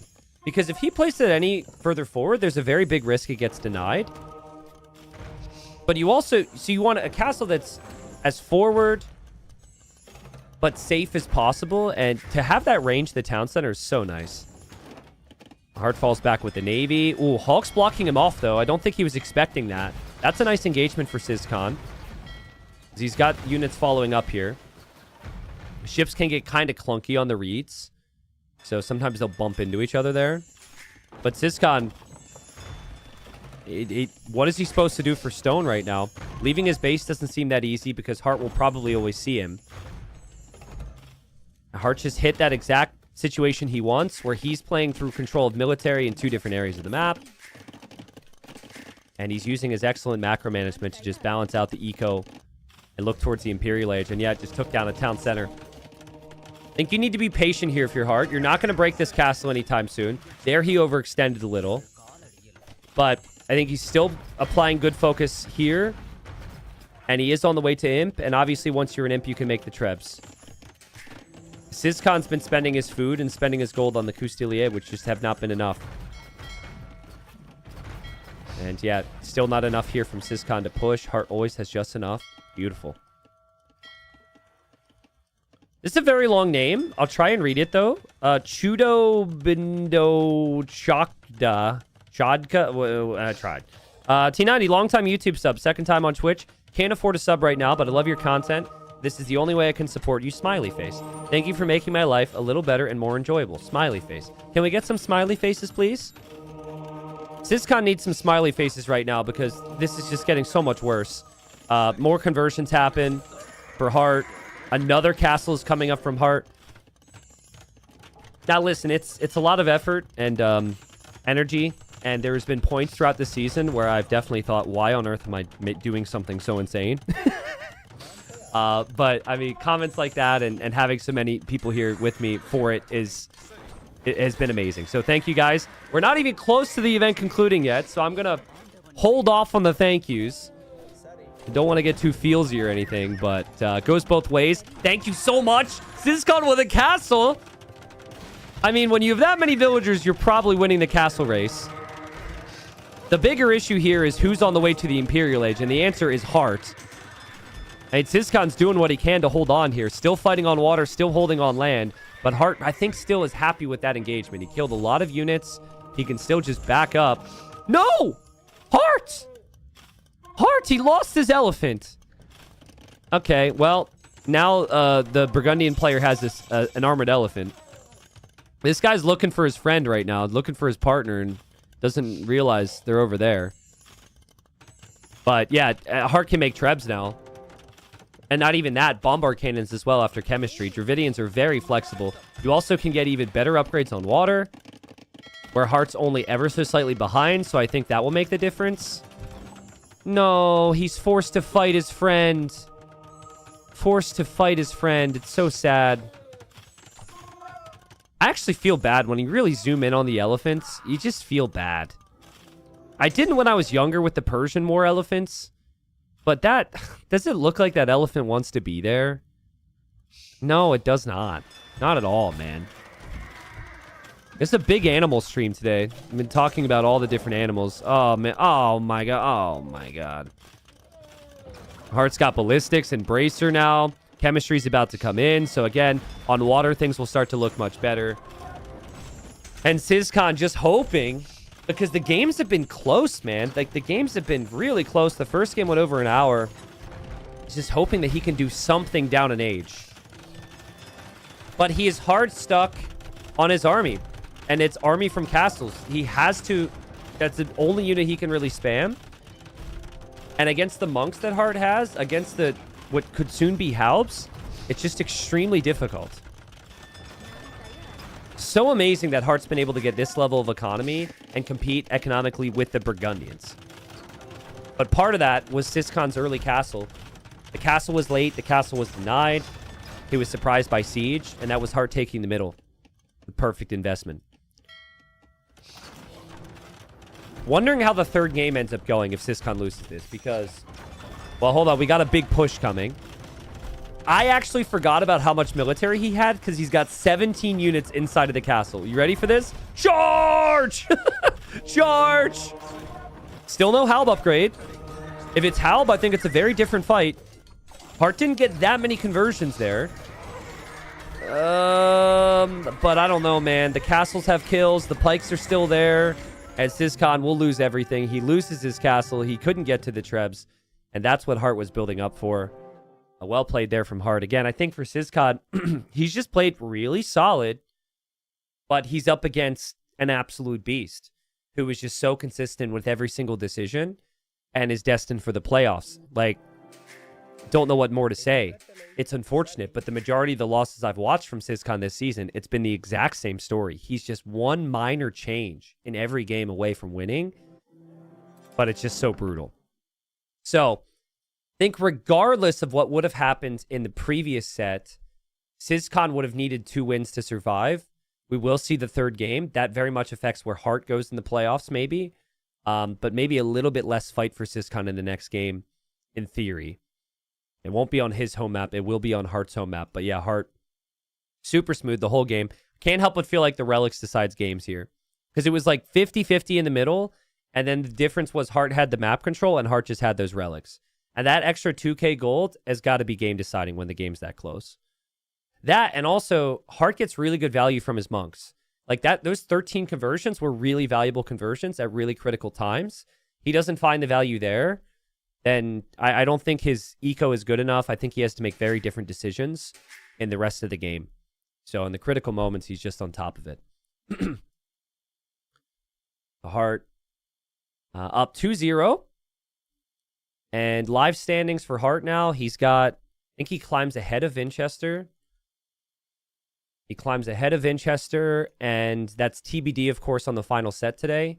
He's ahead of Vinchester by 1 win, so it really depends. We don't know what will happen with Hera Vinch. Hera likely to lock up first place because he just needs 1 win, but Vinchester's a beast as well. I think Hart wants this last win, right? Just confirm that second place position. So let's see. Yo, DVST, thank you for the 10 gifted subs on YouTube. Let's go. We've had gifts on both platforms today. Thank you. Again, doesn't apply towards our sub goals here, unfortunately, but it's still very kind, man. Thank you. It's going to be High Tides. Nice. Well, High Tides... High Tides, you know what you're going to get in terms of the units. You don't necessarily know where those units are going to go. Here we are, Game 3. Syscon officially relegated, looking to give us one final show before he goes back down to Gold League. Hart, last group stage win. If he gets this, likely second place. I think if he wins this, Vinchester... Actually, if he wins this, I think Vinchester's either first or third after the final set, because I don't think he can get second. Maybe chat can double check that. But after this will be Hera versus Vinchester. But Hart cannot get first place. Hera needs 1 win to confirm first. Vinchester would need the 3-0 to take first. And yeah, I think if Hart does get the 3, though, then I think that if Vinch is ever tied with Hart, Hart wins the tiebreak anyway. So, yeah, kind of the big finale of the group coming up. Syscon as the Italians. Hart is playing as the Wu. And we've seen a couple games today where we've seen the early barracks. It's been a very big trend. Even if you don't have those Champy civilizations from the new DLC, we've seen the early barracks here with the Wu. I think that was what Lucho did earlier, right? Hart hasn't gone for the lumber camp yet. He's just taking the straggler trees. Okay, I have a very unimportant question. But to me, there is some value to this, chat. So please give me some input. Here's the thing. The game's been around a really long time, right?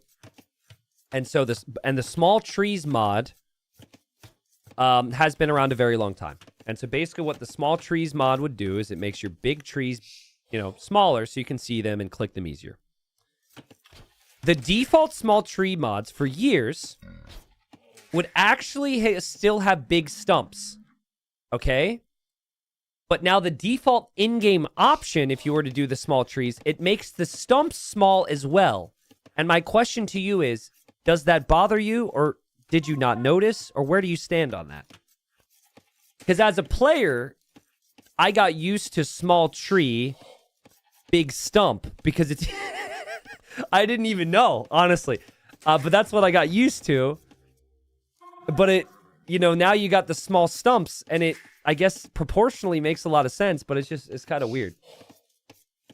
It bothers you? Okay, so are there other people like me who won't use the in-game small tree mod option, and they have to use a separate mod now?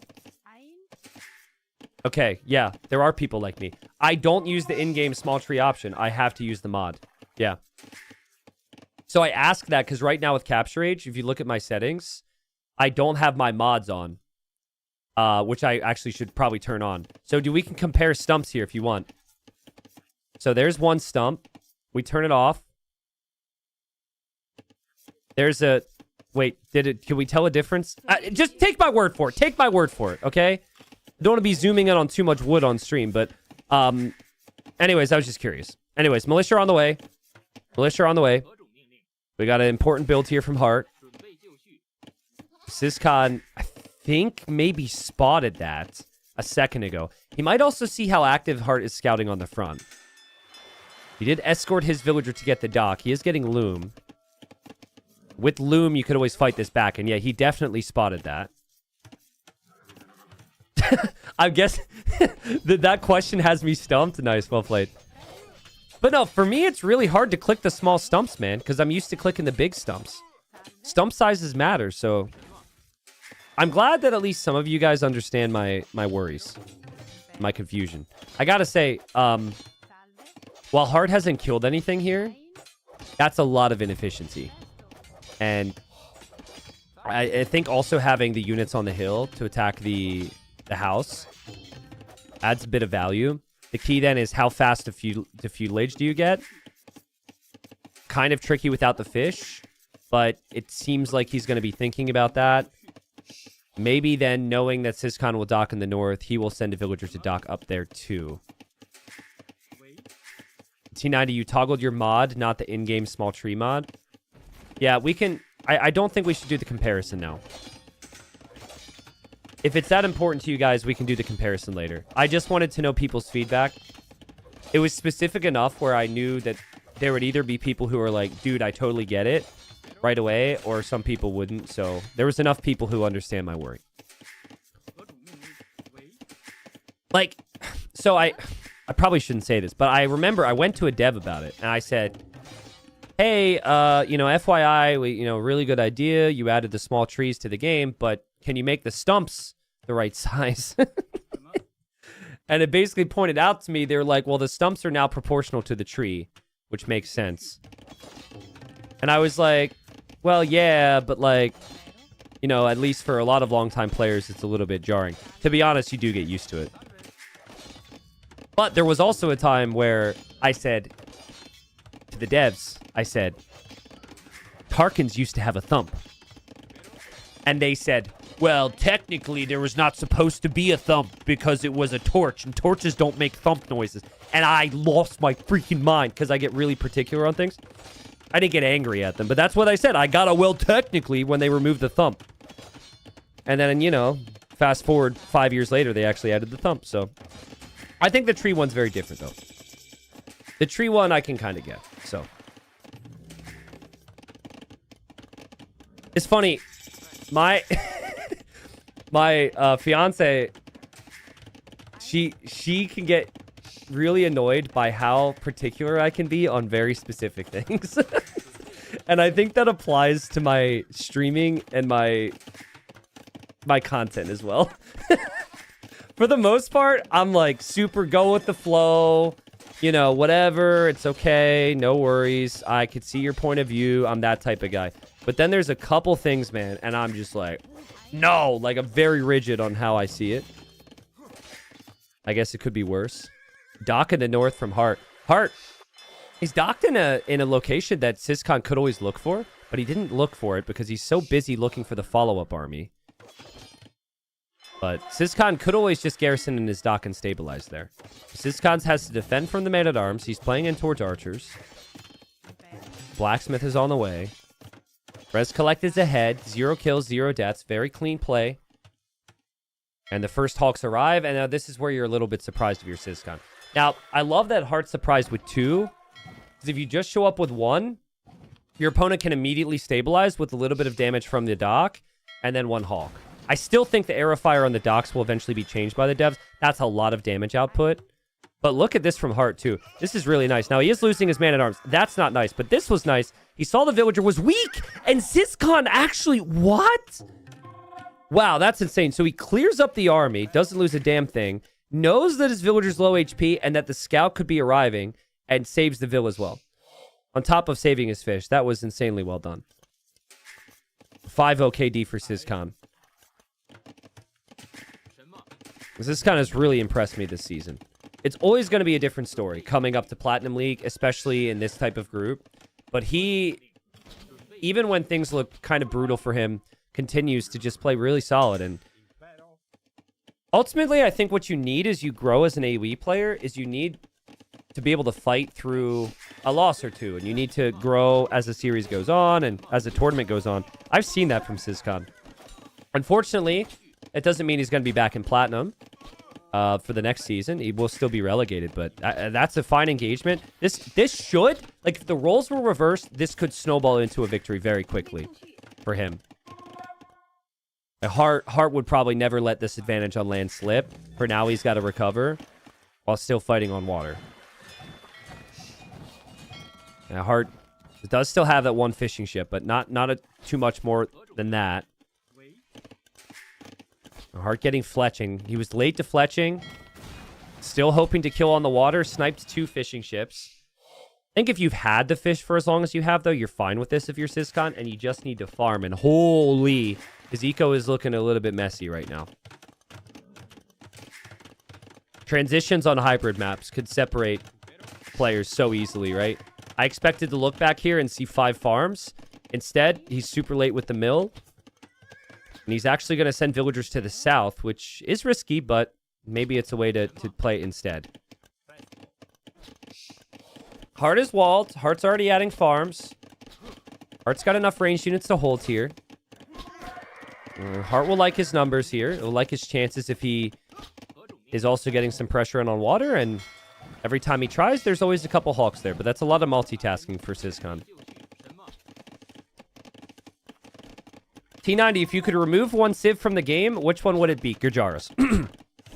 Don't even need to think about it. I hate the Shravamsha rider.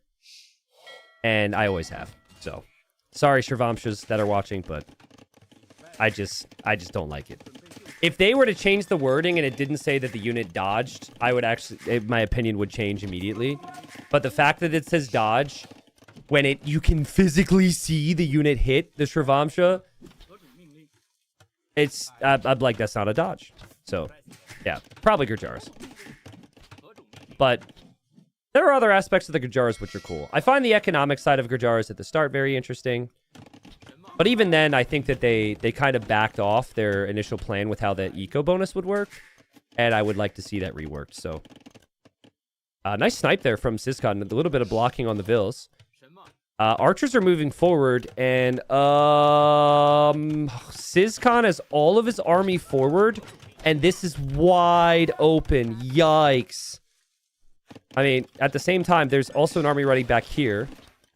There's also everything happening on water. So good luck with the multitasking. But again, it's archers here for Hart. And that's the gold. That's the wood line. Those are two really important resources. And Hart is already adding scouts to clear up these skirms as well. This is so good for Hart. Just so much idle time for Syscon at the moment. And the south, he has a demo in the dock waiting just in case there's an attack. He does have the villagers there. But yeah, losing the skirms. Still needs an army to clear up these archers, and Hart will continue to run into his base. Eco just got really inefficient for Syscon.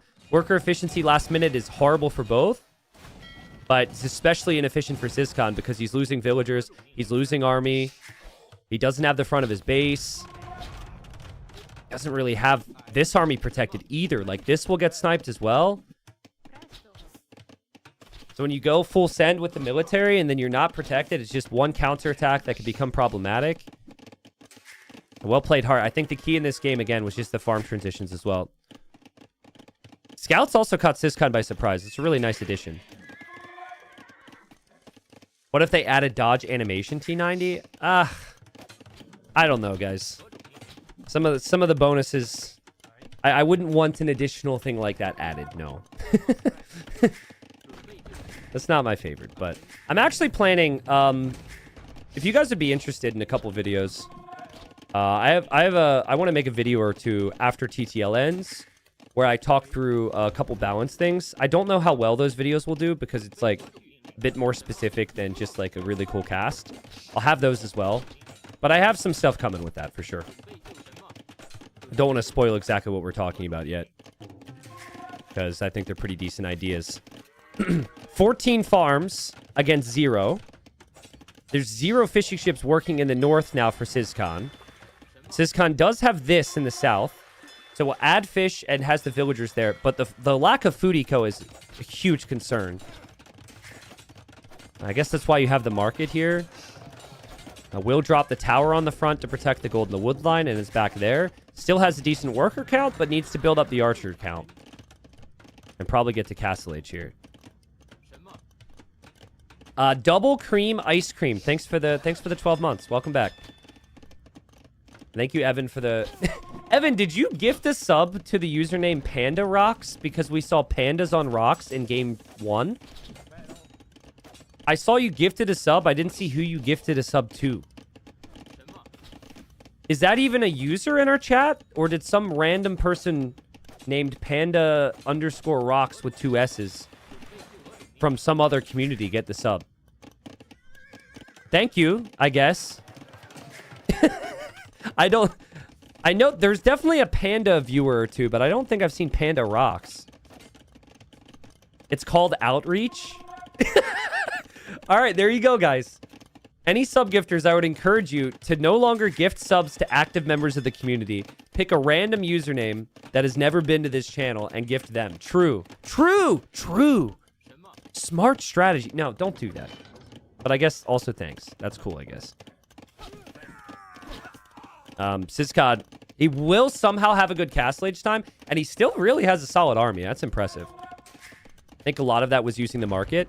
Oh, when it's cheap to go up with the Italians and you're playing towards double range archers, this could be really strong with this Civ. It was always good, but when they added the additional pierce armor to their archers as a Civ bonus, this has become much stronger. Hart has never even looked at the south, right? Yeah, he's completely forgotten about this. I'm hoping he runs down there at some point. We might have a big demo there. But Syscon needs his upgrades first. And he doesn't necessarily have as good a food eco as you would want to add a lot of knights. There is the stable to maybe consider 1 or 2, though. And that makes sense if Hart is going to play in towards skirmishers here.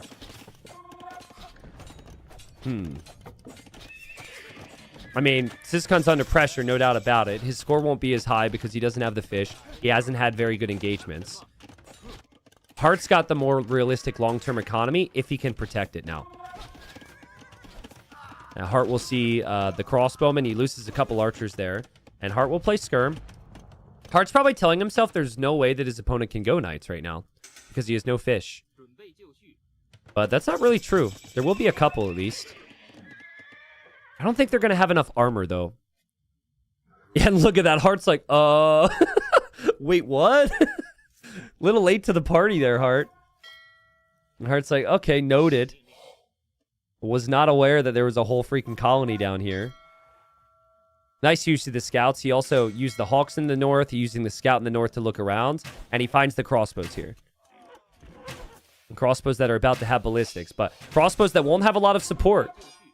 Again, when you don't have that food eco, these knights, actually not the brightest idea because you're not going to be able to get the armor upgrades on them, and you won't be able to produce many more once you lose them. So the type of economy you have is important here, and Hart's really good at recognizing. Now, he loses his own units, but these units are also down here attacking. That unit's down there at least attacking the vills. They'll go towards the dock. They'll go towards the demo. Survive. They're both still microing here. The Hart's is backing away. He Guang is getting some value. And Hart's still losing some of his skirmishers here. But Hart does have the second TC. And notice how Hart continues to run at this because he just doesn't have faith that his opponent can make more knights or that the knights are even strong enough. That's just... So many people, like probably me as well, you run away and you're fearful. But Hart recognizes, yeah, he doesn't have the food. He's not going to have the upgrades. He's not going to have the numbers. I've been here before, and I can just spam skirmishers at this. It's amazing from Hart. It's really risky, too. Running in towards knights like that, when knights are that much faster, is extremely risky. And maybe he's overextended. The Syscon didn't get the trap on him, though. Ooh, hold on. Crossbow right in the back from Syscon. Ooh, that's a really nice find as well. Ballistics is in. How did he get here? He must have looped the whole way around. Oh, that's some great damage. It still has knights and crossbows on the front. Hart still microing. Syscon just letting his units engage. I think he's microing here. Hart doesn't have ballistics yet. And I honestly, Syscon just every single time just keeps holding on. Hart looks at a fight thinking he's going to win it easily. As Syscon holds on. Such a close series, man. 73 population for both. Every game's kind of been like this in the mid game, and then Hart just pulls ahead in late game. Only here, I feel like the Italians have the much better late game. 2 TCs from Syscon. Did lose the crossbowman in the back, of course. 2 TCs for Hart.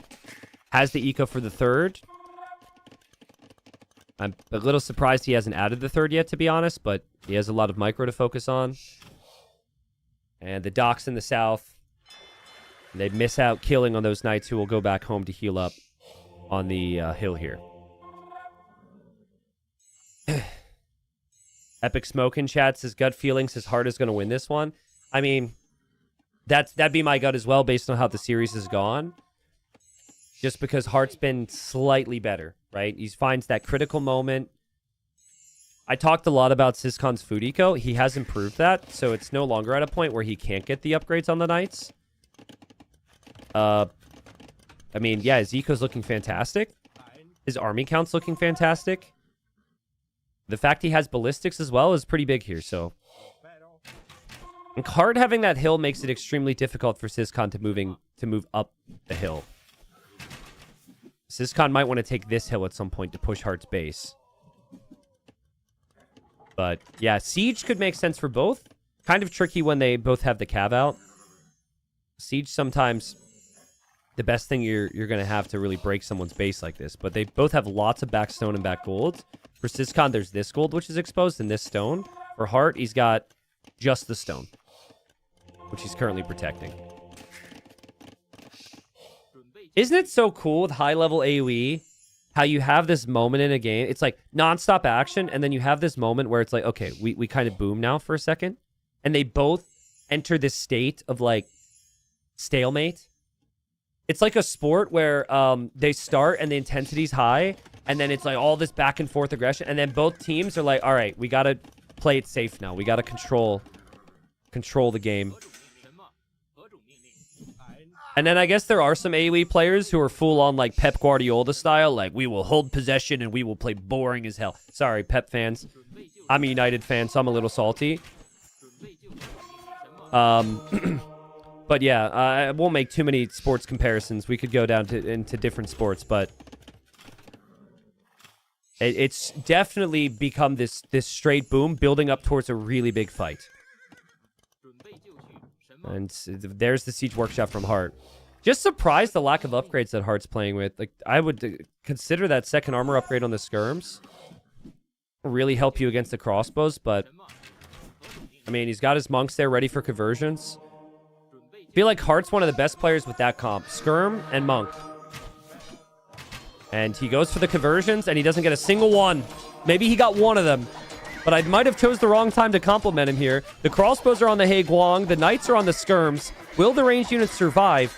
It's so close, man. It's so close. And it feels like it's going Hart's direction. Hart's got the better engagement here. Hart still has the skirms engaging against the crossbows. I mean, KD in this game is 80 to 80. But Hart still just has more units. Maybe it's just because he's continued to produce more. Such a close game.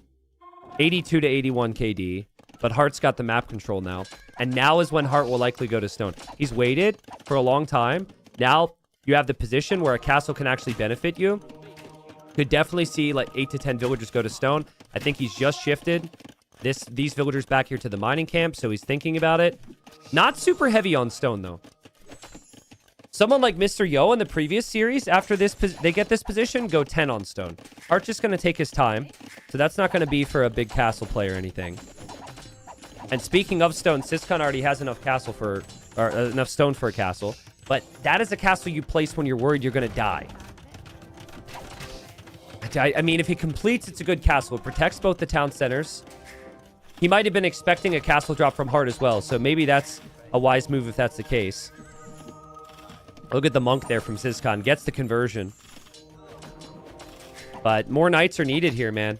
You need more knights to engage against these Hei Guangs, and the Hei Guangs have done enough to just support the skirmishers. When someone has enough stone for a castle before you ever have, that means that with similar ecos, your food, wood, gold, eco is way better. And then, you know, they haven't had a payoff for collecting all that stone either, because you're just denying the castle. So Hart's just not going to let his mind or let his focus off of this. I mean, Syscon's already relegated and he knows it. Does the castle go up? Yes or no, chat? Answer quickly. I'm inclined to say yes. He has a lot of villagers building, and that's a lot of knights. Castle's going to go up. There was like 4 people who said no, who are feeling very foolish right now. But respect to you because you did answer right away and you didn't hesitate. So, Hart backs up. But that's kind of a small win because the castle's back here and the castle's not here or here, right? It's how you view it, because at this level, people are going to get those castle spots. They're going to be tough to break. It's about the other areas of the map, and Hart is still holding. It's also a bit weird with the Wu, because, like, what do you even get from a castle here? You can't make regular trebs, you make traction trebs. You just basically making a castle for your unique unit, which is one of the worst unique units in the game right now, I think. And then that or the unique techs, which it can be very nice, actually. I really like Sitting Tiger, for example. But, like, Red Cliff Tactics is just meh. Not exciting.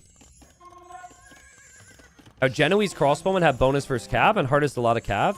So if he could clear out the skirms and take a fight against this, it could be a very easy clear for Syscon. But there's a hill, and Hart has the monks ready for conversions. And Hart locks in for the conversion, says Syscon has to back up, but he backs up way too late. Backs up way too late.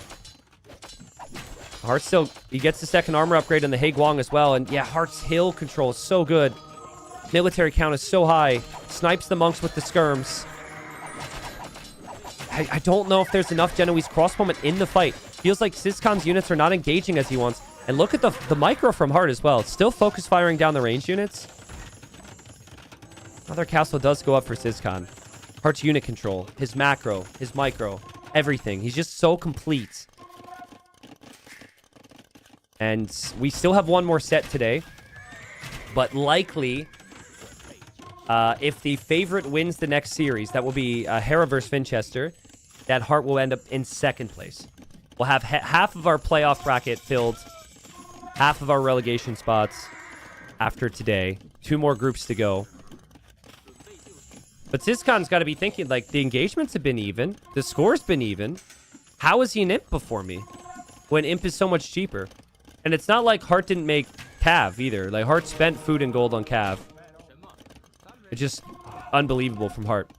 I think a lot of it comes back to the farming eco we talked about. Destroying the fish element from the Italians. And now he's going for heavy Hei Guang, which will make it even more difficult for Syscon. T90, I think Hera needs to lose 3-0 to get second place. Yeah, I think, we'll look at it. I think Hart is guaranteed second with this result. And Vinchester and Hera will go either first or third. And it would need to be a 3-0 to change things. So if Hera gets swept, he loses first place and goes third. If yeah, otherwise I think Vinchester's in third, basically. And it's a really nice set. If not even, it's just like a preview of the level that we're going to see from Hera and Vinchester in the playoffs. But I don't see Hera getting 3-0'd. So I would expect Hera to be first, but we'll see. I think for Syscon, it's his last game in TTL Plat, at least for the season, of course. Could always come back to Platinum. He's had to wait all the way. He's had to wait for him now to get his upgrades, because if he fought this before, he would just be over. But I think Hart's got 72 military. That's still arguably much stronger. And he's just completely pushing in Syscon's base right now. Only now Hart drops a castle. That's crazy. Yeah, it's just crazy military count. The impressive thing, too, is he never really does it through a lot of military production buildings, too. It's just like 1 or 2 military production buildings efficiently producing the entire time. It just always felt with my predictions that Hart would be probably second best in the group. He's kind of confirmed that here. And Syscon still holding on, and he's waiting for Cavalier now. Great choice. It's a great choice. Genoese crossbowman Cavalier, I still think, is maybe the stronger comp. Relic Heist. Oh, he got shot as well. Oh, no. Oh, he survives. He survives. Syscon tried to snipe him. That's funny, man. Hart actually just backs away with the relic, and okay, there he goes. The skirms and Cav are going to engage, and everything's going to go down. Everything will go down. And I think you can take like 2 or 3 more fights with his comp until you hit a wall of your Syscon where you just cannot produce anymore. Actually, he has the gold in the south, so that's not true. Hart isn't attacking there. Hart hasn't broken him yet. I've seen a lot of players get really confused on what to do here with the Wu. It's not easy, but I think you play a sitting tiger and like 6 to 8 traction traps to just push castles and then camp your traction traps. And then if you're going to raid, you maybe raid with units that aren't gold units. Realistically, you should probably have a town center here if you're Hart. You should be denying all the resources down here, which the knights have found.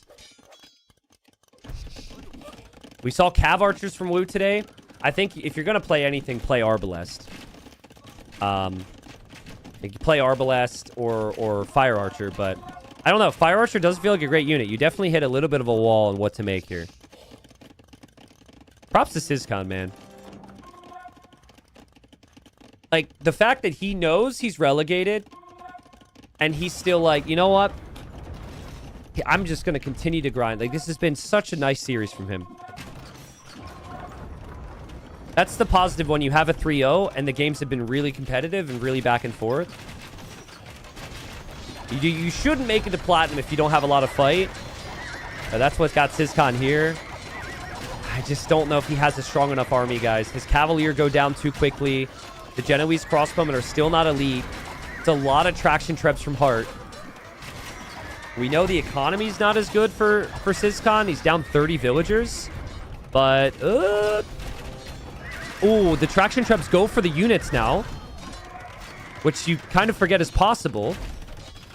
And there's the sitting Tiger tech from Hart. Villagers are on gold in the north, which maybe Syscon needs to focus on. Again, eventually, maybe Hart starts to have concerns that he can't push this, but he just backs away. Easy enough to add a couple more traction trebs as long as he has the gold. Where is his gold? Yeah, his gold's there. I think this castle's a little questionable, to be honest. I think Hart still wins because he's got such a big pop lead and position lead. But I think if Syscon were to raid the north right now, which I guess is being towered, you raid the north and then try and like raid the south and then suddenly, and you repair your castle, maybe you can catch Hart off guard. But it's just too much pressure. And Hart is always pressuring that castle, and you cannot allow that castle to go down. And Hart wins 3-0. Again, Syscon will be relegated. We didn't have the drama that some people wanted at the tail end of this group, with Syscon and Lucho being able to save themselves in the final day. It was very, very close. But Hart does what the favorites do and wins. Honestly, I thought this game was super over and feudal. When Hart got into his base, I thought game over. And props for Syscon to make it, keep it even there. I think every game, it just came down to tiny little decisions. Hart being either slightly faster to the punch or slightly faster to the transitions. But skill-wise, they're very even there. All right. Good games. Good games. So the headliner today is set. And I'm just going to verify before we take a quick break the situation. I believe Hart... I thought Hart was just locked into second place. But is there potentially falls to third? I guess, okay, so he falls to third if Vinchester wins 3-0. So yeah, with the next series, Hera gets one win. Hera automatically locks up first place, which puts Hart at second, which puts Vinchester at third regardless. But if Vinchester wins the 3-0, it would be Vinchester stealing first place from Hera, putting Hera in second, and then putting Hart in third place. So that's like the potential results. Considering Vinchester only has one loss, Hera only has one loss this season, it does feel like Hera's probably going to get one win, but we'll see. Nice little preview of two players who are confirmed to be in the playoffs. I'm going to take a short break, guys, get some water. We'll be back to it as quickly as possible. Hart versus Vinchester coming right up.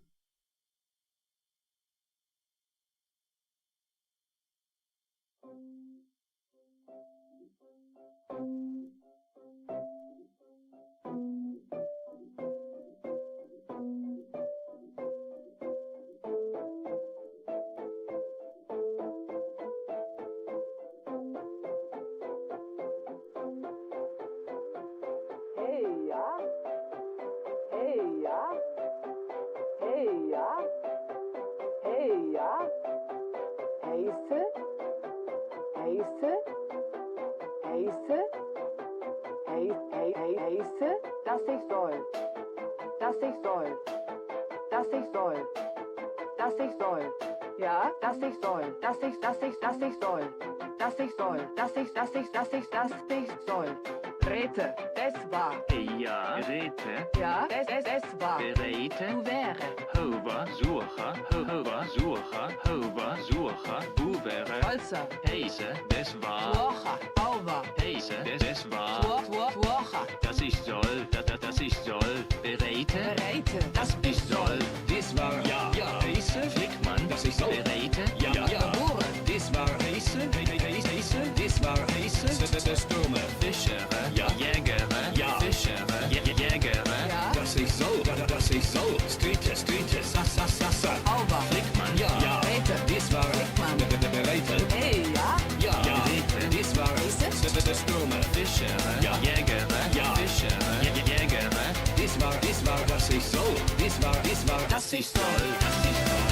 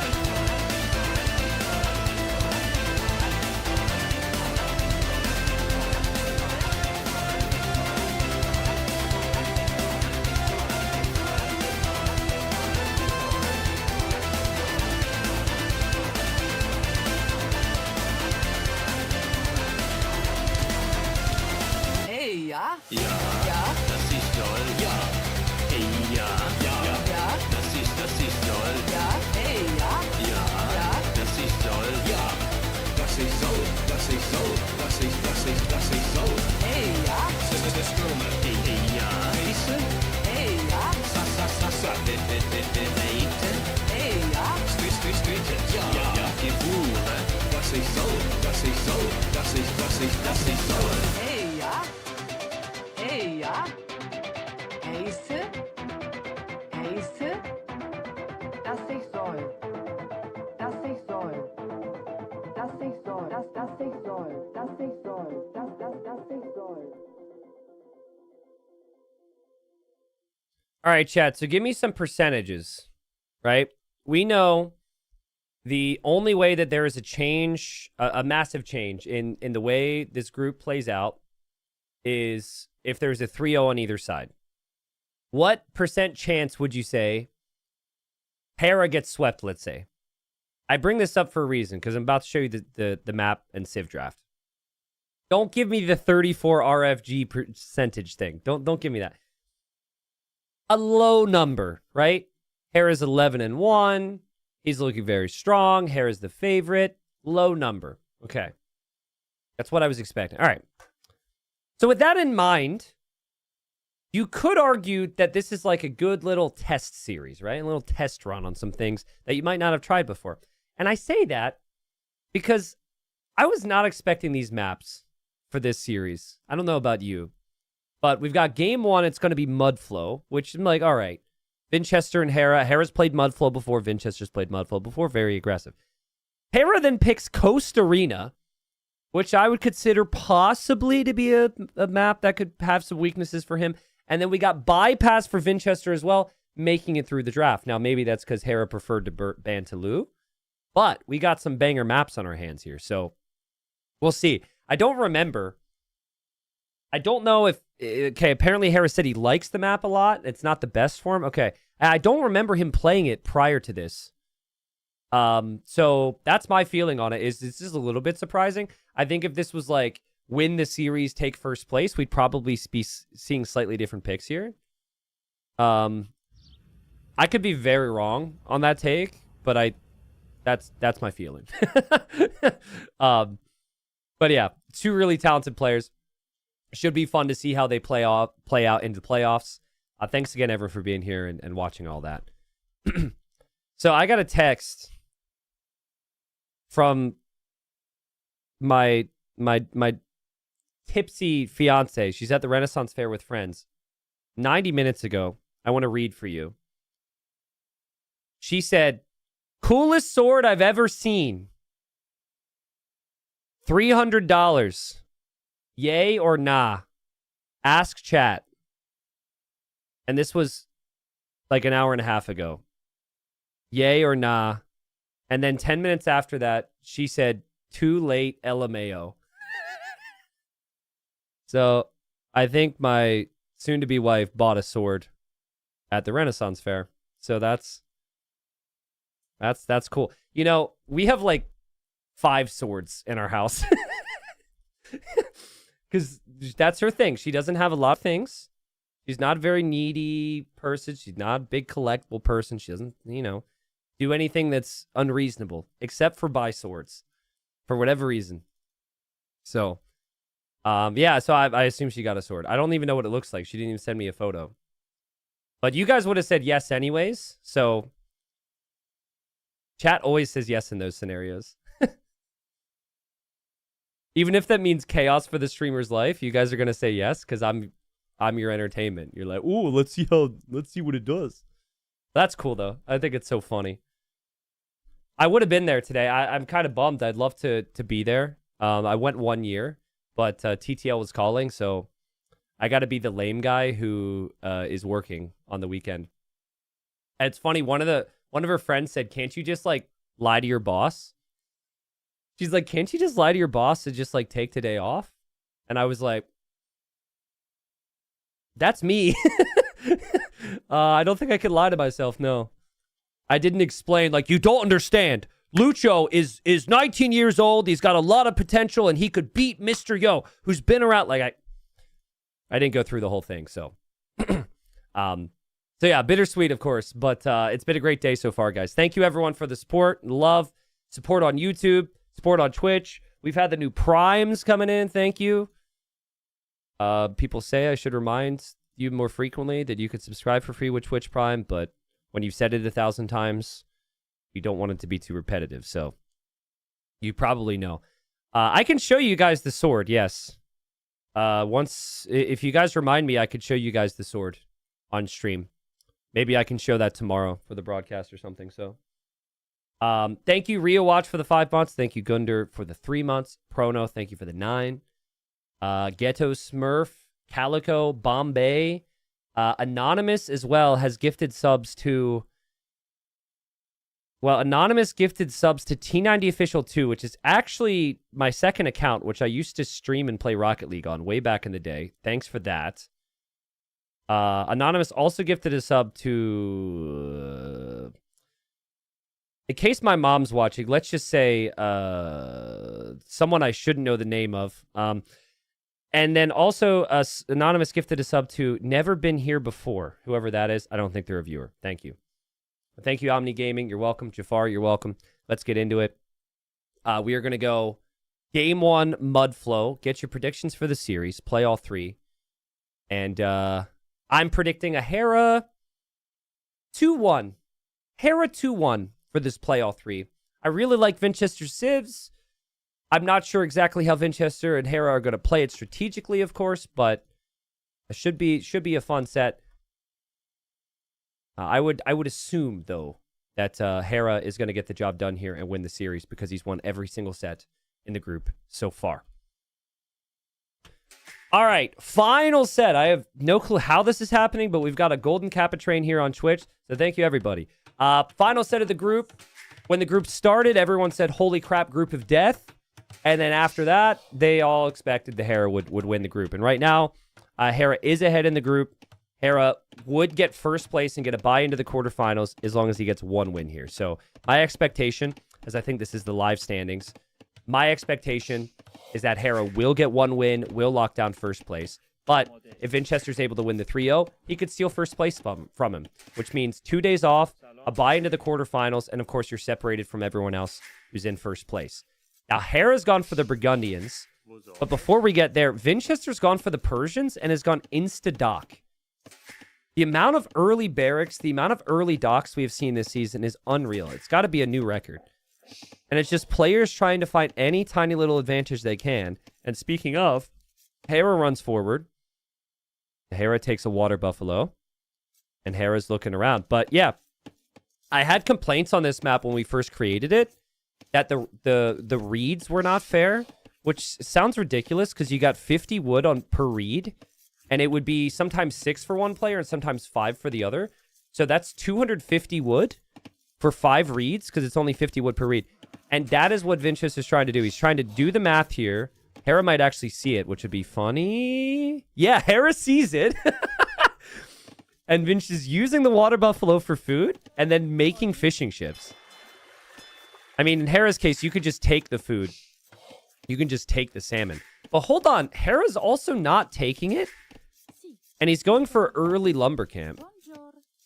And also going for early double bid axe, which his Civ can do. So yeah, you do the math on it. You think, okay, 150 wood for the dock, 2 fishing ships. Then how much wood do I have left? And right now there's only 87 wood of reeds left. And you need the houses too. So basically the question is, has Vinchester done the math? And if the answer is yes, he could probably still get a lumber camp up without having to walk a really long distance. Yeah, typically, though, players are going for the lumber camps in the middle. There's not very many good lumber camp spots. Like, that is a far distance to travel for Vinch. This is wide open. And then for Hera as well is kind of far away, and he chose not to go for it. I guess from an efficiency standpoint, you would always want to build the lumber camp as quickly as possible here. So that's the logic of placing this lumber camp. Double berries. So your long-term food is exposed there. I think that's part of why this fishing economy has become a thing. And people want fish traps because this is so exposed. Like your farming eco, your berry eco is really, really awkward. And here go the villagers for Vinch. Hera got hit a little bit. I like the active scouting from Hera, though. He's letting Vinchester know that he knows exactly what he's up to. And Hera goes for the villager kill here. That's a downhill hit. So Vinch might need some quick walls, and that's really nice from Hera. That's good micro, too. You could actually get a second fill. Unlikely, but Vinchester's choosing to take the risk. And Hera loses the scout. And so it started off great for Hera. And like so many before him, he got too greedy, and now a scout is dead. But it's funny, Hera's also adding the dock. So we have the first double dock game on this map, I think. I've seen dock v no dock. I've yet to seen dock v dock. What is the playoff meta gonna be? Guys, every single freaking season, we have our maps, right? We're like, all right, we got our hybrid maps where it's intended to fish and land, right? We have our... We try and come up with a variety. So it's like 4 open land maps, 4 maps that incorporate water, 4 maps that have walls, 4 maps that playstyle is this, 4 maps that playstyle is this. And last season we had Acropolis. There was this tiny little freaking pond in the middle of the map with 2 fish. And all the map was fight over the fish. So we did reverse Acropolis this time. We removed the fish. I'd never expected it to be a conversation with Mudflow. But, I mean, there are fish there. Typically, you're taking with the villagers, but any puddle you can fit a dock, people want to do it. Apparently. But, I mean, the real water aspect, the important thing you typically think about on this dock, on this map with docking is the dock in the middle. Just not for the economic reasons, but for the demos and the galleys that could come out later. But yeah, both players fishing. We'll see if there's fish traps as well. It is big investment. But it's pretty smart to at least save the salmon so the fish have something to do. And barracks for Vinchester. Lumber camp on the front for Hera. No barracks for him yet. He's actually on gold. Which makes me think he wants to play archers. We've had a lot of gifted subs, guys. The sub train continues. Thank you, Trash, for keeping that going. Thank you, Hashini, for multiple gifted subs. I still have no clue who Anonymous is, but thanks to Anonymous... Ducks, thank you. Caddy, thank you. Latoni, thank you. John, thank you. Hawks, thank you. There will be an archery range from Vinch. Did he see the gold at all? Didn't see the golds. So the thing about playing in towards fishing ships is you need a lot of wood. And when you play in towards archers, you also need a lot of wood. So I think the reason they're both going archers is because you have more on wood, which lends yourself, put yourself in a nice position, rather, for the fishing traps. But yeah, they both know what the other's up to. They're both going to eventually add fish traps. Hera's actually going to add some Flemish militia, though, which I like. Because Flemish militia are very good for what they do. And on an open map where there's lots of different areas to harass, it's extremely difficult for Vinchester to protect everything. Thank you, Anonymous, again. Bel Air, thanks for the 2 months. Welcome in. So far... I mean, very even game. Hera Civ does get the economic upgrades early, though, so having bow saw is very nice. Hera's also more protected for the time being. These walls won't be perfect forever, but that's pretty good. And there's our first fish trap. I was surprised. The devs, they buffed the fish traps, so they made the fish traps much stronger. It used to be the fishing traps would die pretty quickly. A Vinchester, nice find here. Nice blocking. It finds the Flemish militia, makes it look very easy. Remember, Hera's completely in the dark here, so he lost that scout after killing the Vil. And the Persians, they produce villagers very quickly, so not really much of an issue for them to recover that. And Hera will opt with the tower. I feel like if I'm the favorite in a set, guys, I never want maps where crazy things can happen. You want, like, things that are within your control. And when I look at the 3 maps we're going to see, we got Mudflow, where crazy things can happen. That could, you know, Hera's not a massive favorite, but he is the favorite. That could be problematic. And then we have Bypass, and we have Coast Arena as well. So if there was a map pool for the 3-0 to happen, for the favorite to go down, I think this could maybe be it. And I say that just because Hera has no control right now. He goes for the archery range. Still got time. Still goes for the fishing ships. Adds a couple fishing traps here. We're just literally going to be counting fishing traps, which is the world we're in present-day Age of Empires, on any map with a pond. And Hera just fighting this back. Hera's just waiting. That scout being weak means that he's 2 archers versus, like, 2.1 units here. Hera will be happy. And there, Hera's just attacking a house for whatever reason. I don't think he realized. How is Hera not a massive favorite? I mean, depends on your definition of massive favorite. Hera, Vinchester, both top 10 players in the world. When you're looking at top 10, I feel like it's difficult to see a sweep on either side. If this is a situation where Vinch needed to win 2-1, I could see it happening, but Hera's obviously a big favorite. I think Hera's going to be a favorite against everybody this tourney. And we got the tower on the back for Vinch, which is quite nice because Hera's tower doesn't actually range that tower. And Hera doesn't seem to realize his wood's being disrupted right now. And that's going to be the concern, right? You need the wood lines. Hera does still have the ranged units. Vinchester's probably like, where is your army, bro? Like, I don't see any of your army here. And Hera actually hops into the town center with the archers, and I think Vinchester should know what that means, because there's not any villagers around there. But it's a bit of a unique scenario. You might not expect there to be any villagers or arrows there, and yeah, now he's like, oh, I see. Yeah, but Hera's woodline will be an issue. Vinchester actually going to the stone there and putting some archers into that. Very nice control here from Vinch. And Hera just booming, waiting for Castle Age. Vinchester doing the same. Fishing trap count, we've got 7. Fishing trap count, we've got 7, right? So it's pretty much the same. Hera might want to go for a counterattack at some stage. But if Vinchester's able to get enough stone to build a defensive tower on the woodline, he should be fairly happy there. I think that's what's important about this right now, is if you get enough stone, you can tower your woodline at home, you're fine. Hera's still reacting. Doesn't have the control over the game, which he likes. Can't justify a counterattack because he doesn't know what's out there. This is still extremely vulnerable. But you see, it's like, if Hera was able to hit this before he could defend, or hit the woodline before he could get to the tower, he had his moments. Now it's a little bit more questionable on what Hera can do. I like this, though. Because why send your archers forward when you can just send a demo into the woodline, and the demo can still be good against the tower, and Hera jumps on this, and Hera gets a really nice clear up. Yep, Hera's patience pays off. Just defending, just waiting. He didn't take any significant damage. This is obviously extremely awkward. But now Vinchester has to invest into skirms. And if you spend your skirms, your food rather, on skirms, you are much later to Castle Age. Hera would just relocate the woodline, move there. Archers move forward. We might have a demo from the dock. It's important that Hera keeps his archers alive, though. Yeah, he moves right into the skirms. So as bad as that looked for Vinchester, I think this is going to be more than fine. Little surprised that Hera moved out, but again, he just doesn't know his opponent has the skirms. He's been defensive most of the game. I think at least what this does tell you if you're Hera is you can do exactly what you want to do, which is play stable units here.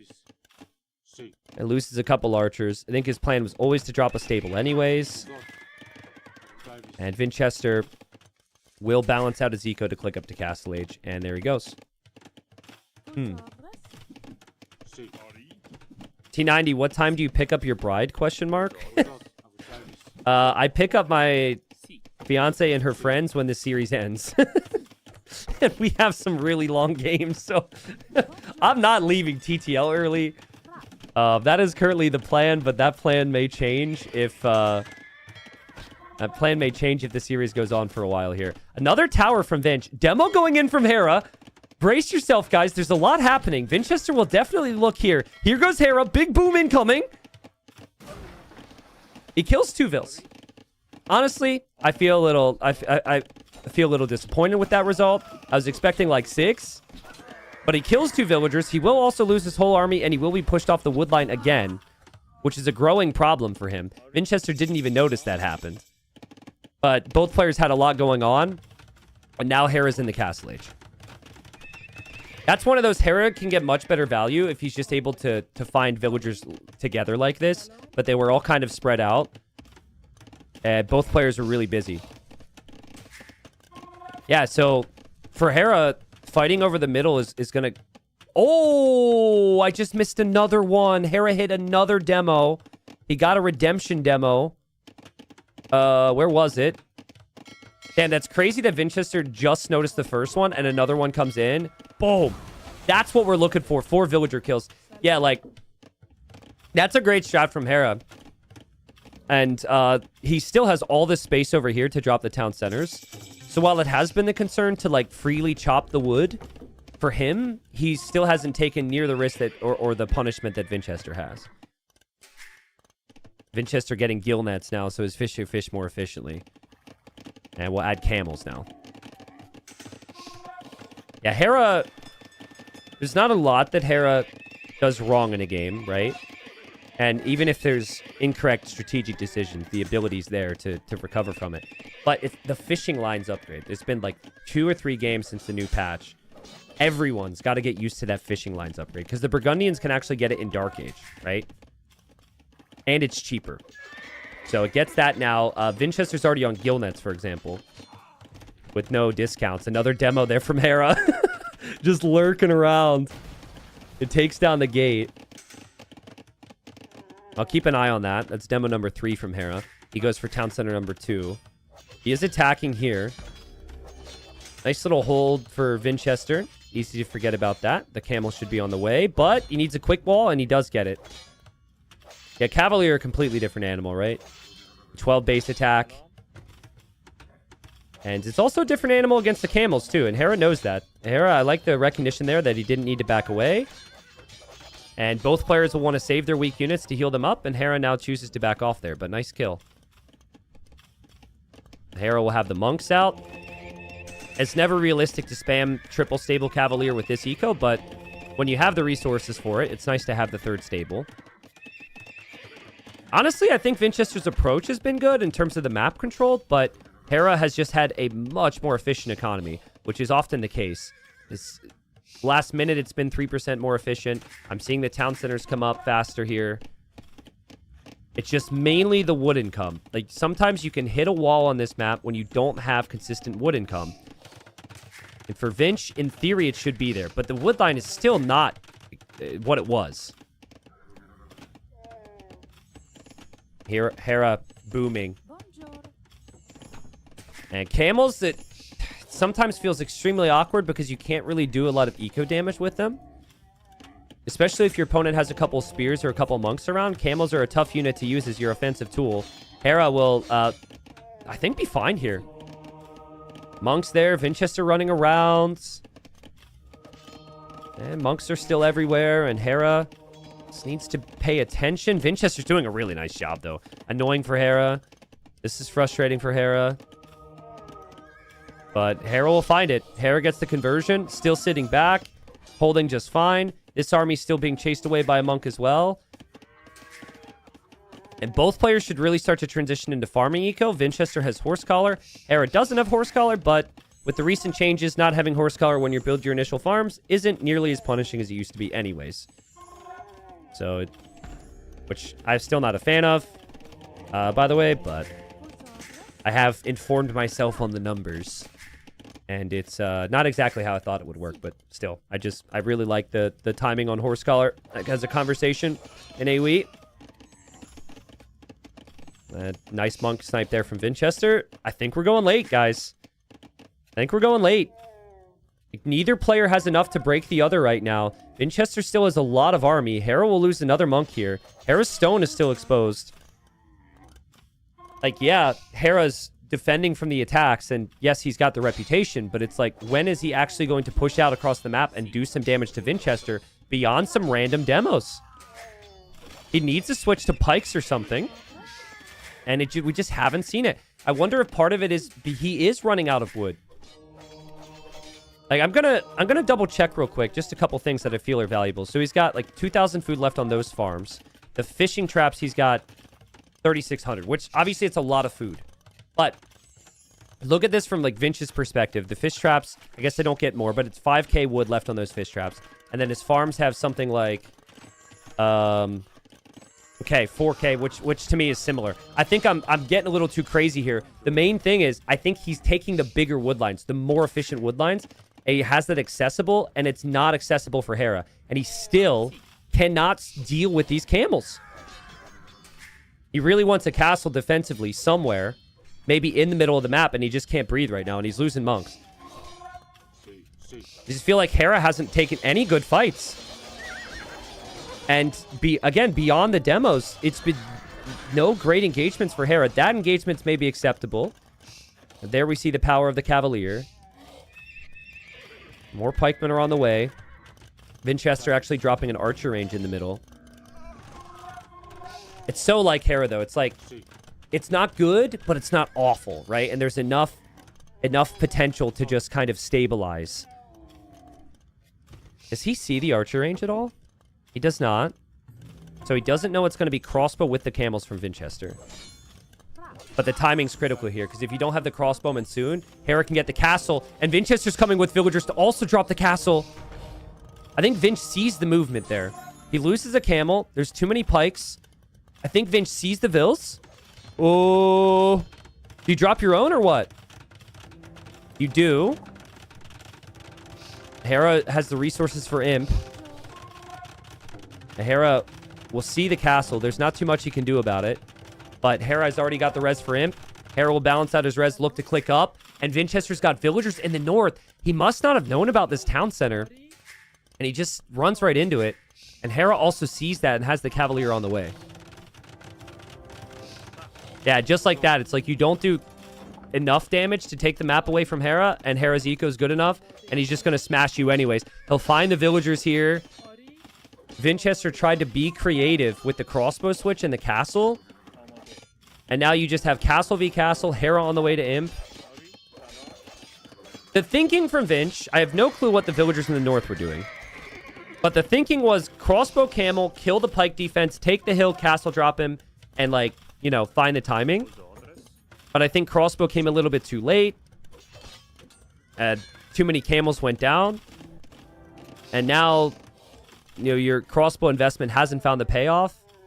And Hera's already on the way to the Imperial Age. Just crazy.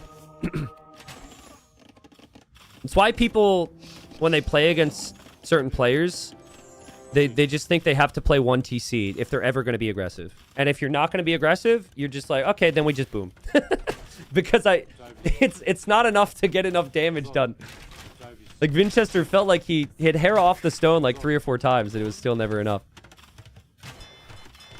Hera does have a demo in this dock, so it's kind of difficult for Vinchester to leave again. And Hera is taking some damage. Vinchester is on the way to Imp. Vinchester still has the middle wood lines. Vinchester can lose this castle, and that's still okay. Feels like Hera's going to go Paladin here. 50% off with the Burgundians. He has the 10 Cavalier just waiting right now. There's also not a lot of camels anymore. But I don't know, guys. Like, Vinchester's got a really close eye on the golds. For Hera, I think he's going to run out of res and not...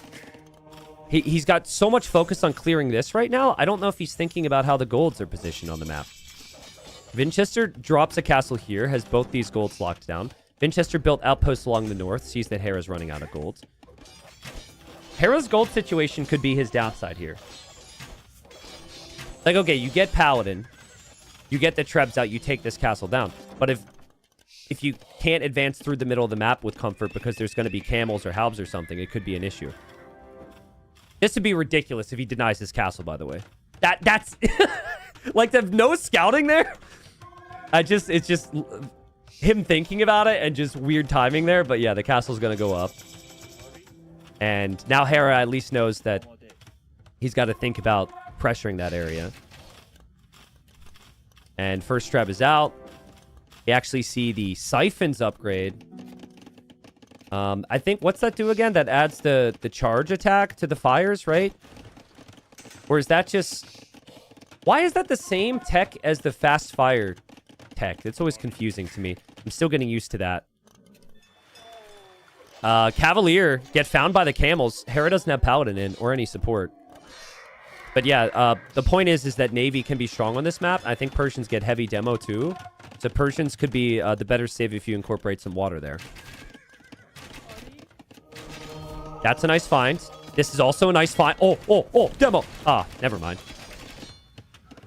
Hera still doesn't have Paladin. He wants the pikes combined with the Paladin, which makes it a tougher engagement for Vinch. Vinch is holding this castle, I think, just to deny the res. Basically, the strategy for Vinchester is deny the golds and the wood lines from Hera. It looks bad for Vinchester losing this castle, but I think he was always going to. And I think having the left castle's fine, and having the northern castle is fine as well. Hera's castles are pretty good, but he needs to be mining more gold than he is right now if he wants more paladins, or if he wants the hand cannons. Vinchester is going to add fire ships. Interesting. But you need the imp warships upgrade now, too. I haven't seen this yet. The siphons upgrade fire ships against like Paladin and Halb, I've never seen. I think demos should be really good against double melee units. But I guess it's worse against buildings and whatnot, which can always be a factor, too. It's such a tough engagement against the Halb Paladin comp, because like for Hera, it's what I call lazy man's micro. You just patrol in. Usually the fight's going to be pretty decent for you. The ranged units, you have to micro so much on the back. It's so awkward. Oh, this is a nice find for Hera. He knows. He knows that Vinchester needs to wait a little bit. And so he goes in for the fishing ships. And hello, fire ships are in the dock. I think they could never leave because of the fishing traps blocking them or something. That's a crazy raid for Hera, though. That's so good. That's such a nice find. And meanwhile, he's got his trebs over here, taking down the castle. And I don't even think that fight was good enough for Vinchester to clearly win it either. The Halbs were there for a while. The crossbows do very little with his Persians now. And Hera could still switch over to the left side, drop a town center, take the gold. He's getting Burgundian vineyards now as well. So that will give some gold to come from his farms. And just Hera's able to wait to the last possible second. I think it's a little risky, but he's able to toe the line here because he's clearly out of gold now. But now he can find the timing to come take the gold. Okay, there's the warships upgrade again from Vinch. So these fires are going to be fast fires. And then you have the camels as well. He will fall back here and drop town centers around where the golds are. But losing, like, giving this gold to Hera means that Hera's going to have a couple more waves of paladins. Did they make any changes for Halb bonus damage versus boats, by the way? I don't think so, right? No, they still have crazy bonus damage against boats. Yeah, so Halb is insane here. If you're going to go for Navy, I like Galleons because you have range. Or I like Demos because they just kill them. But Halbs are just going to, I don't know, like poke holes in the boats and destroy them, I think. Sorry, Hera did lose a Treb. But he still has the other 3 Trebs alive, and he's still moving them this way. And Vinchester just does not have enough, guys. And honestly, it was a very nice game. But, and we didn't see what we can sometimes see from Hera, where he's getting raids in on the opponent. But it's the exact opposite extreme, where he's just like, you need to raid me. He held on. And now he's just exploding with pop. Castle on the left side. More gold secured for him. And Halb is just massacring. It's not even about the paladins anymore. Like, what do you even do against Halb when you're making boats and camels? Vinch just has nothing now. He got completely raided back here. This is an absolute wasteland. It's also tough, too, when you're trying to produce. Like, he's auto-producing from these docks because he's using the select all dock hotkey or control group or whatever. So he's making pretty useless Navy there. And, yep, GG. Hera takes the first game. Yeah, it was a very boomy game, guys. It was a very boomy game, but felt like the timing for Hera was getting to this castle and hitting the Imperial Age when he did. But, I mean, he makes it look easy. I think if you try and toe that line of like defending, eventually your opponent's going to break you. But I wonder if Vinchester could have gone for another type of unit there. I've actually seen instances where people go a mix of knights and camels. That way you can actually kill eco. Because camels can't kill crap. They can kill the cav, but they can't kill villagers, right? They can't go underneath TCs. You do that, then you're playing knights against cavalier, and it feels like the cavalier is superior. So, I don't know. It's either way you look at it, there's still some downsides. But clearly Vinchester wanted a forward castle with camel and crossbow, and then the castle was already up, and the eco just exploded there with the Burgundians. So, well played to Hera. So again, I think we still have the 2 more games. I think that confirms, though, that Hera will be first place in the group. It's been a long day. I'll just quickly look at it and double check that that's the case. And does that confirm everything? Does that confirm Hart is second as well, or no? Yeah, that does actually confirm everything. So Hera first, regardless. Hart second, Vinchester third. That should be updated into the playoff brackets. But we got 2 more games with $30 per win. And also we have some really fun maps, which I speculated that you wouldn't pick these maps if you didn't already think that the situation was sorted in the groups. I've seen I saw like some practice games with Hera on Coast Arena, and they were really fun games. But I feel like, why not, right? You're likely first place.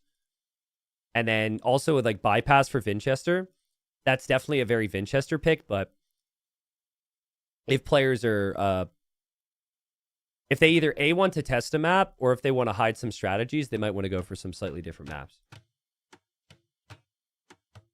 All right, so Hera's got the group locked down. He'll be first place.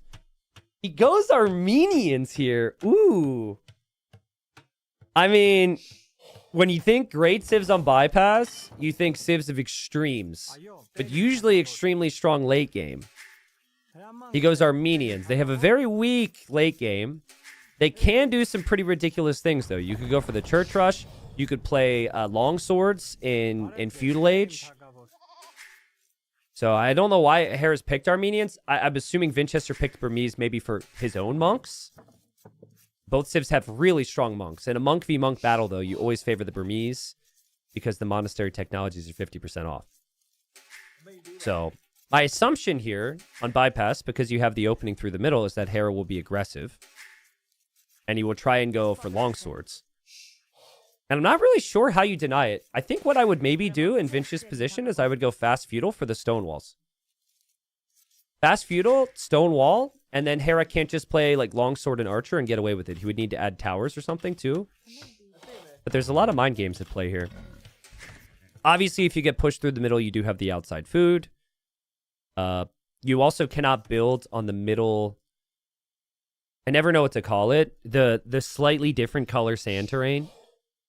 You can't build there. So Church Rush would not really be viable for Hera in Castle Age unless he took down some of the walls here. No Man's Land? Okay, we can call it No Man's Land. The Death Land. I normally say the area where the dead bodies are, but they're not really dead bodies anymore. They're skeletons, and then there's one here. So it's kind of confusing. Quicksand is probably the way to say it. Which, again, I'll restate. When I was a kid, I thought that quicksand was going to be a much bigger problem in my adult life.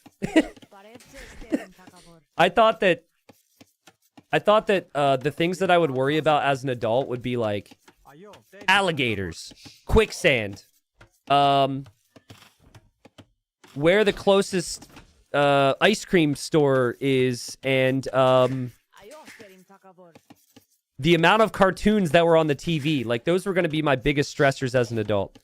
In reality, it's like really boring stuff. Like lower back, knees, taxes. Yeah, real life is a lot less exciting than I thought it was going to be. But seriously, though, dude, quicksand, I thought quicksand was going to be a big thing. Like, is that just a regional thing? Can you guys tell me if that's the same for you? I don't know. It's just the movies and shows. There's quicksand everywhere when I was growing up. I don't know. Maybe it's just central Pennsylvanian thing. Hell no, LMAO. Really? Well, you're named after a hyena, so you had bigger problems. Hera's only 2 on wood right now, which that and the mill here indicates to me that he's going to try a really fast castle. If he was going for the longsword play, he would definitely have a slightly different build. And now Vinchester's got the barracks. So Vinchester's going to play aggressive, most likely. It was Indiana Jones that put that fear in me. Yeah, true. Freaking Indiana Jones, man. Because here's the thing. In the rare event that you would encounter quicksand, or I don't know, some type of crazy legend, and you would have to fight your way through some sketchy areas. Let's be real. If that were to happen, there wouldn't be some hot chick who initially didn't like you, who then would think you were the best near the end of the excursion, right? In reality, she would be annoyed with me, and she would stay annoyed with me. And, you know, I'd probably die in the quicksand or something, right? Indiana Jones messed us all up. In reality, the hot chick buys her own sword. True.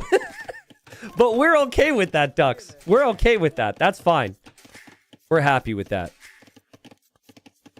Yeah, so Hera...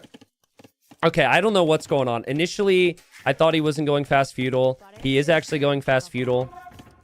This could still be longsword, but it's not going to be your typical build where you have the army right away. It's definitely man-at-arms and tower from Vinch. 4 villagers are coming. Hera should be in a decent position to defend from this, but it can get really awkward here because with Burmese extra attack on the infantry, it's depending on the time that Vinchester attacks as well. Like if Vinchester were to attack now, he'd do a lot more damage to the gate for a second, and then he'd be through. But he doesn't want Hera to know yet. T90 thinks he's in a movie. I am in a movie. I'm 33 years old. I talk about a video game that is older than one of the players we're watching right now. Or actually, that's not true. That's not accurate with Hera. That's close. My Life's a weird movie, yeah. I talk about a video game, and I am lucky enough to call it my job. And, I mean, there's no quicksand, thankfully, but we'll see. Houses on the way up there for Hera. If he wasn't in feudal age, he could just straight up die to this, so I'd be curious to know if he expected this. He could easily just expect fast castle monk, so it's kind of hard. I guess if Hera didn't get pressured like this, he could just flex into playing the longsword strategy. The tower goes up for Vinch. He goes for another tower, and he goes for an archery range. But eco's kind of at the limit for him. It's definitely at the limit for Hera as well, though. Hera doesn't have the double bit axe upgrade. And Vinchester Civ gets it for free.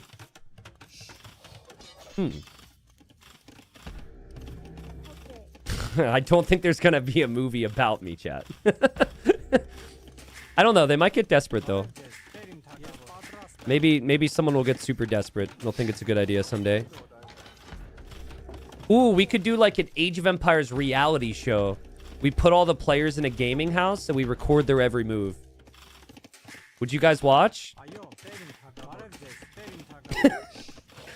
I don't know if that's the direction we want for the community.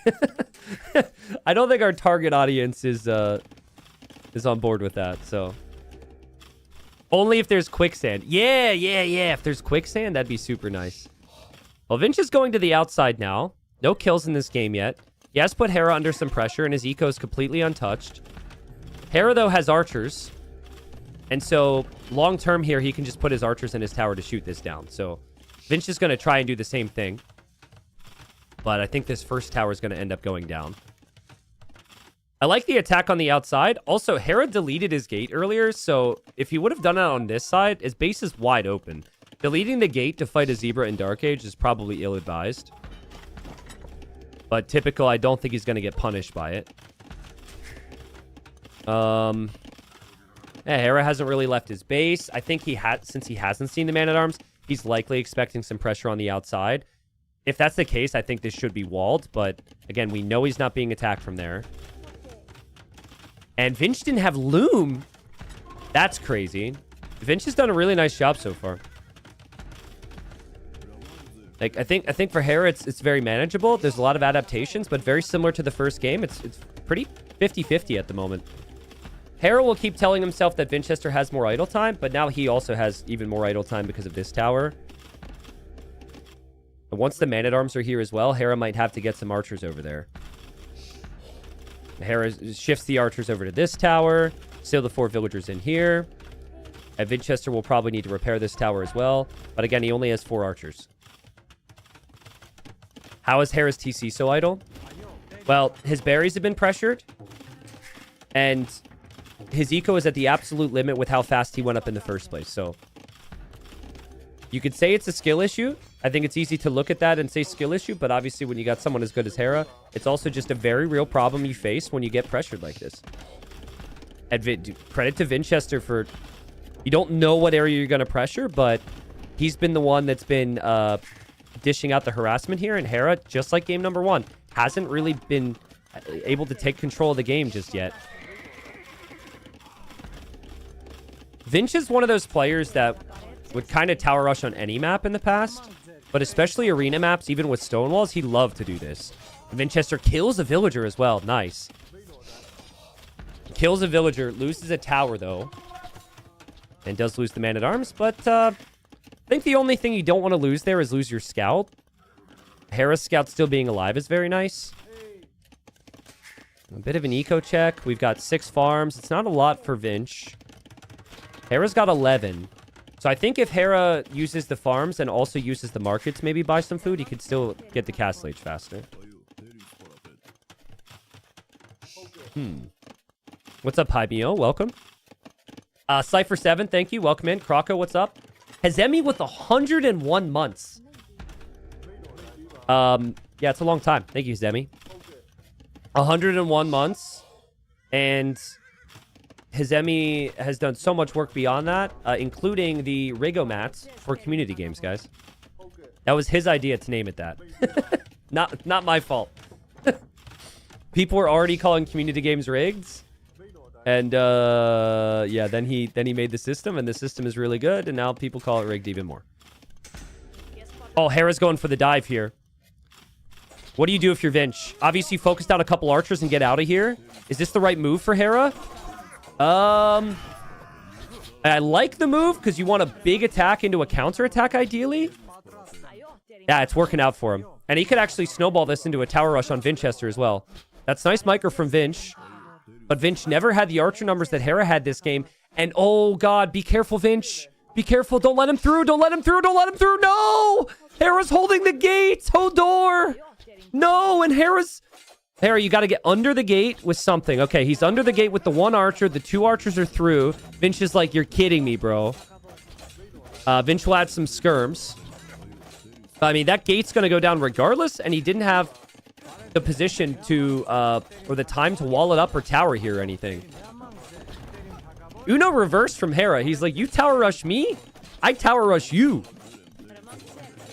That's really annoying for the clip that Hera doesn't have the stone.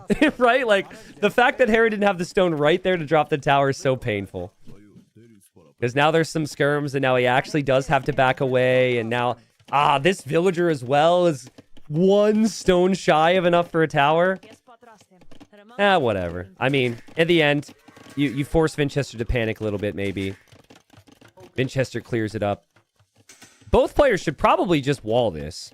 The fact that Hera hasn't walled this is surprising to me. But listen, I mean, resources collected. 900 more for Vinchester. Vinchester will drop the market. Vinchester will balance out his res.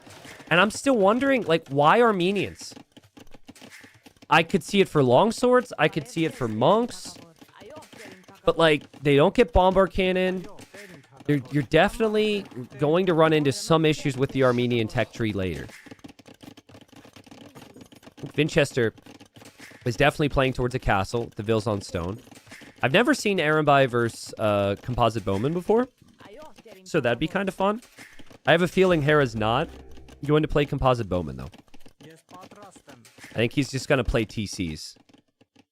Scout's still out there scouting the map, so I would not surprise me at all to see Hera just try and get the relics, drop a TC over here. You're kind of expecting the Armenian player to go like Siege and Monk follow-up. So maybe you don't want to TC anywhere towards this front area because it could get pushed. Are Burmese better than Armenians in late game? It's kind of a weird matchup because they both have their weaknesses. But yeah, I would say Burmese are better just because the main thing is having access to Bombard Cannon with Siege Engineers just seems like a big difference maker at this level. Remember, you can't drop the castle in the quicksand. You could actually drop the castle right there. Like, the space is there, but obviously that would be kind of suicide. I don't know. Kind of feels like Vinch is going to boom and then build the castle later as well, the more I look at it. He's got crazy resources. But I don't think he'll feel comfortable moving to the outside because he doesn't have a scout to see what Hera's doing. I'm going back and forth. I look at their builds and I still have no clue. It's very flexible. They can go different directions with it. Okay, the read on Vinchester's situation is correct. Second TC, third TC. And then I think if he gets pressured, he drops a castle on the front. And then Hera, University, Monastery. Okay, Hera goes fast in. This is going to be a hell of a game. Because basically Vinch goes very low army and boom. And Hera is going to go max army and... Well, I say max army. He won't have a lot, but I think he plays fast imp. And I don't mind like a castle right here from Hera. And then the Trebs could just destroy. Vinchester's TCs are not far away from where the trebuchets will come either. But clock will be ticking for Hera economically. He doesn't have the eco upgrades the Burmese have. He might not end up having the relics either. We'll see on that. But it's important that Vinchester realizes what's happening and... Ooh, run, bro, run, no. See you later, sucker. Look at Vinch try and block. That's so funny. Vinch was right there with his monk as well. Oh. Nice. Warrior priest too strong. You know what's wild here? In a normal scenario, if they both had their scout alive, Vinchester would know Hera's up to imp because of the score dip. You would always know. But because Hera has the scout, that got an extra like 500 score boost, Vinch is looking at the score right now, and I don't think he's going to notice the dip. I mean, he's building a castle like he knows. Like this, you don't place this castle if you're not expecting a fast imp. So maybe I'm wrong. That would be pretty crazy game sense, though. And then it's like, what do you do about it? All right. AoE 2 tournament trivia. Okay, I'm going to give you a scenario. Armenians, Malians. Armenian player down in town centers and down bad in villagers. But they go fast imp, couple composite bowmen with trebs to come and bring the game back. What's the player matchup? What tournament? Armenians, comeback, composite bowman, fast imp. It was Vinchester doing it against Leary in King of the Desert, and it was insane because the composite bowmen got really nice value for what they were. So Vinchester should know, because he's done it before, he should understand like how strong that could be. Yeah, Dark tried the same thing versus Hart in a game as well. That's true. That was this season of TTL. Well done. I mean, 66 villagers against 41 is significant. But Hera's going to have Trebs now. Trebs, and it doesn't even feel like composite bowman. It feels like Trebs and monks. He does have 4 relics, which is, of course, very nice. I like this from Vinch. Vinch is like, what are you actually making in here, pal? What are you doing in there? 2 monasteries. Okay. Castle. Okay. Good to know. Good to know. Good to know. Thank you very much for all the information. Nice little tour of your town. That's really nice. Yep. But now the Trebs are here. Meanwhile, behind this, the castle for Vinchester is very far back. He's already... The monks are already ready to evacuate the relics. That's so smart. I don't know if Vinch will win this game, but it's so smart that he's already moved the relics and he's already has the castle on the back. He's dropping stables too, so he correctly assesses that Hera will likely go for monks because he saw the churches and he didn't see composite bowmen. But Hera could always add composite bowmen. He still has that castle. Vinch is stone and gold on the outside. Vinch has lots of farms. Vinch will even relocate his wood line. He's just letting everybody know you've got 5 minutes to get out of here. And also, do not panic is what he's telling his people right now. But there's always value. Like, you're going to lose houses. You're going to lose your market. There's so much that you don't want to lose in this situation. But that's why you have to pre-build it all, which is what he's doing. Guys, I think Hera will move forward for a forward castle to partner with the Trebs. I think he might get completely cleared. Honestly. I mean, if he had composite bowman with bracer, I'd think differently, but he doesn't really have many.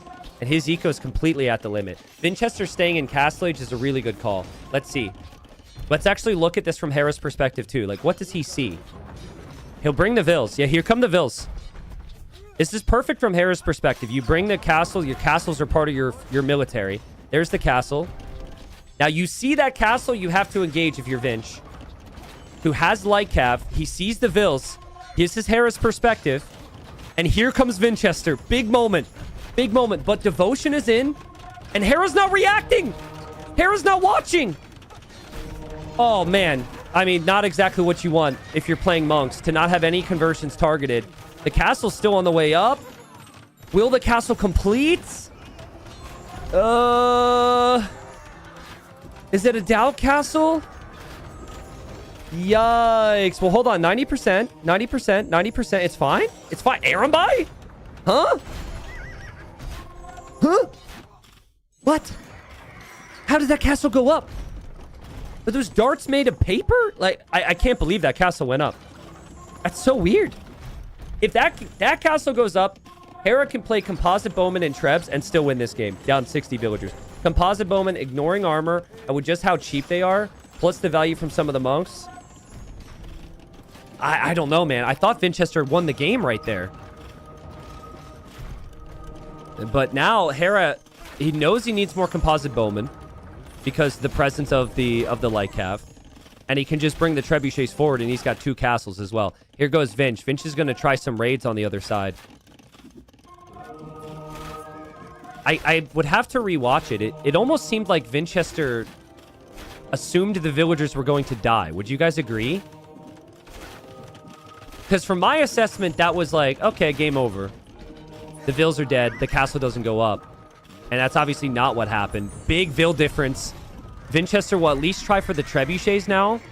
Hera does just complete Bracer, but Hera still has such a weak economy. The Arambai are underneath the castle. The Trebs are getting sniped. The Light Cav are getting raids in the north for Vinch. Hera... I mean, he will take the castle. Vinchester's going to go Imp in that TC, okay? I think he'll make it. And he killed a bunch of Vils over here as well. He's killed 21 Vils from Hera this game. Hera, 33 villagers and still pushing right now. Oh, God. Weirdly enough, I think Vinch can still easily lose. You're telling yourself that you're fine because you need to have that mentality. But Composite Bowman Trebs is dangerous, and it is 2 castles to produce them. And Hera, he doesn't have a lot of food eco or anything, but he could still find gold. He could still make Composite Bowman. This is where it's so nice to have expanded some of your eco to the outside, though. Like, the fact that Vinchester even had this TC instead of this TC is a game saver, because that's the only TC he has remaining now. And also, Hera kind of has to go both ways, which is what makes this map so cool. Hera has to go this way or this way, and he's finding out now that there's a castle down here. There's a castle here he has to kill, and there's a castle here he has to kill. And Imp will happen, and Vinchester's economy is just so damn good. Another castle for Vinchester, another TC for Vinchester. Hera loses these Trebs once. It's probably game over. I think even if, like... I actually think Hera's fast imp play was very solid fast imp. I think the build overall, very, very strong. But Vinchester read it perfectly. Because, like, his castle position was because he read it was fast imp.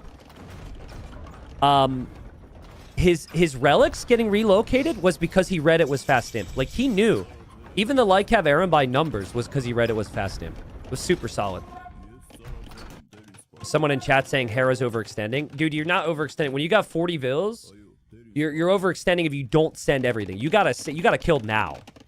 This doesn't get any better for you. Like, your time is limited. You need to do damage as quickly as possible. Nice job here from Hera. You have to be out here. Unfortunately for Hera, like, these relics even. Like, is that even important when you're behind this much in eco? I don't know. I think Vinchester's been patient. Weirdly enough, makes it to Imp. Will actually take the fight before having any Imp upgrades. But it might not matter. Hera's too exposed. And I think once Hussar's in as well, Hussar will at least make a difference on the Light Cav, and Vinchester can always spam more of them. I think we're seeing in the fights how good composite bowmen are for what they are, but I still don't think that's going to be good enough. Vinchester will keep the castle up. Vinchester will take down the Trebs. Hera unable to push any of the sides. And Vinchester snags a game. That's a fun one. I mean, I really don't want to understate how cool that was from Vinchester. I actually want to go back and I want to look at some of his decision-making here. If you place forward castle or any of the TCs in here, I think you're completely cooked. But he goes TCs on the outside. I want to go back to when Hera clicked and the score real quick. Watch the score bottom right. See, that's an inflated score because of the scouting. And then it will dip. And does Vinch notice that? Because, like, what other things did he see? Yeah, score dips there. Again, this castle, like, casually in the back, he relocates the relic super early. It feels like he knew. That's just amazing game sense. Town center's in the middle, castle in the front. All that stuff makes it so much more difficult for Vinchester. As for Hera, I think he picked Armenians to play longsword. In the end, he ended up getting tower rush, so he adapted into it. Armenians, like we said, I do not think that they are a pick that we're going to see very frequently from Hera in the playoffs. I think part of it is you already have first place locked down. You don't want to show any strategies. You want to do something extreme, something fun, test it out a little bit. Could very well see similar thing. I'm actually really confused because Hera actually picked Armenians first, now that I look at the draft. So, all right. Trippy says, T90 official, 50 subs, question mark, question mark? What do you mean? Did I make a bet in that game? Did I make a bet? I don't think I made a bet. Fun game. Yes? No, I didn't. What bet did I make? Guys, we have to do a quick ad break. We'll go into the third game. You may get ads if you're not sub. Thank you, guys. Hera not losing the whole season. Oh, okay. So what the bet was, you're correct. There was a bet, but you're wrong on the bet. First off, it was 15 subs. Okay. And what I bet was that I would gift 15 subs if players went, if someone went undefeated this season. It was 50. It was not 50. I know because there was a viewer named Another Retired Gamer who made the bet. All right. So what it wasn't just Hera. It was Hera and Leary, essentially, because they were the only undefeated players. So, yeah, that was the bet. Right now, I still owe the subs if Leary goes undefeated. I think Leary plays tomorrow. But yeah, we've never had a player go undefeated in TTL, so that was what we were talking about there. So, trust me, I'm aware. I'm aware. But Hera had already lost before. Like, Hera had lost a game against Syscon, so that's now his second loss. Such a scrub. I expect the next game to be pretty messy and pretty clowny, considering. So we had a lot of action today. But even though this series was played earlier on this morning, or I think yesterday or something, the players would have known their situation was Hera locks down first place if he gets one win, and Vinchester's, like, you know, second or third place, depending on what Hart does. So I think we might see some YOLO action, just like the previous game. Having said that, I question Armenians in the previous game. I think that both these civs make a lot of sense. Hart went for Dravidians earlier today. Hera's going to go for them here. They have great fishing bonuses. And so Hera will probably play the water a little bit more, in theory, as the Dravidians. And then Vinchester, Spanish Navy is actually top tier. The Spanish do not have any weaknesses on water, really. But they also have the Conquistador. They also have the monks. Spanish are insanely good. But while we have the time, let's do a little bit of TTL trivia with chat, all right? Now, this is really bad trivia because I'm going based on my memory, which is horrible because this is all 5 seasons of Titans League. But let me try anyways, because I think I know it. Chat, can you please name for me the civilization that has the highest win rate across all 5 seasons that have at least been played 10 times? Name the civ. So, The very new civilizations would not count. I think they haven't been played 10 times. Name the civ. Okay, we got people saying Chinese. Solid. That's a very solid choice. We got people saying Malay. All right, solid choice. We got Koreans in there. We got Mongols in there. And we have a lot of people saying Spanish. Yes, I actually believe it's Spanish. Obviously, what made me think of it was seeing Spanish here. You can go to the TTL site and look it up and sort it by all seasons, but I think it is Spanish. The thing is they're really good at specific settings, specific maps. This would be one of them. Obviously, arena-style maps, anytime you can get to Conquistadors, it's very strong. Chinese win rate is also very good, but the Chinese, they've been played more, at least in certain seasons, and they have lost, so... T90, I'm finishing a spreadsheet of players in TTL. Who would you guess the player or top 3 players with more losses, question mark? You mean like which top player has lost more? Can you explain what you mean? Also, if you have any data, reach out. We can maybe incorporate it into the site. Yeah, Spanish have a crazy high win rate, which was pointed out to me by a viewer using the TTL site, and I was surprised. But then the more I thought about it, I was like, am I really that surprised? Because Spanish are insane. Like, every time Spanish are played, everyone's terrified, so. And that's even before the Spanish Inquisition, which is crazy. Historically accurate? Well, yeah, maybe. Maybe it is historically accurate the Spanish are strong. The other day, I saw the Aztecs beat the Spanish in a ranked game, and I thought the opposite, so... But the question now is, will the players go for a second dock? Or will they play like more one dock approach? If they only play with one dock, we might see more of the castle or monk approach. There's a slight chance that Hera wants to play water into skirmishers, which sounds super weird. But if you're expecting Conquistadors, you might want to play skirm. I also don't hate archers here because you can hold the middle of the map to prevent the forward castle. You can never allow yourself to be castle dropped on this map. So the archer approach is very nice. And also you got villagers on wood and gold, which help you make the ships as well, right? The T90, will there ever be a small tournament with Greek civs? I think it would be fun to see pros play them. I've got too many other things going on. And also I'm... How do I phrase this? A try-hard, I guess? I don't know. Not that I don't have the potential to appreciate those civs, but if they're not incorporated in the main AoE2, I'm probably not going to focus on them. It'd probably be something for someone else. But yeah, maybe. But dude, I've got a week after TTL. I'm flying to London for Red Bull. We'll be broadcasting Red Bull and doing some stuff there.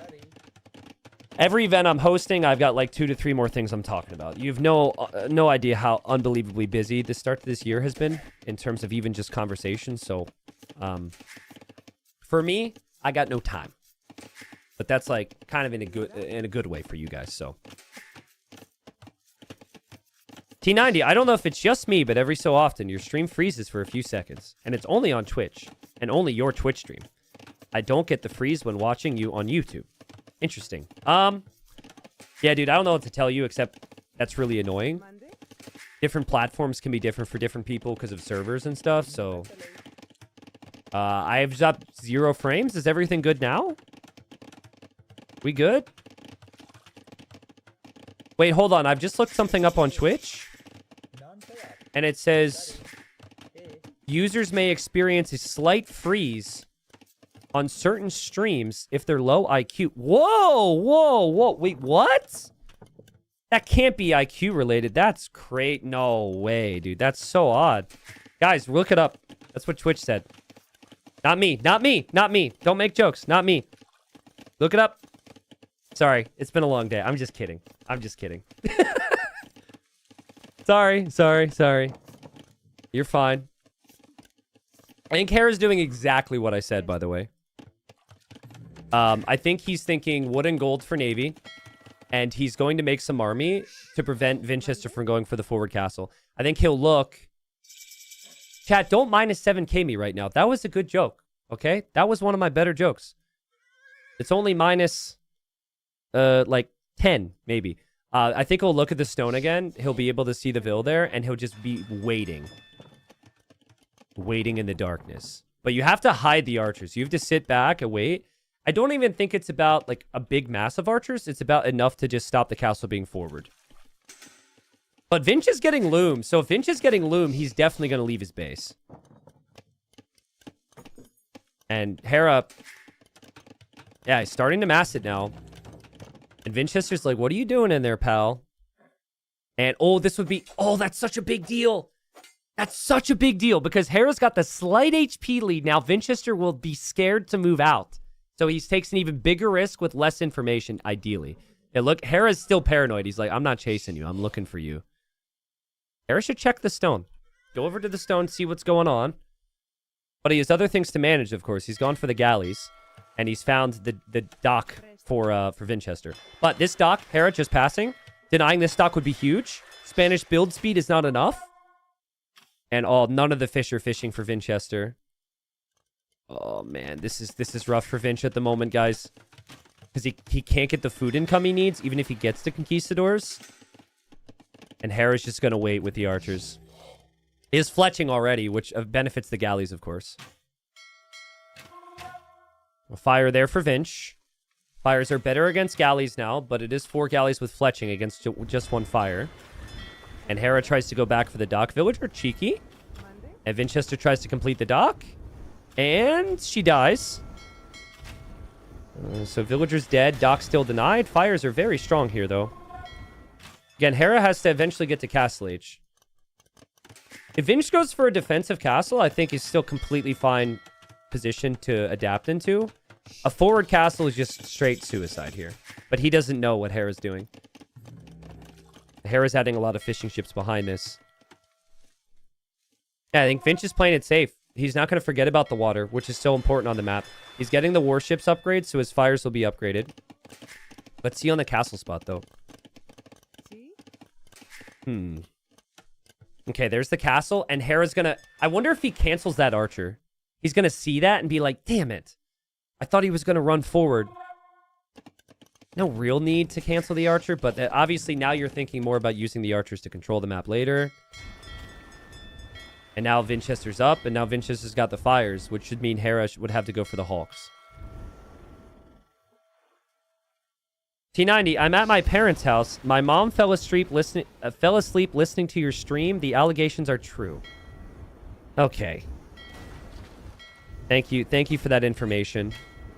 It's been a long day, okay? That doesn't mean that I'm boring, I hope. It's been a long day. It's always concerning, though, when the stream drops for like 30 seconds and 1,000 viewers don't come back. It does make me think a little bit. I'm like, how many of those people are actively listening right now? Or because you have to refresh for the view to count again, I think. T90, you have a nice voice. I like it. I appreciate that, but I also put in a great deal of effort. And so when people snooze to my content, it can hurt the old ego a little bit, you know? Hera's on the way up now. Hera is mining this gold, which is technically ranged by the conquistadors, but nice touch to get loom. I've seen players forget loom a lot here. And guys, it's monk time. Or actually, hold on, Capture H calls it a monk when it's holding a relic. Literally broken. It's actually a missionary. In a recent change, missionaries can pick up relics. Which should be very easy at the moment because Hera doesn't have any of his army active on the map. He's still fighting on water, and he is still winning on water, and he has 11 fishing ships. But yeah, now he needs to shift off of the gold. Hera's scout as well, going to get sniped. Yep, Hera's scout goes down. I don't know about this position for Hera, guys. It's very difficult to play if he gets siege pushed. That's the big thing, I think. Also kind of funny. Hera selected all of his villagers to build a tower, and then he brought a turkey with him. And there goes nice turkey micro. Not sure what that's about. Must have forgot about that one. I mean, Hera's locked down first place. I think he's gone for some maps to be creative a little bit today, and I think it makes sense. If you don't need the win necessarily, you want to experiment as much as possible. But oh boy, petard time. And we got critical timing here because the walls get more HP in 15 seconds. For now, though, one petard can get these conquistadors in, and they're in. Bam. Luckily for Hera, he's got a bit of a surprise waiting for Vinchester. Vinchester thinks he just won the game. How far does he go? Okay, kills 2 villagers. Man, conquistadors are insane. Yeah, it's looking good. Some damage control from Hera. Clearly, Hera wasn't expecting this. Hera's waiting for his upgrades. Nice damage control. Still lost a lot of vills. But now he's got to the other side of the conquistadors, and now the conquistadors can't escape. And yeah, this is not something Vinchester was ever expecting, and Hera will be very happy with that. Beautiful clear up. You might almost take that trade. If you have the water control, which he does, I think you take that trade. You had 2 options if you're Vinch. 1, you petard in. 2, you go for siege push on the gold. I think siege push on the gold should always be the game plan anyways. He could always flex into that now. He does have 5 relics. So 5 relics. Hera will have to be micring like a god here. Just hurts for Vinchester that Hera's able to essentially freely fish. There are some sneaky fires in the back. But Vinchester's got a very healthy economy for a player without fish. That's a lot of farming eco. Hera doesn't have any farms. Fires are also just hoping for some type of counter damage. Hera definitely wants some type of fast imp here to get bracer, chemistry for the crossbows, bombard cannons. Hera garrisons the fish. We'll probably send something back there to deal with those fires. And no ballistics or anything for Hera yet, so the conquistadors can still freely run around the map. Vinchester loves his unique units, and Vinchester maybe has enough stone for another castle. I mean, why not, right? Now, fun fact, he thinks there's still a hole here. Hera just rewalled it, which is a nice little detail. Because it kind of feels like Vinch wants to run in and castle drop right now. He's definitely building a castle, but does he know where he can place the castle? T90 naval fights are boring. Land fights, you hear swords clashing, horses dying, bows firing. And boats are just bell noises. Yeah, but... I feel like the devs could have come up with some other noise. I agree. They even added new boats, and it's still just a bunch of dinging. Oh, yeah, he thought that was open. He thought that was open. And if that was open, Hera's in big trouble. Hera sees the villagers now. Hera's like, oh boy, what's about to happen? And it's a castle from Vinchester, obviously. But that castle denies Hera's stone a little bit.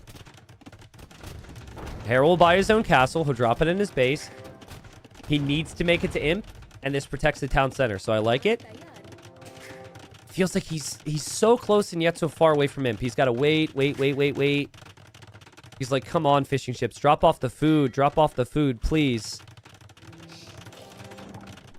I don't like the castle position from Vinch. I think he drops the castle here because he was committed to that hole, and he wanted to pressure here. You gotta deny Hera's gold, in my opinion. But I guess if you do both, if you castle here and then you simultaneously siege push the gold, that's still fine. Hera has all but locked down water now. There's still a fire ship over here sniping some fishing ships, though. That's not bad. A couple fishing ship kills. And now Hera does get pushed off the gold. So, when you get pushed off this gold, you want relics. Hera doesn't have any relics. And then from there, you need the oysters. And I think Hera's taken a lot of the oysters. There's 60 gold left there, and there's 100 gold left there. Hera is about to be completely out of gold. And then he'd have to sell wood, and he'd have to sell food. Guys, Hera might have a good population. Hera might be on the way to Imp. What army is he supposed to make? Like, crossbowmen with no golds? Yeah, well played from Vinchester to at least get some value from that fire. You would never expect it. I don't know, man. Like, even Bracer's going to be really tough to afford. Technically, Imp could be denied here as well, but I think he's still got a little bit of time. Well played from Vinchester. Hera will obviously need to sell some res to get a treb. Will he make it to Imp right now? This is kind of dangerous. Okay, yeah, he's playing that game, which is cheeky. You don't even give him the power. You just attack the TC now. You're like, I'm not even going to try and hit your crossbows if you do that. Hera brought the villagers just in case. Hart's probably beating a little bit there. And all right. Vinchester will push the wood line. Crossbows pop out. Vinchester fires. Still no ballistics or anything for Hera. I mean, these are really strong conquistadors. Now he builds a panic TC in the back. The conks are going through. This is dangerous, guys. This is dangerous. It's going to be a feast. But for who? That's honestly perfectly micro from both. It's so insane. If Hera didn't have this TC, he's cooked. If Vinchester didn't micro just like that, he could have been in big trouble. That's the best case scenario for Hera. This is just, it's a really awkward position for him. That town center's a crazy call. He had to buy and sell resources for it too. All right, Hera's made it imp. He still can't afford a treb. He is getting ballistics. He is getting bracer. But Vinch has got to know Hera doesn't have gold. Hera could actually fish the oysters on this. He's doing it. Okay, the Hera has gold. I stand corrected. It's very inefficient, but he could slowly take oysters back with those two fishing ships. All right. And all right, he uses the micro, takes down the mangonel. Well played. Still only 9 crossbows. Vinch will be up against trebuchets soon. Vinchester needs to stay Castle Age forever and play knights, in my opinion. Or go imp. Sorry, I didn't realize he had invested the resources into imp. I think that's obviously fine as well. I mean, trebuchets are kind of a deal breaker here, right? But I guess Hera's saving for a bombard cannon instead. Honestly, there's an argument to transport a villager over here and then build a dock and then take the oysters. I think if Vinchester saw that, he might even bring his conquistadors home, but he's not even thinking of... Is he thinking about it? Oh, he's going around, but yeah, that's tough because the Navy's there. Yeah, so it's a nice thought. It got really quiet. He wants to go somewhere else. I think he's thinking he could raid the fishing ships or something, but... Hera slowly, potentially reclaiming this gold. I do not understand why he didn't add a treb. I've been waiting for a trebuchet for minutes now. And the argument is to make bombard cannons, which is fine, but I would like one treb first there in Hera's position. A treb could be dishing out damage this whole time. No gold? Yeah, he has no gold. That's true. I mean, he's trying to get the gold, but it feels to me like he's maybe waited for the bombard cannons as well. He did click Elite Skirm. One treb would have been really nice there. But, you know, times are tough without gold, guys. Any Stronghold fans out there? These gold prices are too low, my liege. I don't think that's the quote or the voice, but you know what I'm going for. Elite Skirm's good. You've got food and you've got wood, and it fires faster with the Dravidian. So Elite Skirm's really nice. And there's the trebuchet now. These stockpiles are dwindling, my liege. Not for Vinch, though. I mean, Vinchester's resources, for players that had no fish on a big fish map, Vinchester's resources are looking very nice. Vinchester seemingly very confident with the numbers as well. And why not? Like, why not? This castle's still standing, man. Like, he had enough time to make a trebuchet here. Hera's been an imp for a long time, but we haven't really seen that pay off for him. Vinchester's on 2 town centers. Vinchester has the relics. Vinchester has 2 castles, so he can make his own trebs. And pretty soon, Hera's castles could be going down. But, I mean, Vinchester does need to actually getting close to these units here. And, oh, God, what are we doing? Kind of stacked up there against the Mangonel, which you wouldn't expect. He does have the missionaries healing up. He will get in close, and I actually think that fight's going to be still fine for him. Conquistadors are still strong, even against Dravidian skirms. They're expensive units, though. And maybe I'm misreading. We have Cavalier upgrade on the way for Vinch, so he's worried about the skirms now. Hera's chasing this down. Trebs for both players are going to take down both players' castles. I think with a little bit of thinking ahead here from Vinchester, if he just played knights instead of conks, once he saw he had a lot of time to see that Hera was on range units like this, I think that Hera gets surprised there. But now it's interesting because now Hera, he'll take down the castle, he'll take the trebs, and Vinch might need to show his tech switch a little bit earlier than he'd like. Actually, I have herbal medicine there for Vinchester so he can heal up that HP in the castle. This is where it's really nice that Spanish don't have to spend any gold on their blacksmith techs. So you can get the Cavalier upgrade and make the Knights, all while doing everything else. Yeah, Hera's going to actually take down the Trebs with his Vils. And again, very nice from Hera. The re-wall there, it's very easy to forget that. But that's 2 times he's re-walled, so Vinchester can't just run into his base. He will lose the Treb to the Conquistadors. He still doesn't have a lot on gold, but he can actually reclaim his gold. He still has the Navy on the outside, too. I think in the really late game, you could maybe make Cannon Galleons there. But for now, you need to focus on the middle. And okay, Hera should see Cavalier now. But it might be a little too late. You see this, and you lose your whole army, and you have no time to tech switch, and that's a problem. And there it is. Cavalier's a huge switch. I don't even think Hera... Yeah. I was going to say, what do you even do? Because if you run away, you open your gates, and the Cavalier flood in, and Hera just taps out. He realizes he doesn't have enough. Vinchester takes 2 games. Now, this didn't affect the group standings massively. Hera's already first place. We'll see what that means for Vinchester, but a very nice series here. I'm not sure if we'll be able to do it because of the timing and everything.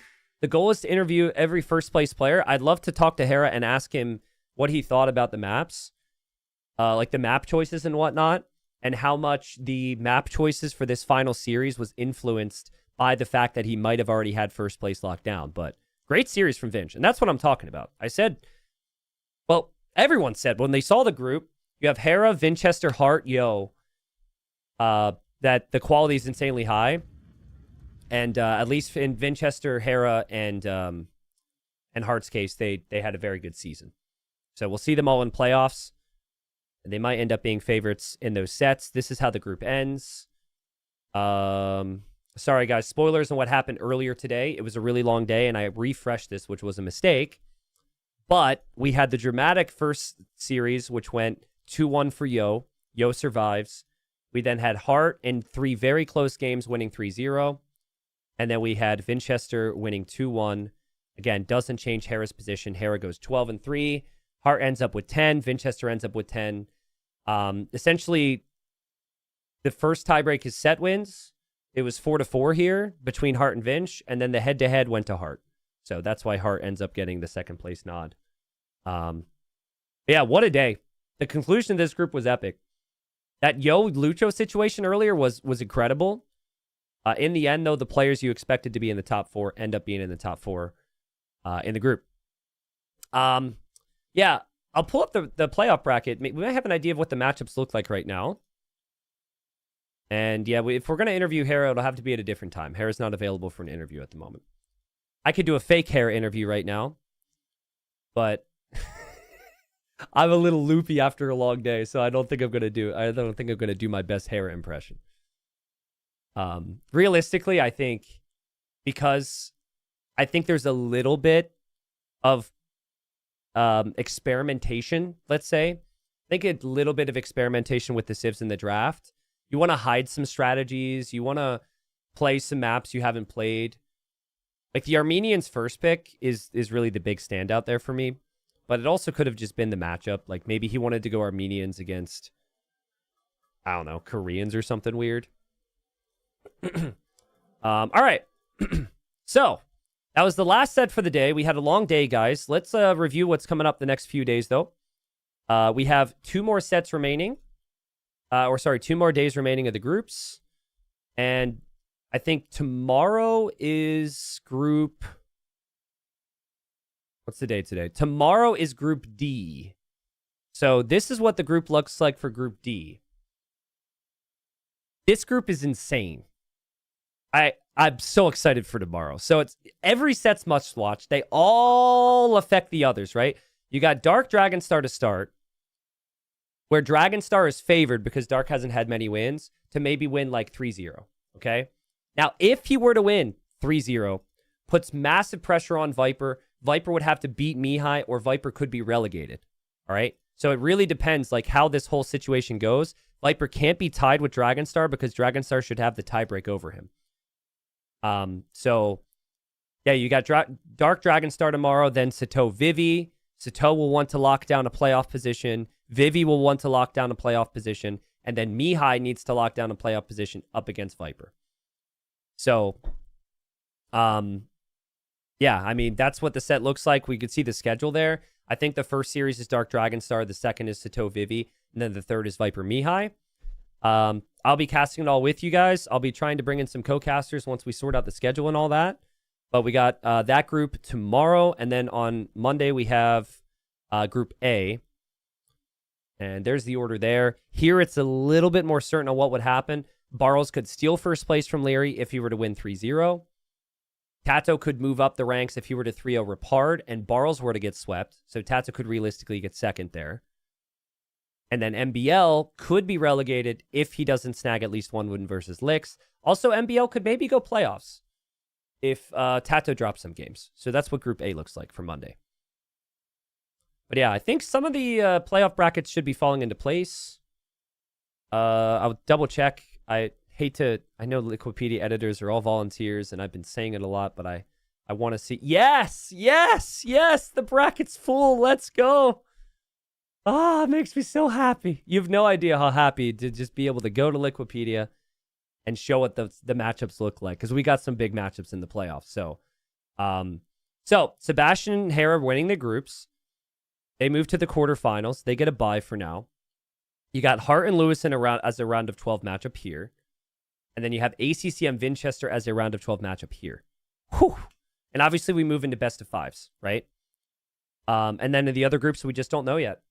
It could be Viper, Sato, Vivi, Mihai in the round of 12 or first place position. I guess Viper can't get first place, but likely Leary ends up here. Leary or Barles here, I think. I would say probably Leary in this position, and then we have like maybe Barles here, and then maybe Tato in this position. So we'll see. Mariana says, why round of 12? What do you mean? It's because there's 12 players. So in this case, the thing that's confusing is the players who won the groups, their advantage is they get a bye. So they move into the quarterfinals. So you have like 8 players playing a set to fight the players who won their groups. So yeah, round of 12 is a little unique, right? Because you typically would see like round of 32 or round of 16 or round of 8 or something like that. But yeah, just because those players have a bye. Someone just got here. Dav says, who won? Came late. Yeah, man. Spoilers, but we had a crazy day. I would definitely go back and start it from the beginning because the start of day was insane. It was survival story between Lucho and Yo. So Quanfi says T90 any co-casters for tomorrow? I don't know. I'm going to work on it. I've been trying to get a schedule. It's tough between not knowing when all the players are playing, not knowing exactly when the sets are going to be, and also coordinating with casters, especially when we have a mix of live and Rex. I'm just doing my best. So I'll do my best. I think it'd be good to bring some people in. I'll let you know. Trippy says, how far between the quarter, semi, and finals? I'm glad you asked that question. So basically, we do not stop TTL from here until it ends next weekend. So no days off. I'll briefly show you what the calendar looks like. Here's a quick peek, excuse me. And we've got, well, I guess this is tomorrow. So we got Dark Dragonstar, Sato, Vivi, Viper, Mihai, then MBL, Licks, Leary, Barles, and Tata Rapard. And then we move into the playoffs. So this would be round of 12, quarterfinals, semifinals, and then the final day. So that's how it works. So we'll basically go until it's finished. So yeah, lots of action to come, guys. I'll open it up to a couple questions, but it was a long day, and that'll be it for me, everybody. As always, the uploads will go to YouTube in 4K onto the Extras channel. We'll do our best to get the uploads up as quickly as possible. I think by now, most of the regular viewers probably know most of the stuff, but community tournament, if you want to play these settings, all right, sign up. You can use the TTLC command or click the image below the stream, and you can play these settings with your ELO bracket, provided you do have an ELO. You do have to play 10 games minimum. We have like 200-ish signups right now. Last time we had 300 people sign up. It's good fun. So sign up, check it out. I think the signups end when TTL ends, so we have about a week or so at this point. So T90, how do the admins pick the first map? The admins do not pick the first map. It's just confusing, and it just says admin pick. It's a neutral map decided based on the player's bans. And I've requested many times that it not say admin pick, because then someone could read admin pick and say, why did the admin pick it? You do your bans, you do your picks, you do your bans, and then the maps that are remaining determine game number 1. So it's a neutral map, essentially. Any serious questions related to the stream or TTL, I should add? Nothing related to horses or swords. I didn't get anything about the sword, no. Actually, that's not true. Nope, I've got no sword updates. Oh, she's so drunk, though. She said, be proud of me. I haggled the sword, which means she got a deal, what she thought was a deal on the sword. And then the last text I got from her was, not the drunk hiccups. That's it. So, but she gets really drunk. She gets hiccups, which she can't get rid of. So it's what she's going through right now. So, yeah. That's where I would have been if not casting TTL today. So, the T90, could you show us the costume you'd wear to the Renaissance Fair? I don't know. Because I wasn't going, I didn't get one. She goes all out, though, dude. She made her own chainmail.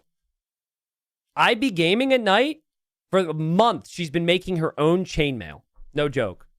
So, you know, she's got, like, she's a knight, essentially. She's a lady knight. The sword is like a fake sword, otherwise they wouldn't let her in. But then there's areas where you could buy swords and stuff. So, yeah, she's the creative type. I'm not. I would not put the time and energy into it. I'd just be like, where are we going? Like, can I put in as little effort as possible for the costume? But then I'm there and I'm like, I really respect the effort and energy people put into it. So, she's in chat right now. Oh my God, we gotta end stream. She's in chat right now. She's drunk, so we don't know what's gonna be said. She said, "Come pick me up," and then I love you with 11 U's. All right. Well, I love you too. Please don't say anything. The chat's gonna clip forever. Okay? Yeah. Hi. I'm gonna end stream now. I'm gonna come pick you up, and chat's gonna leave. We're done with stream, guys. Thank you for watching, everybody. I appreciate it. I gotta get going. We'll catch you guys tomorrow. We got more TTL action, like I said. All right? See you, everybody. There's the schedule for tomorrow. See you then.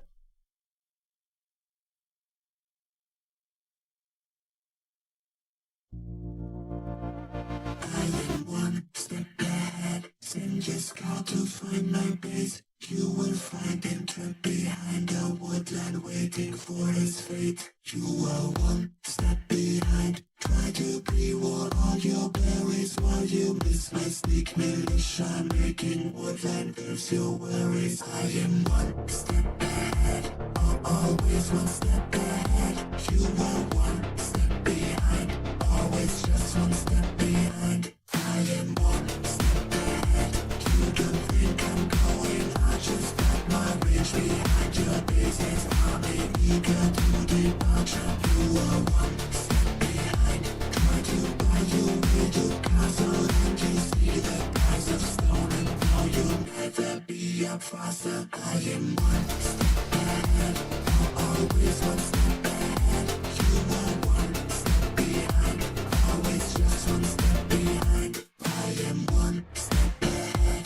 You can go produce your nights. When you step into the fog of war, my pikes are there to fight.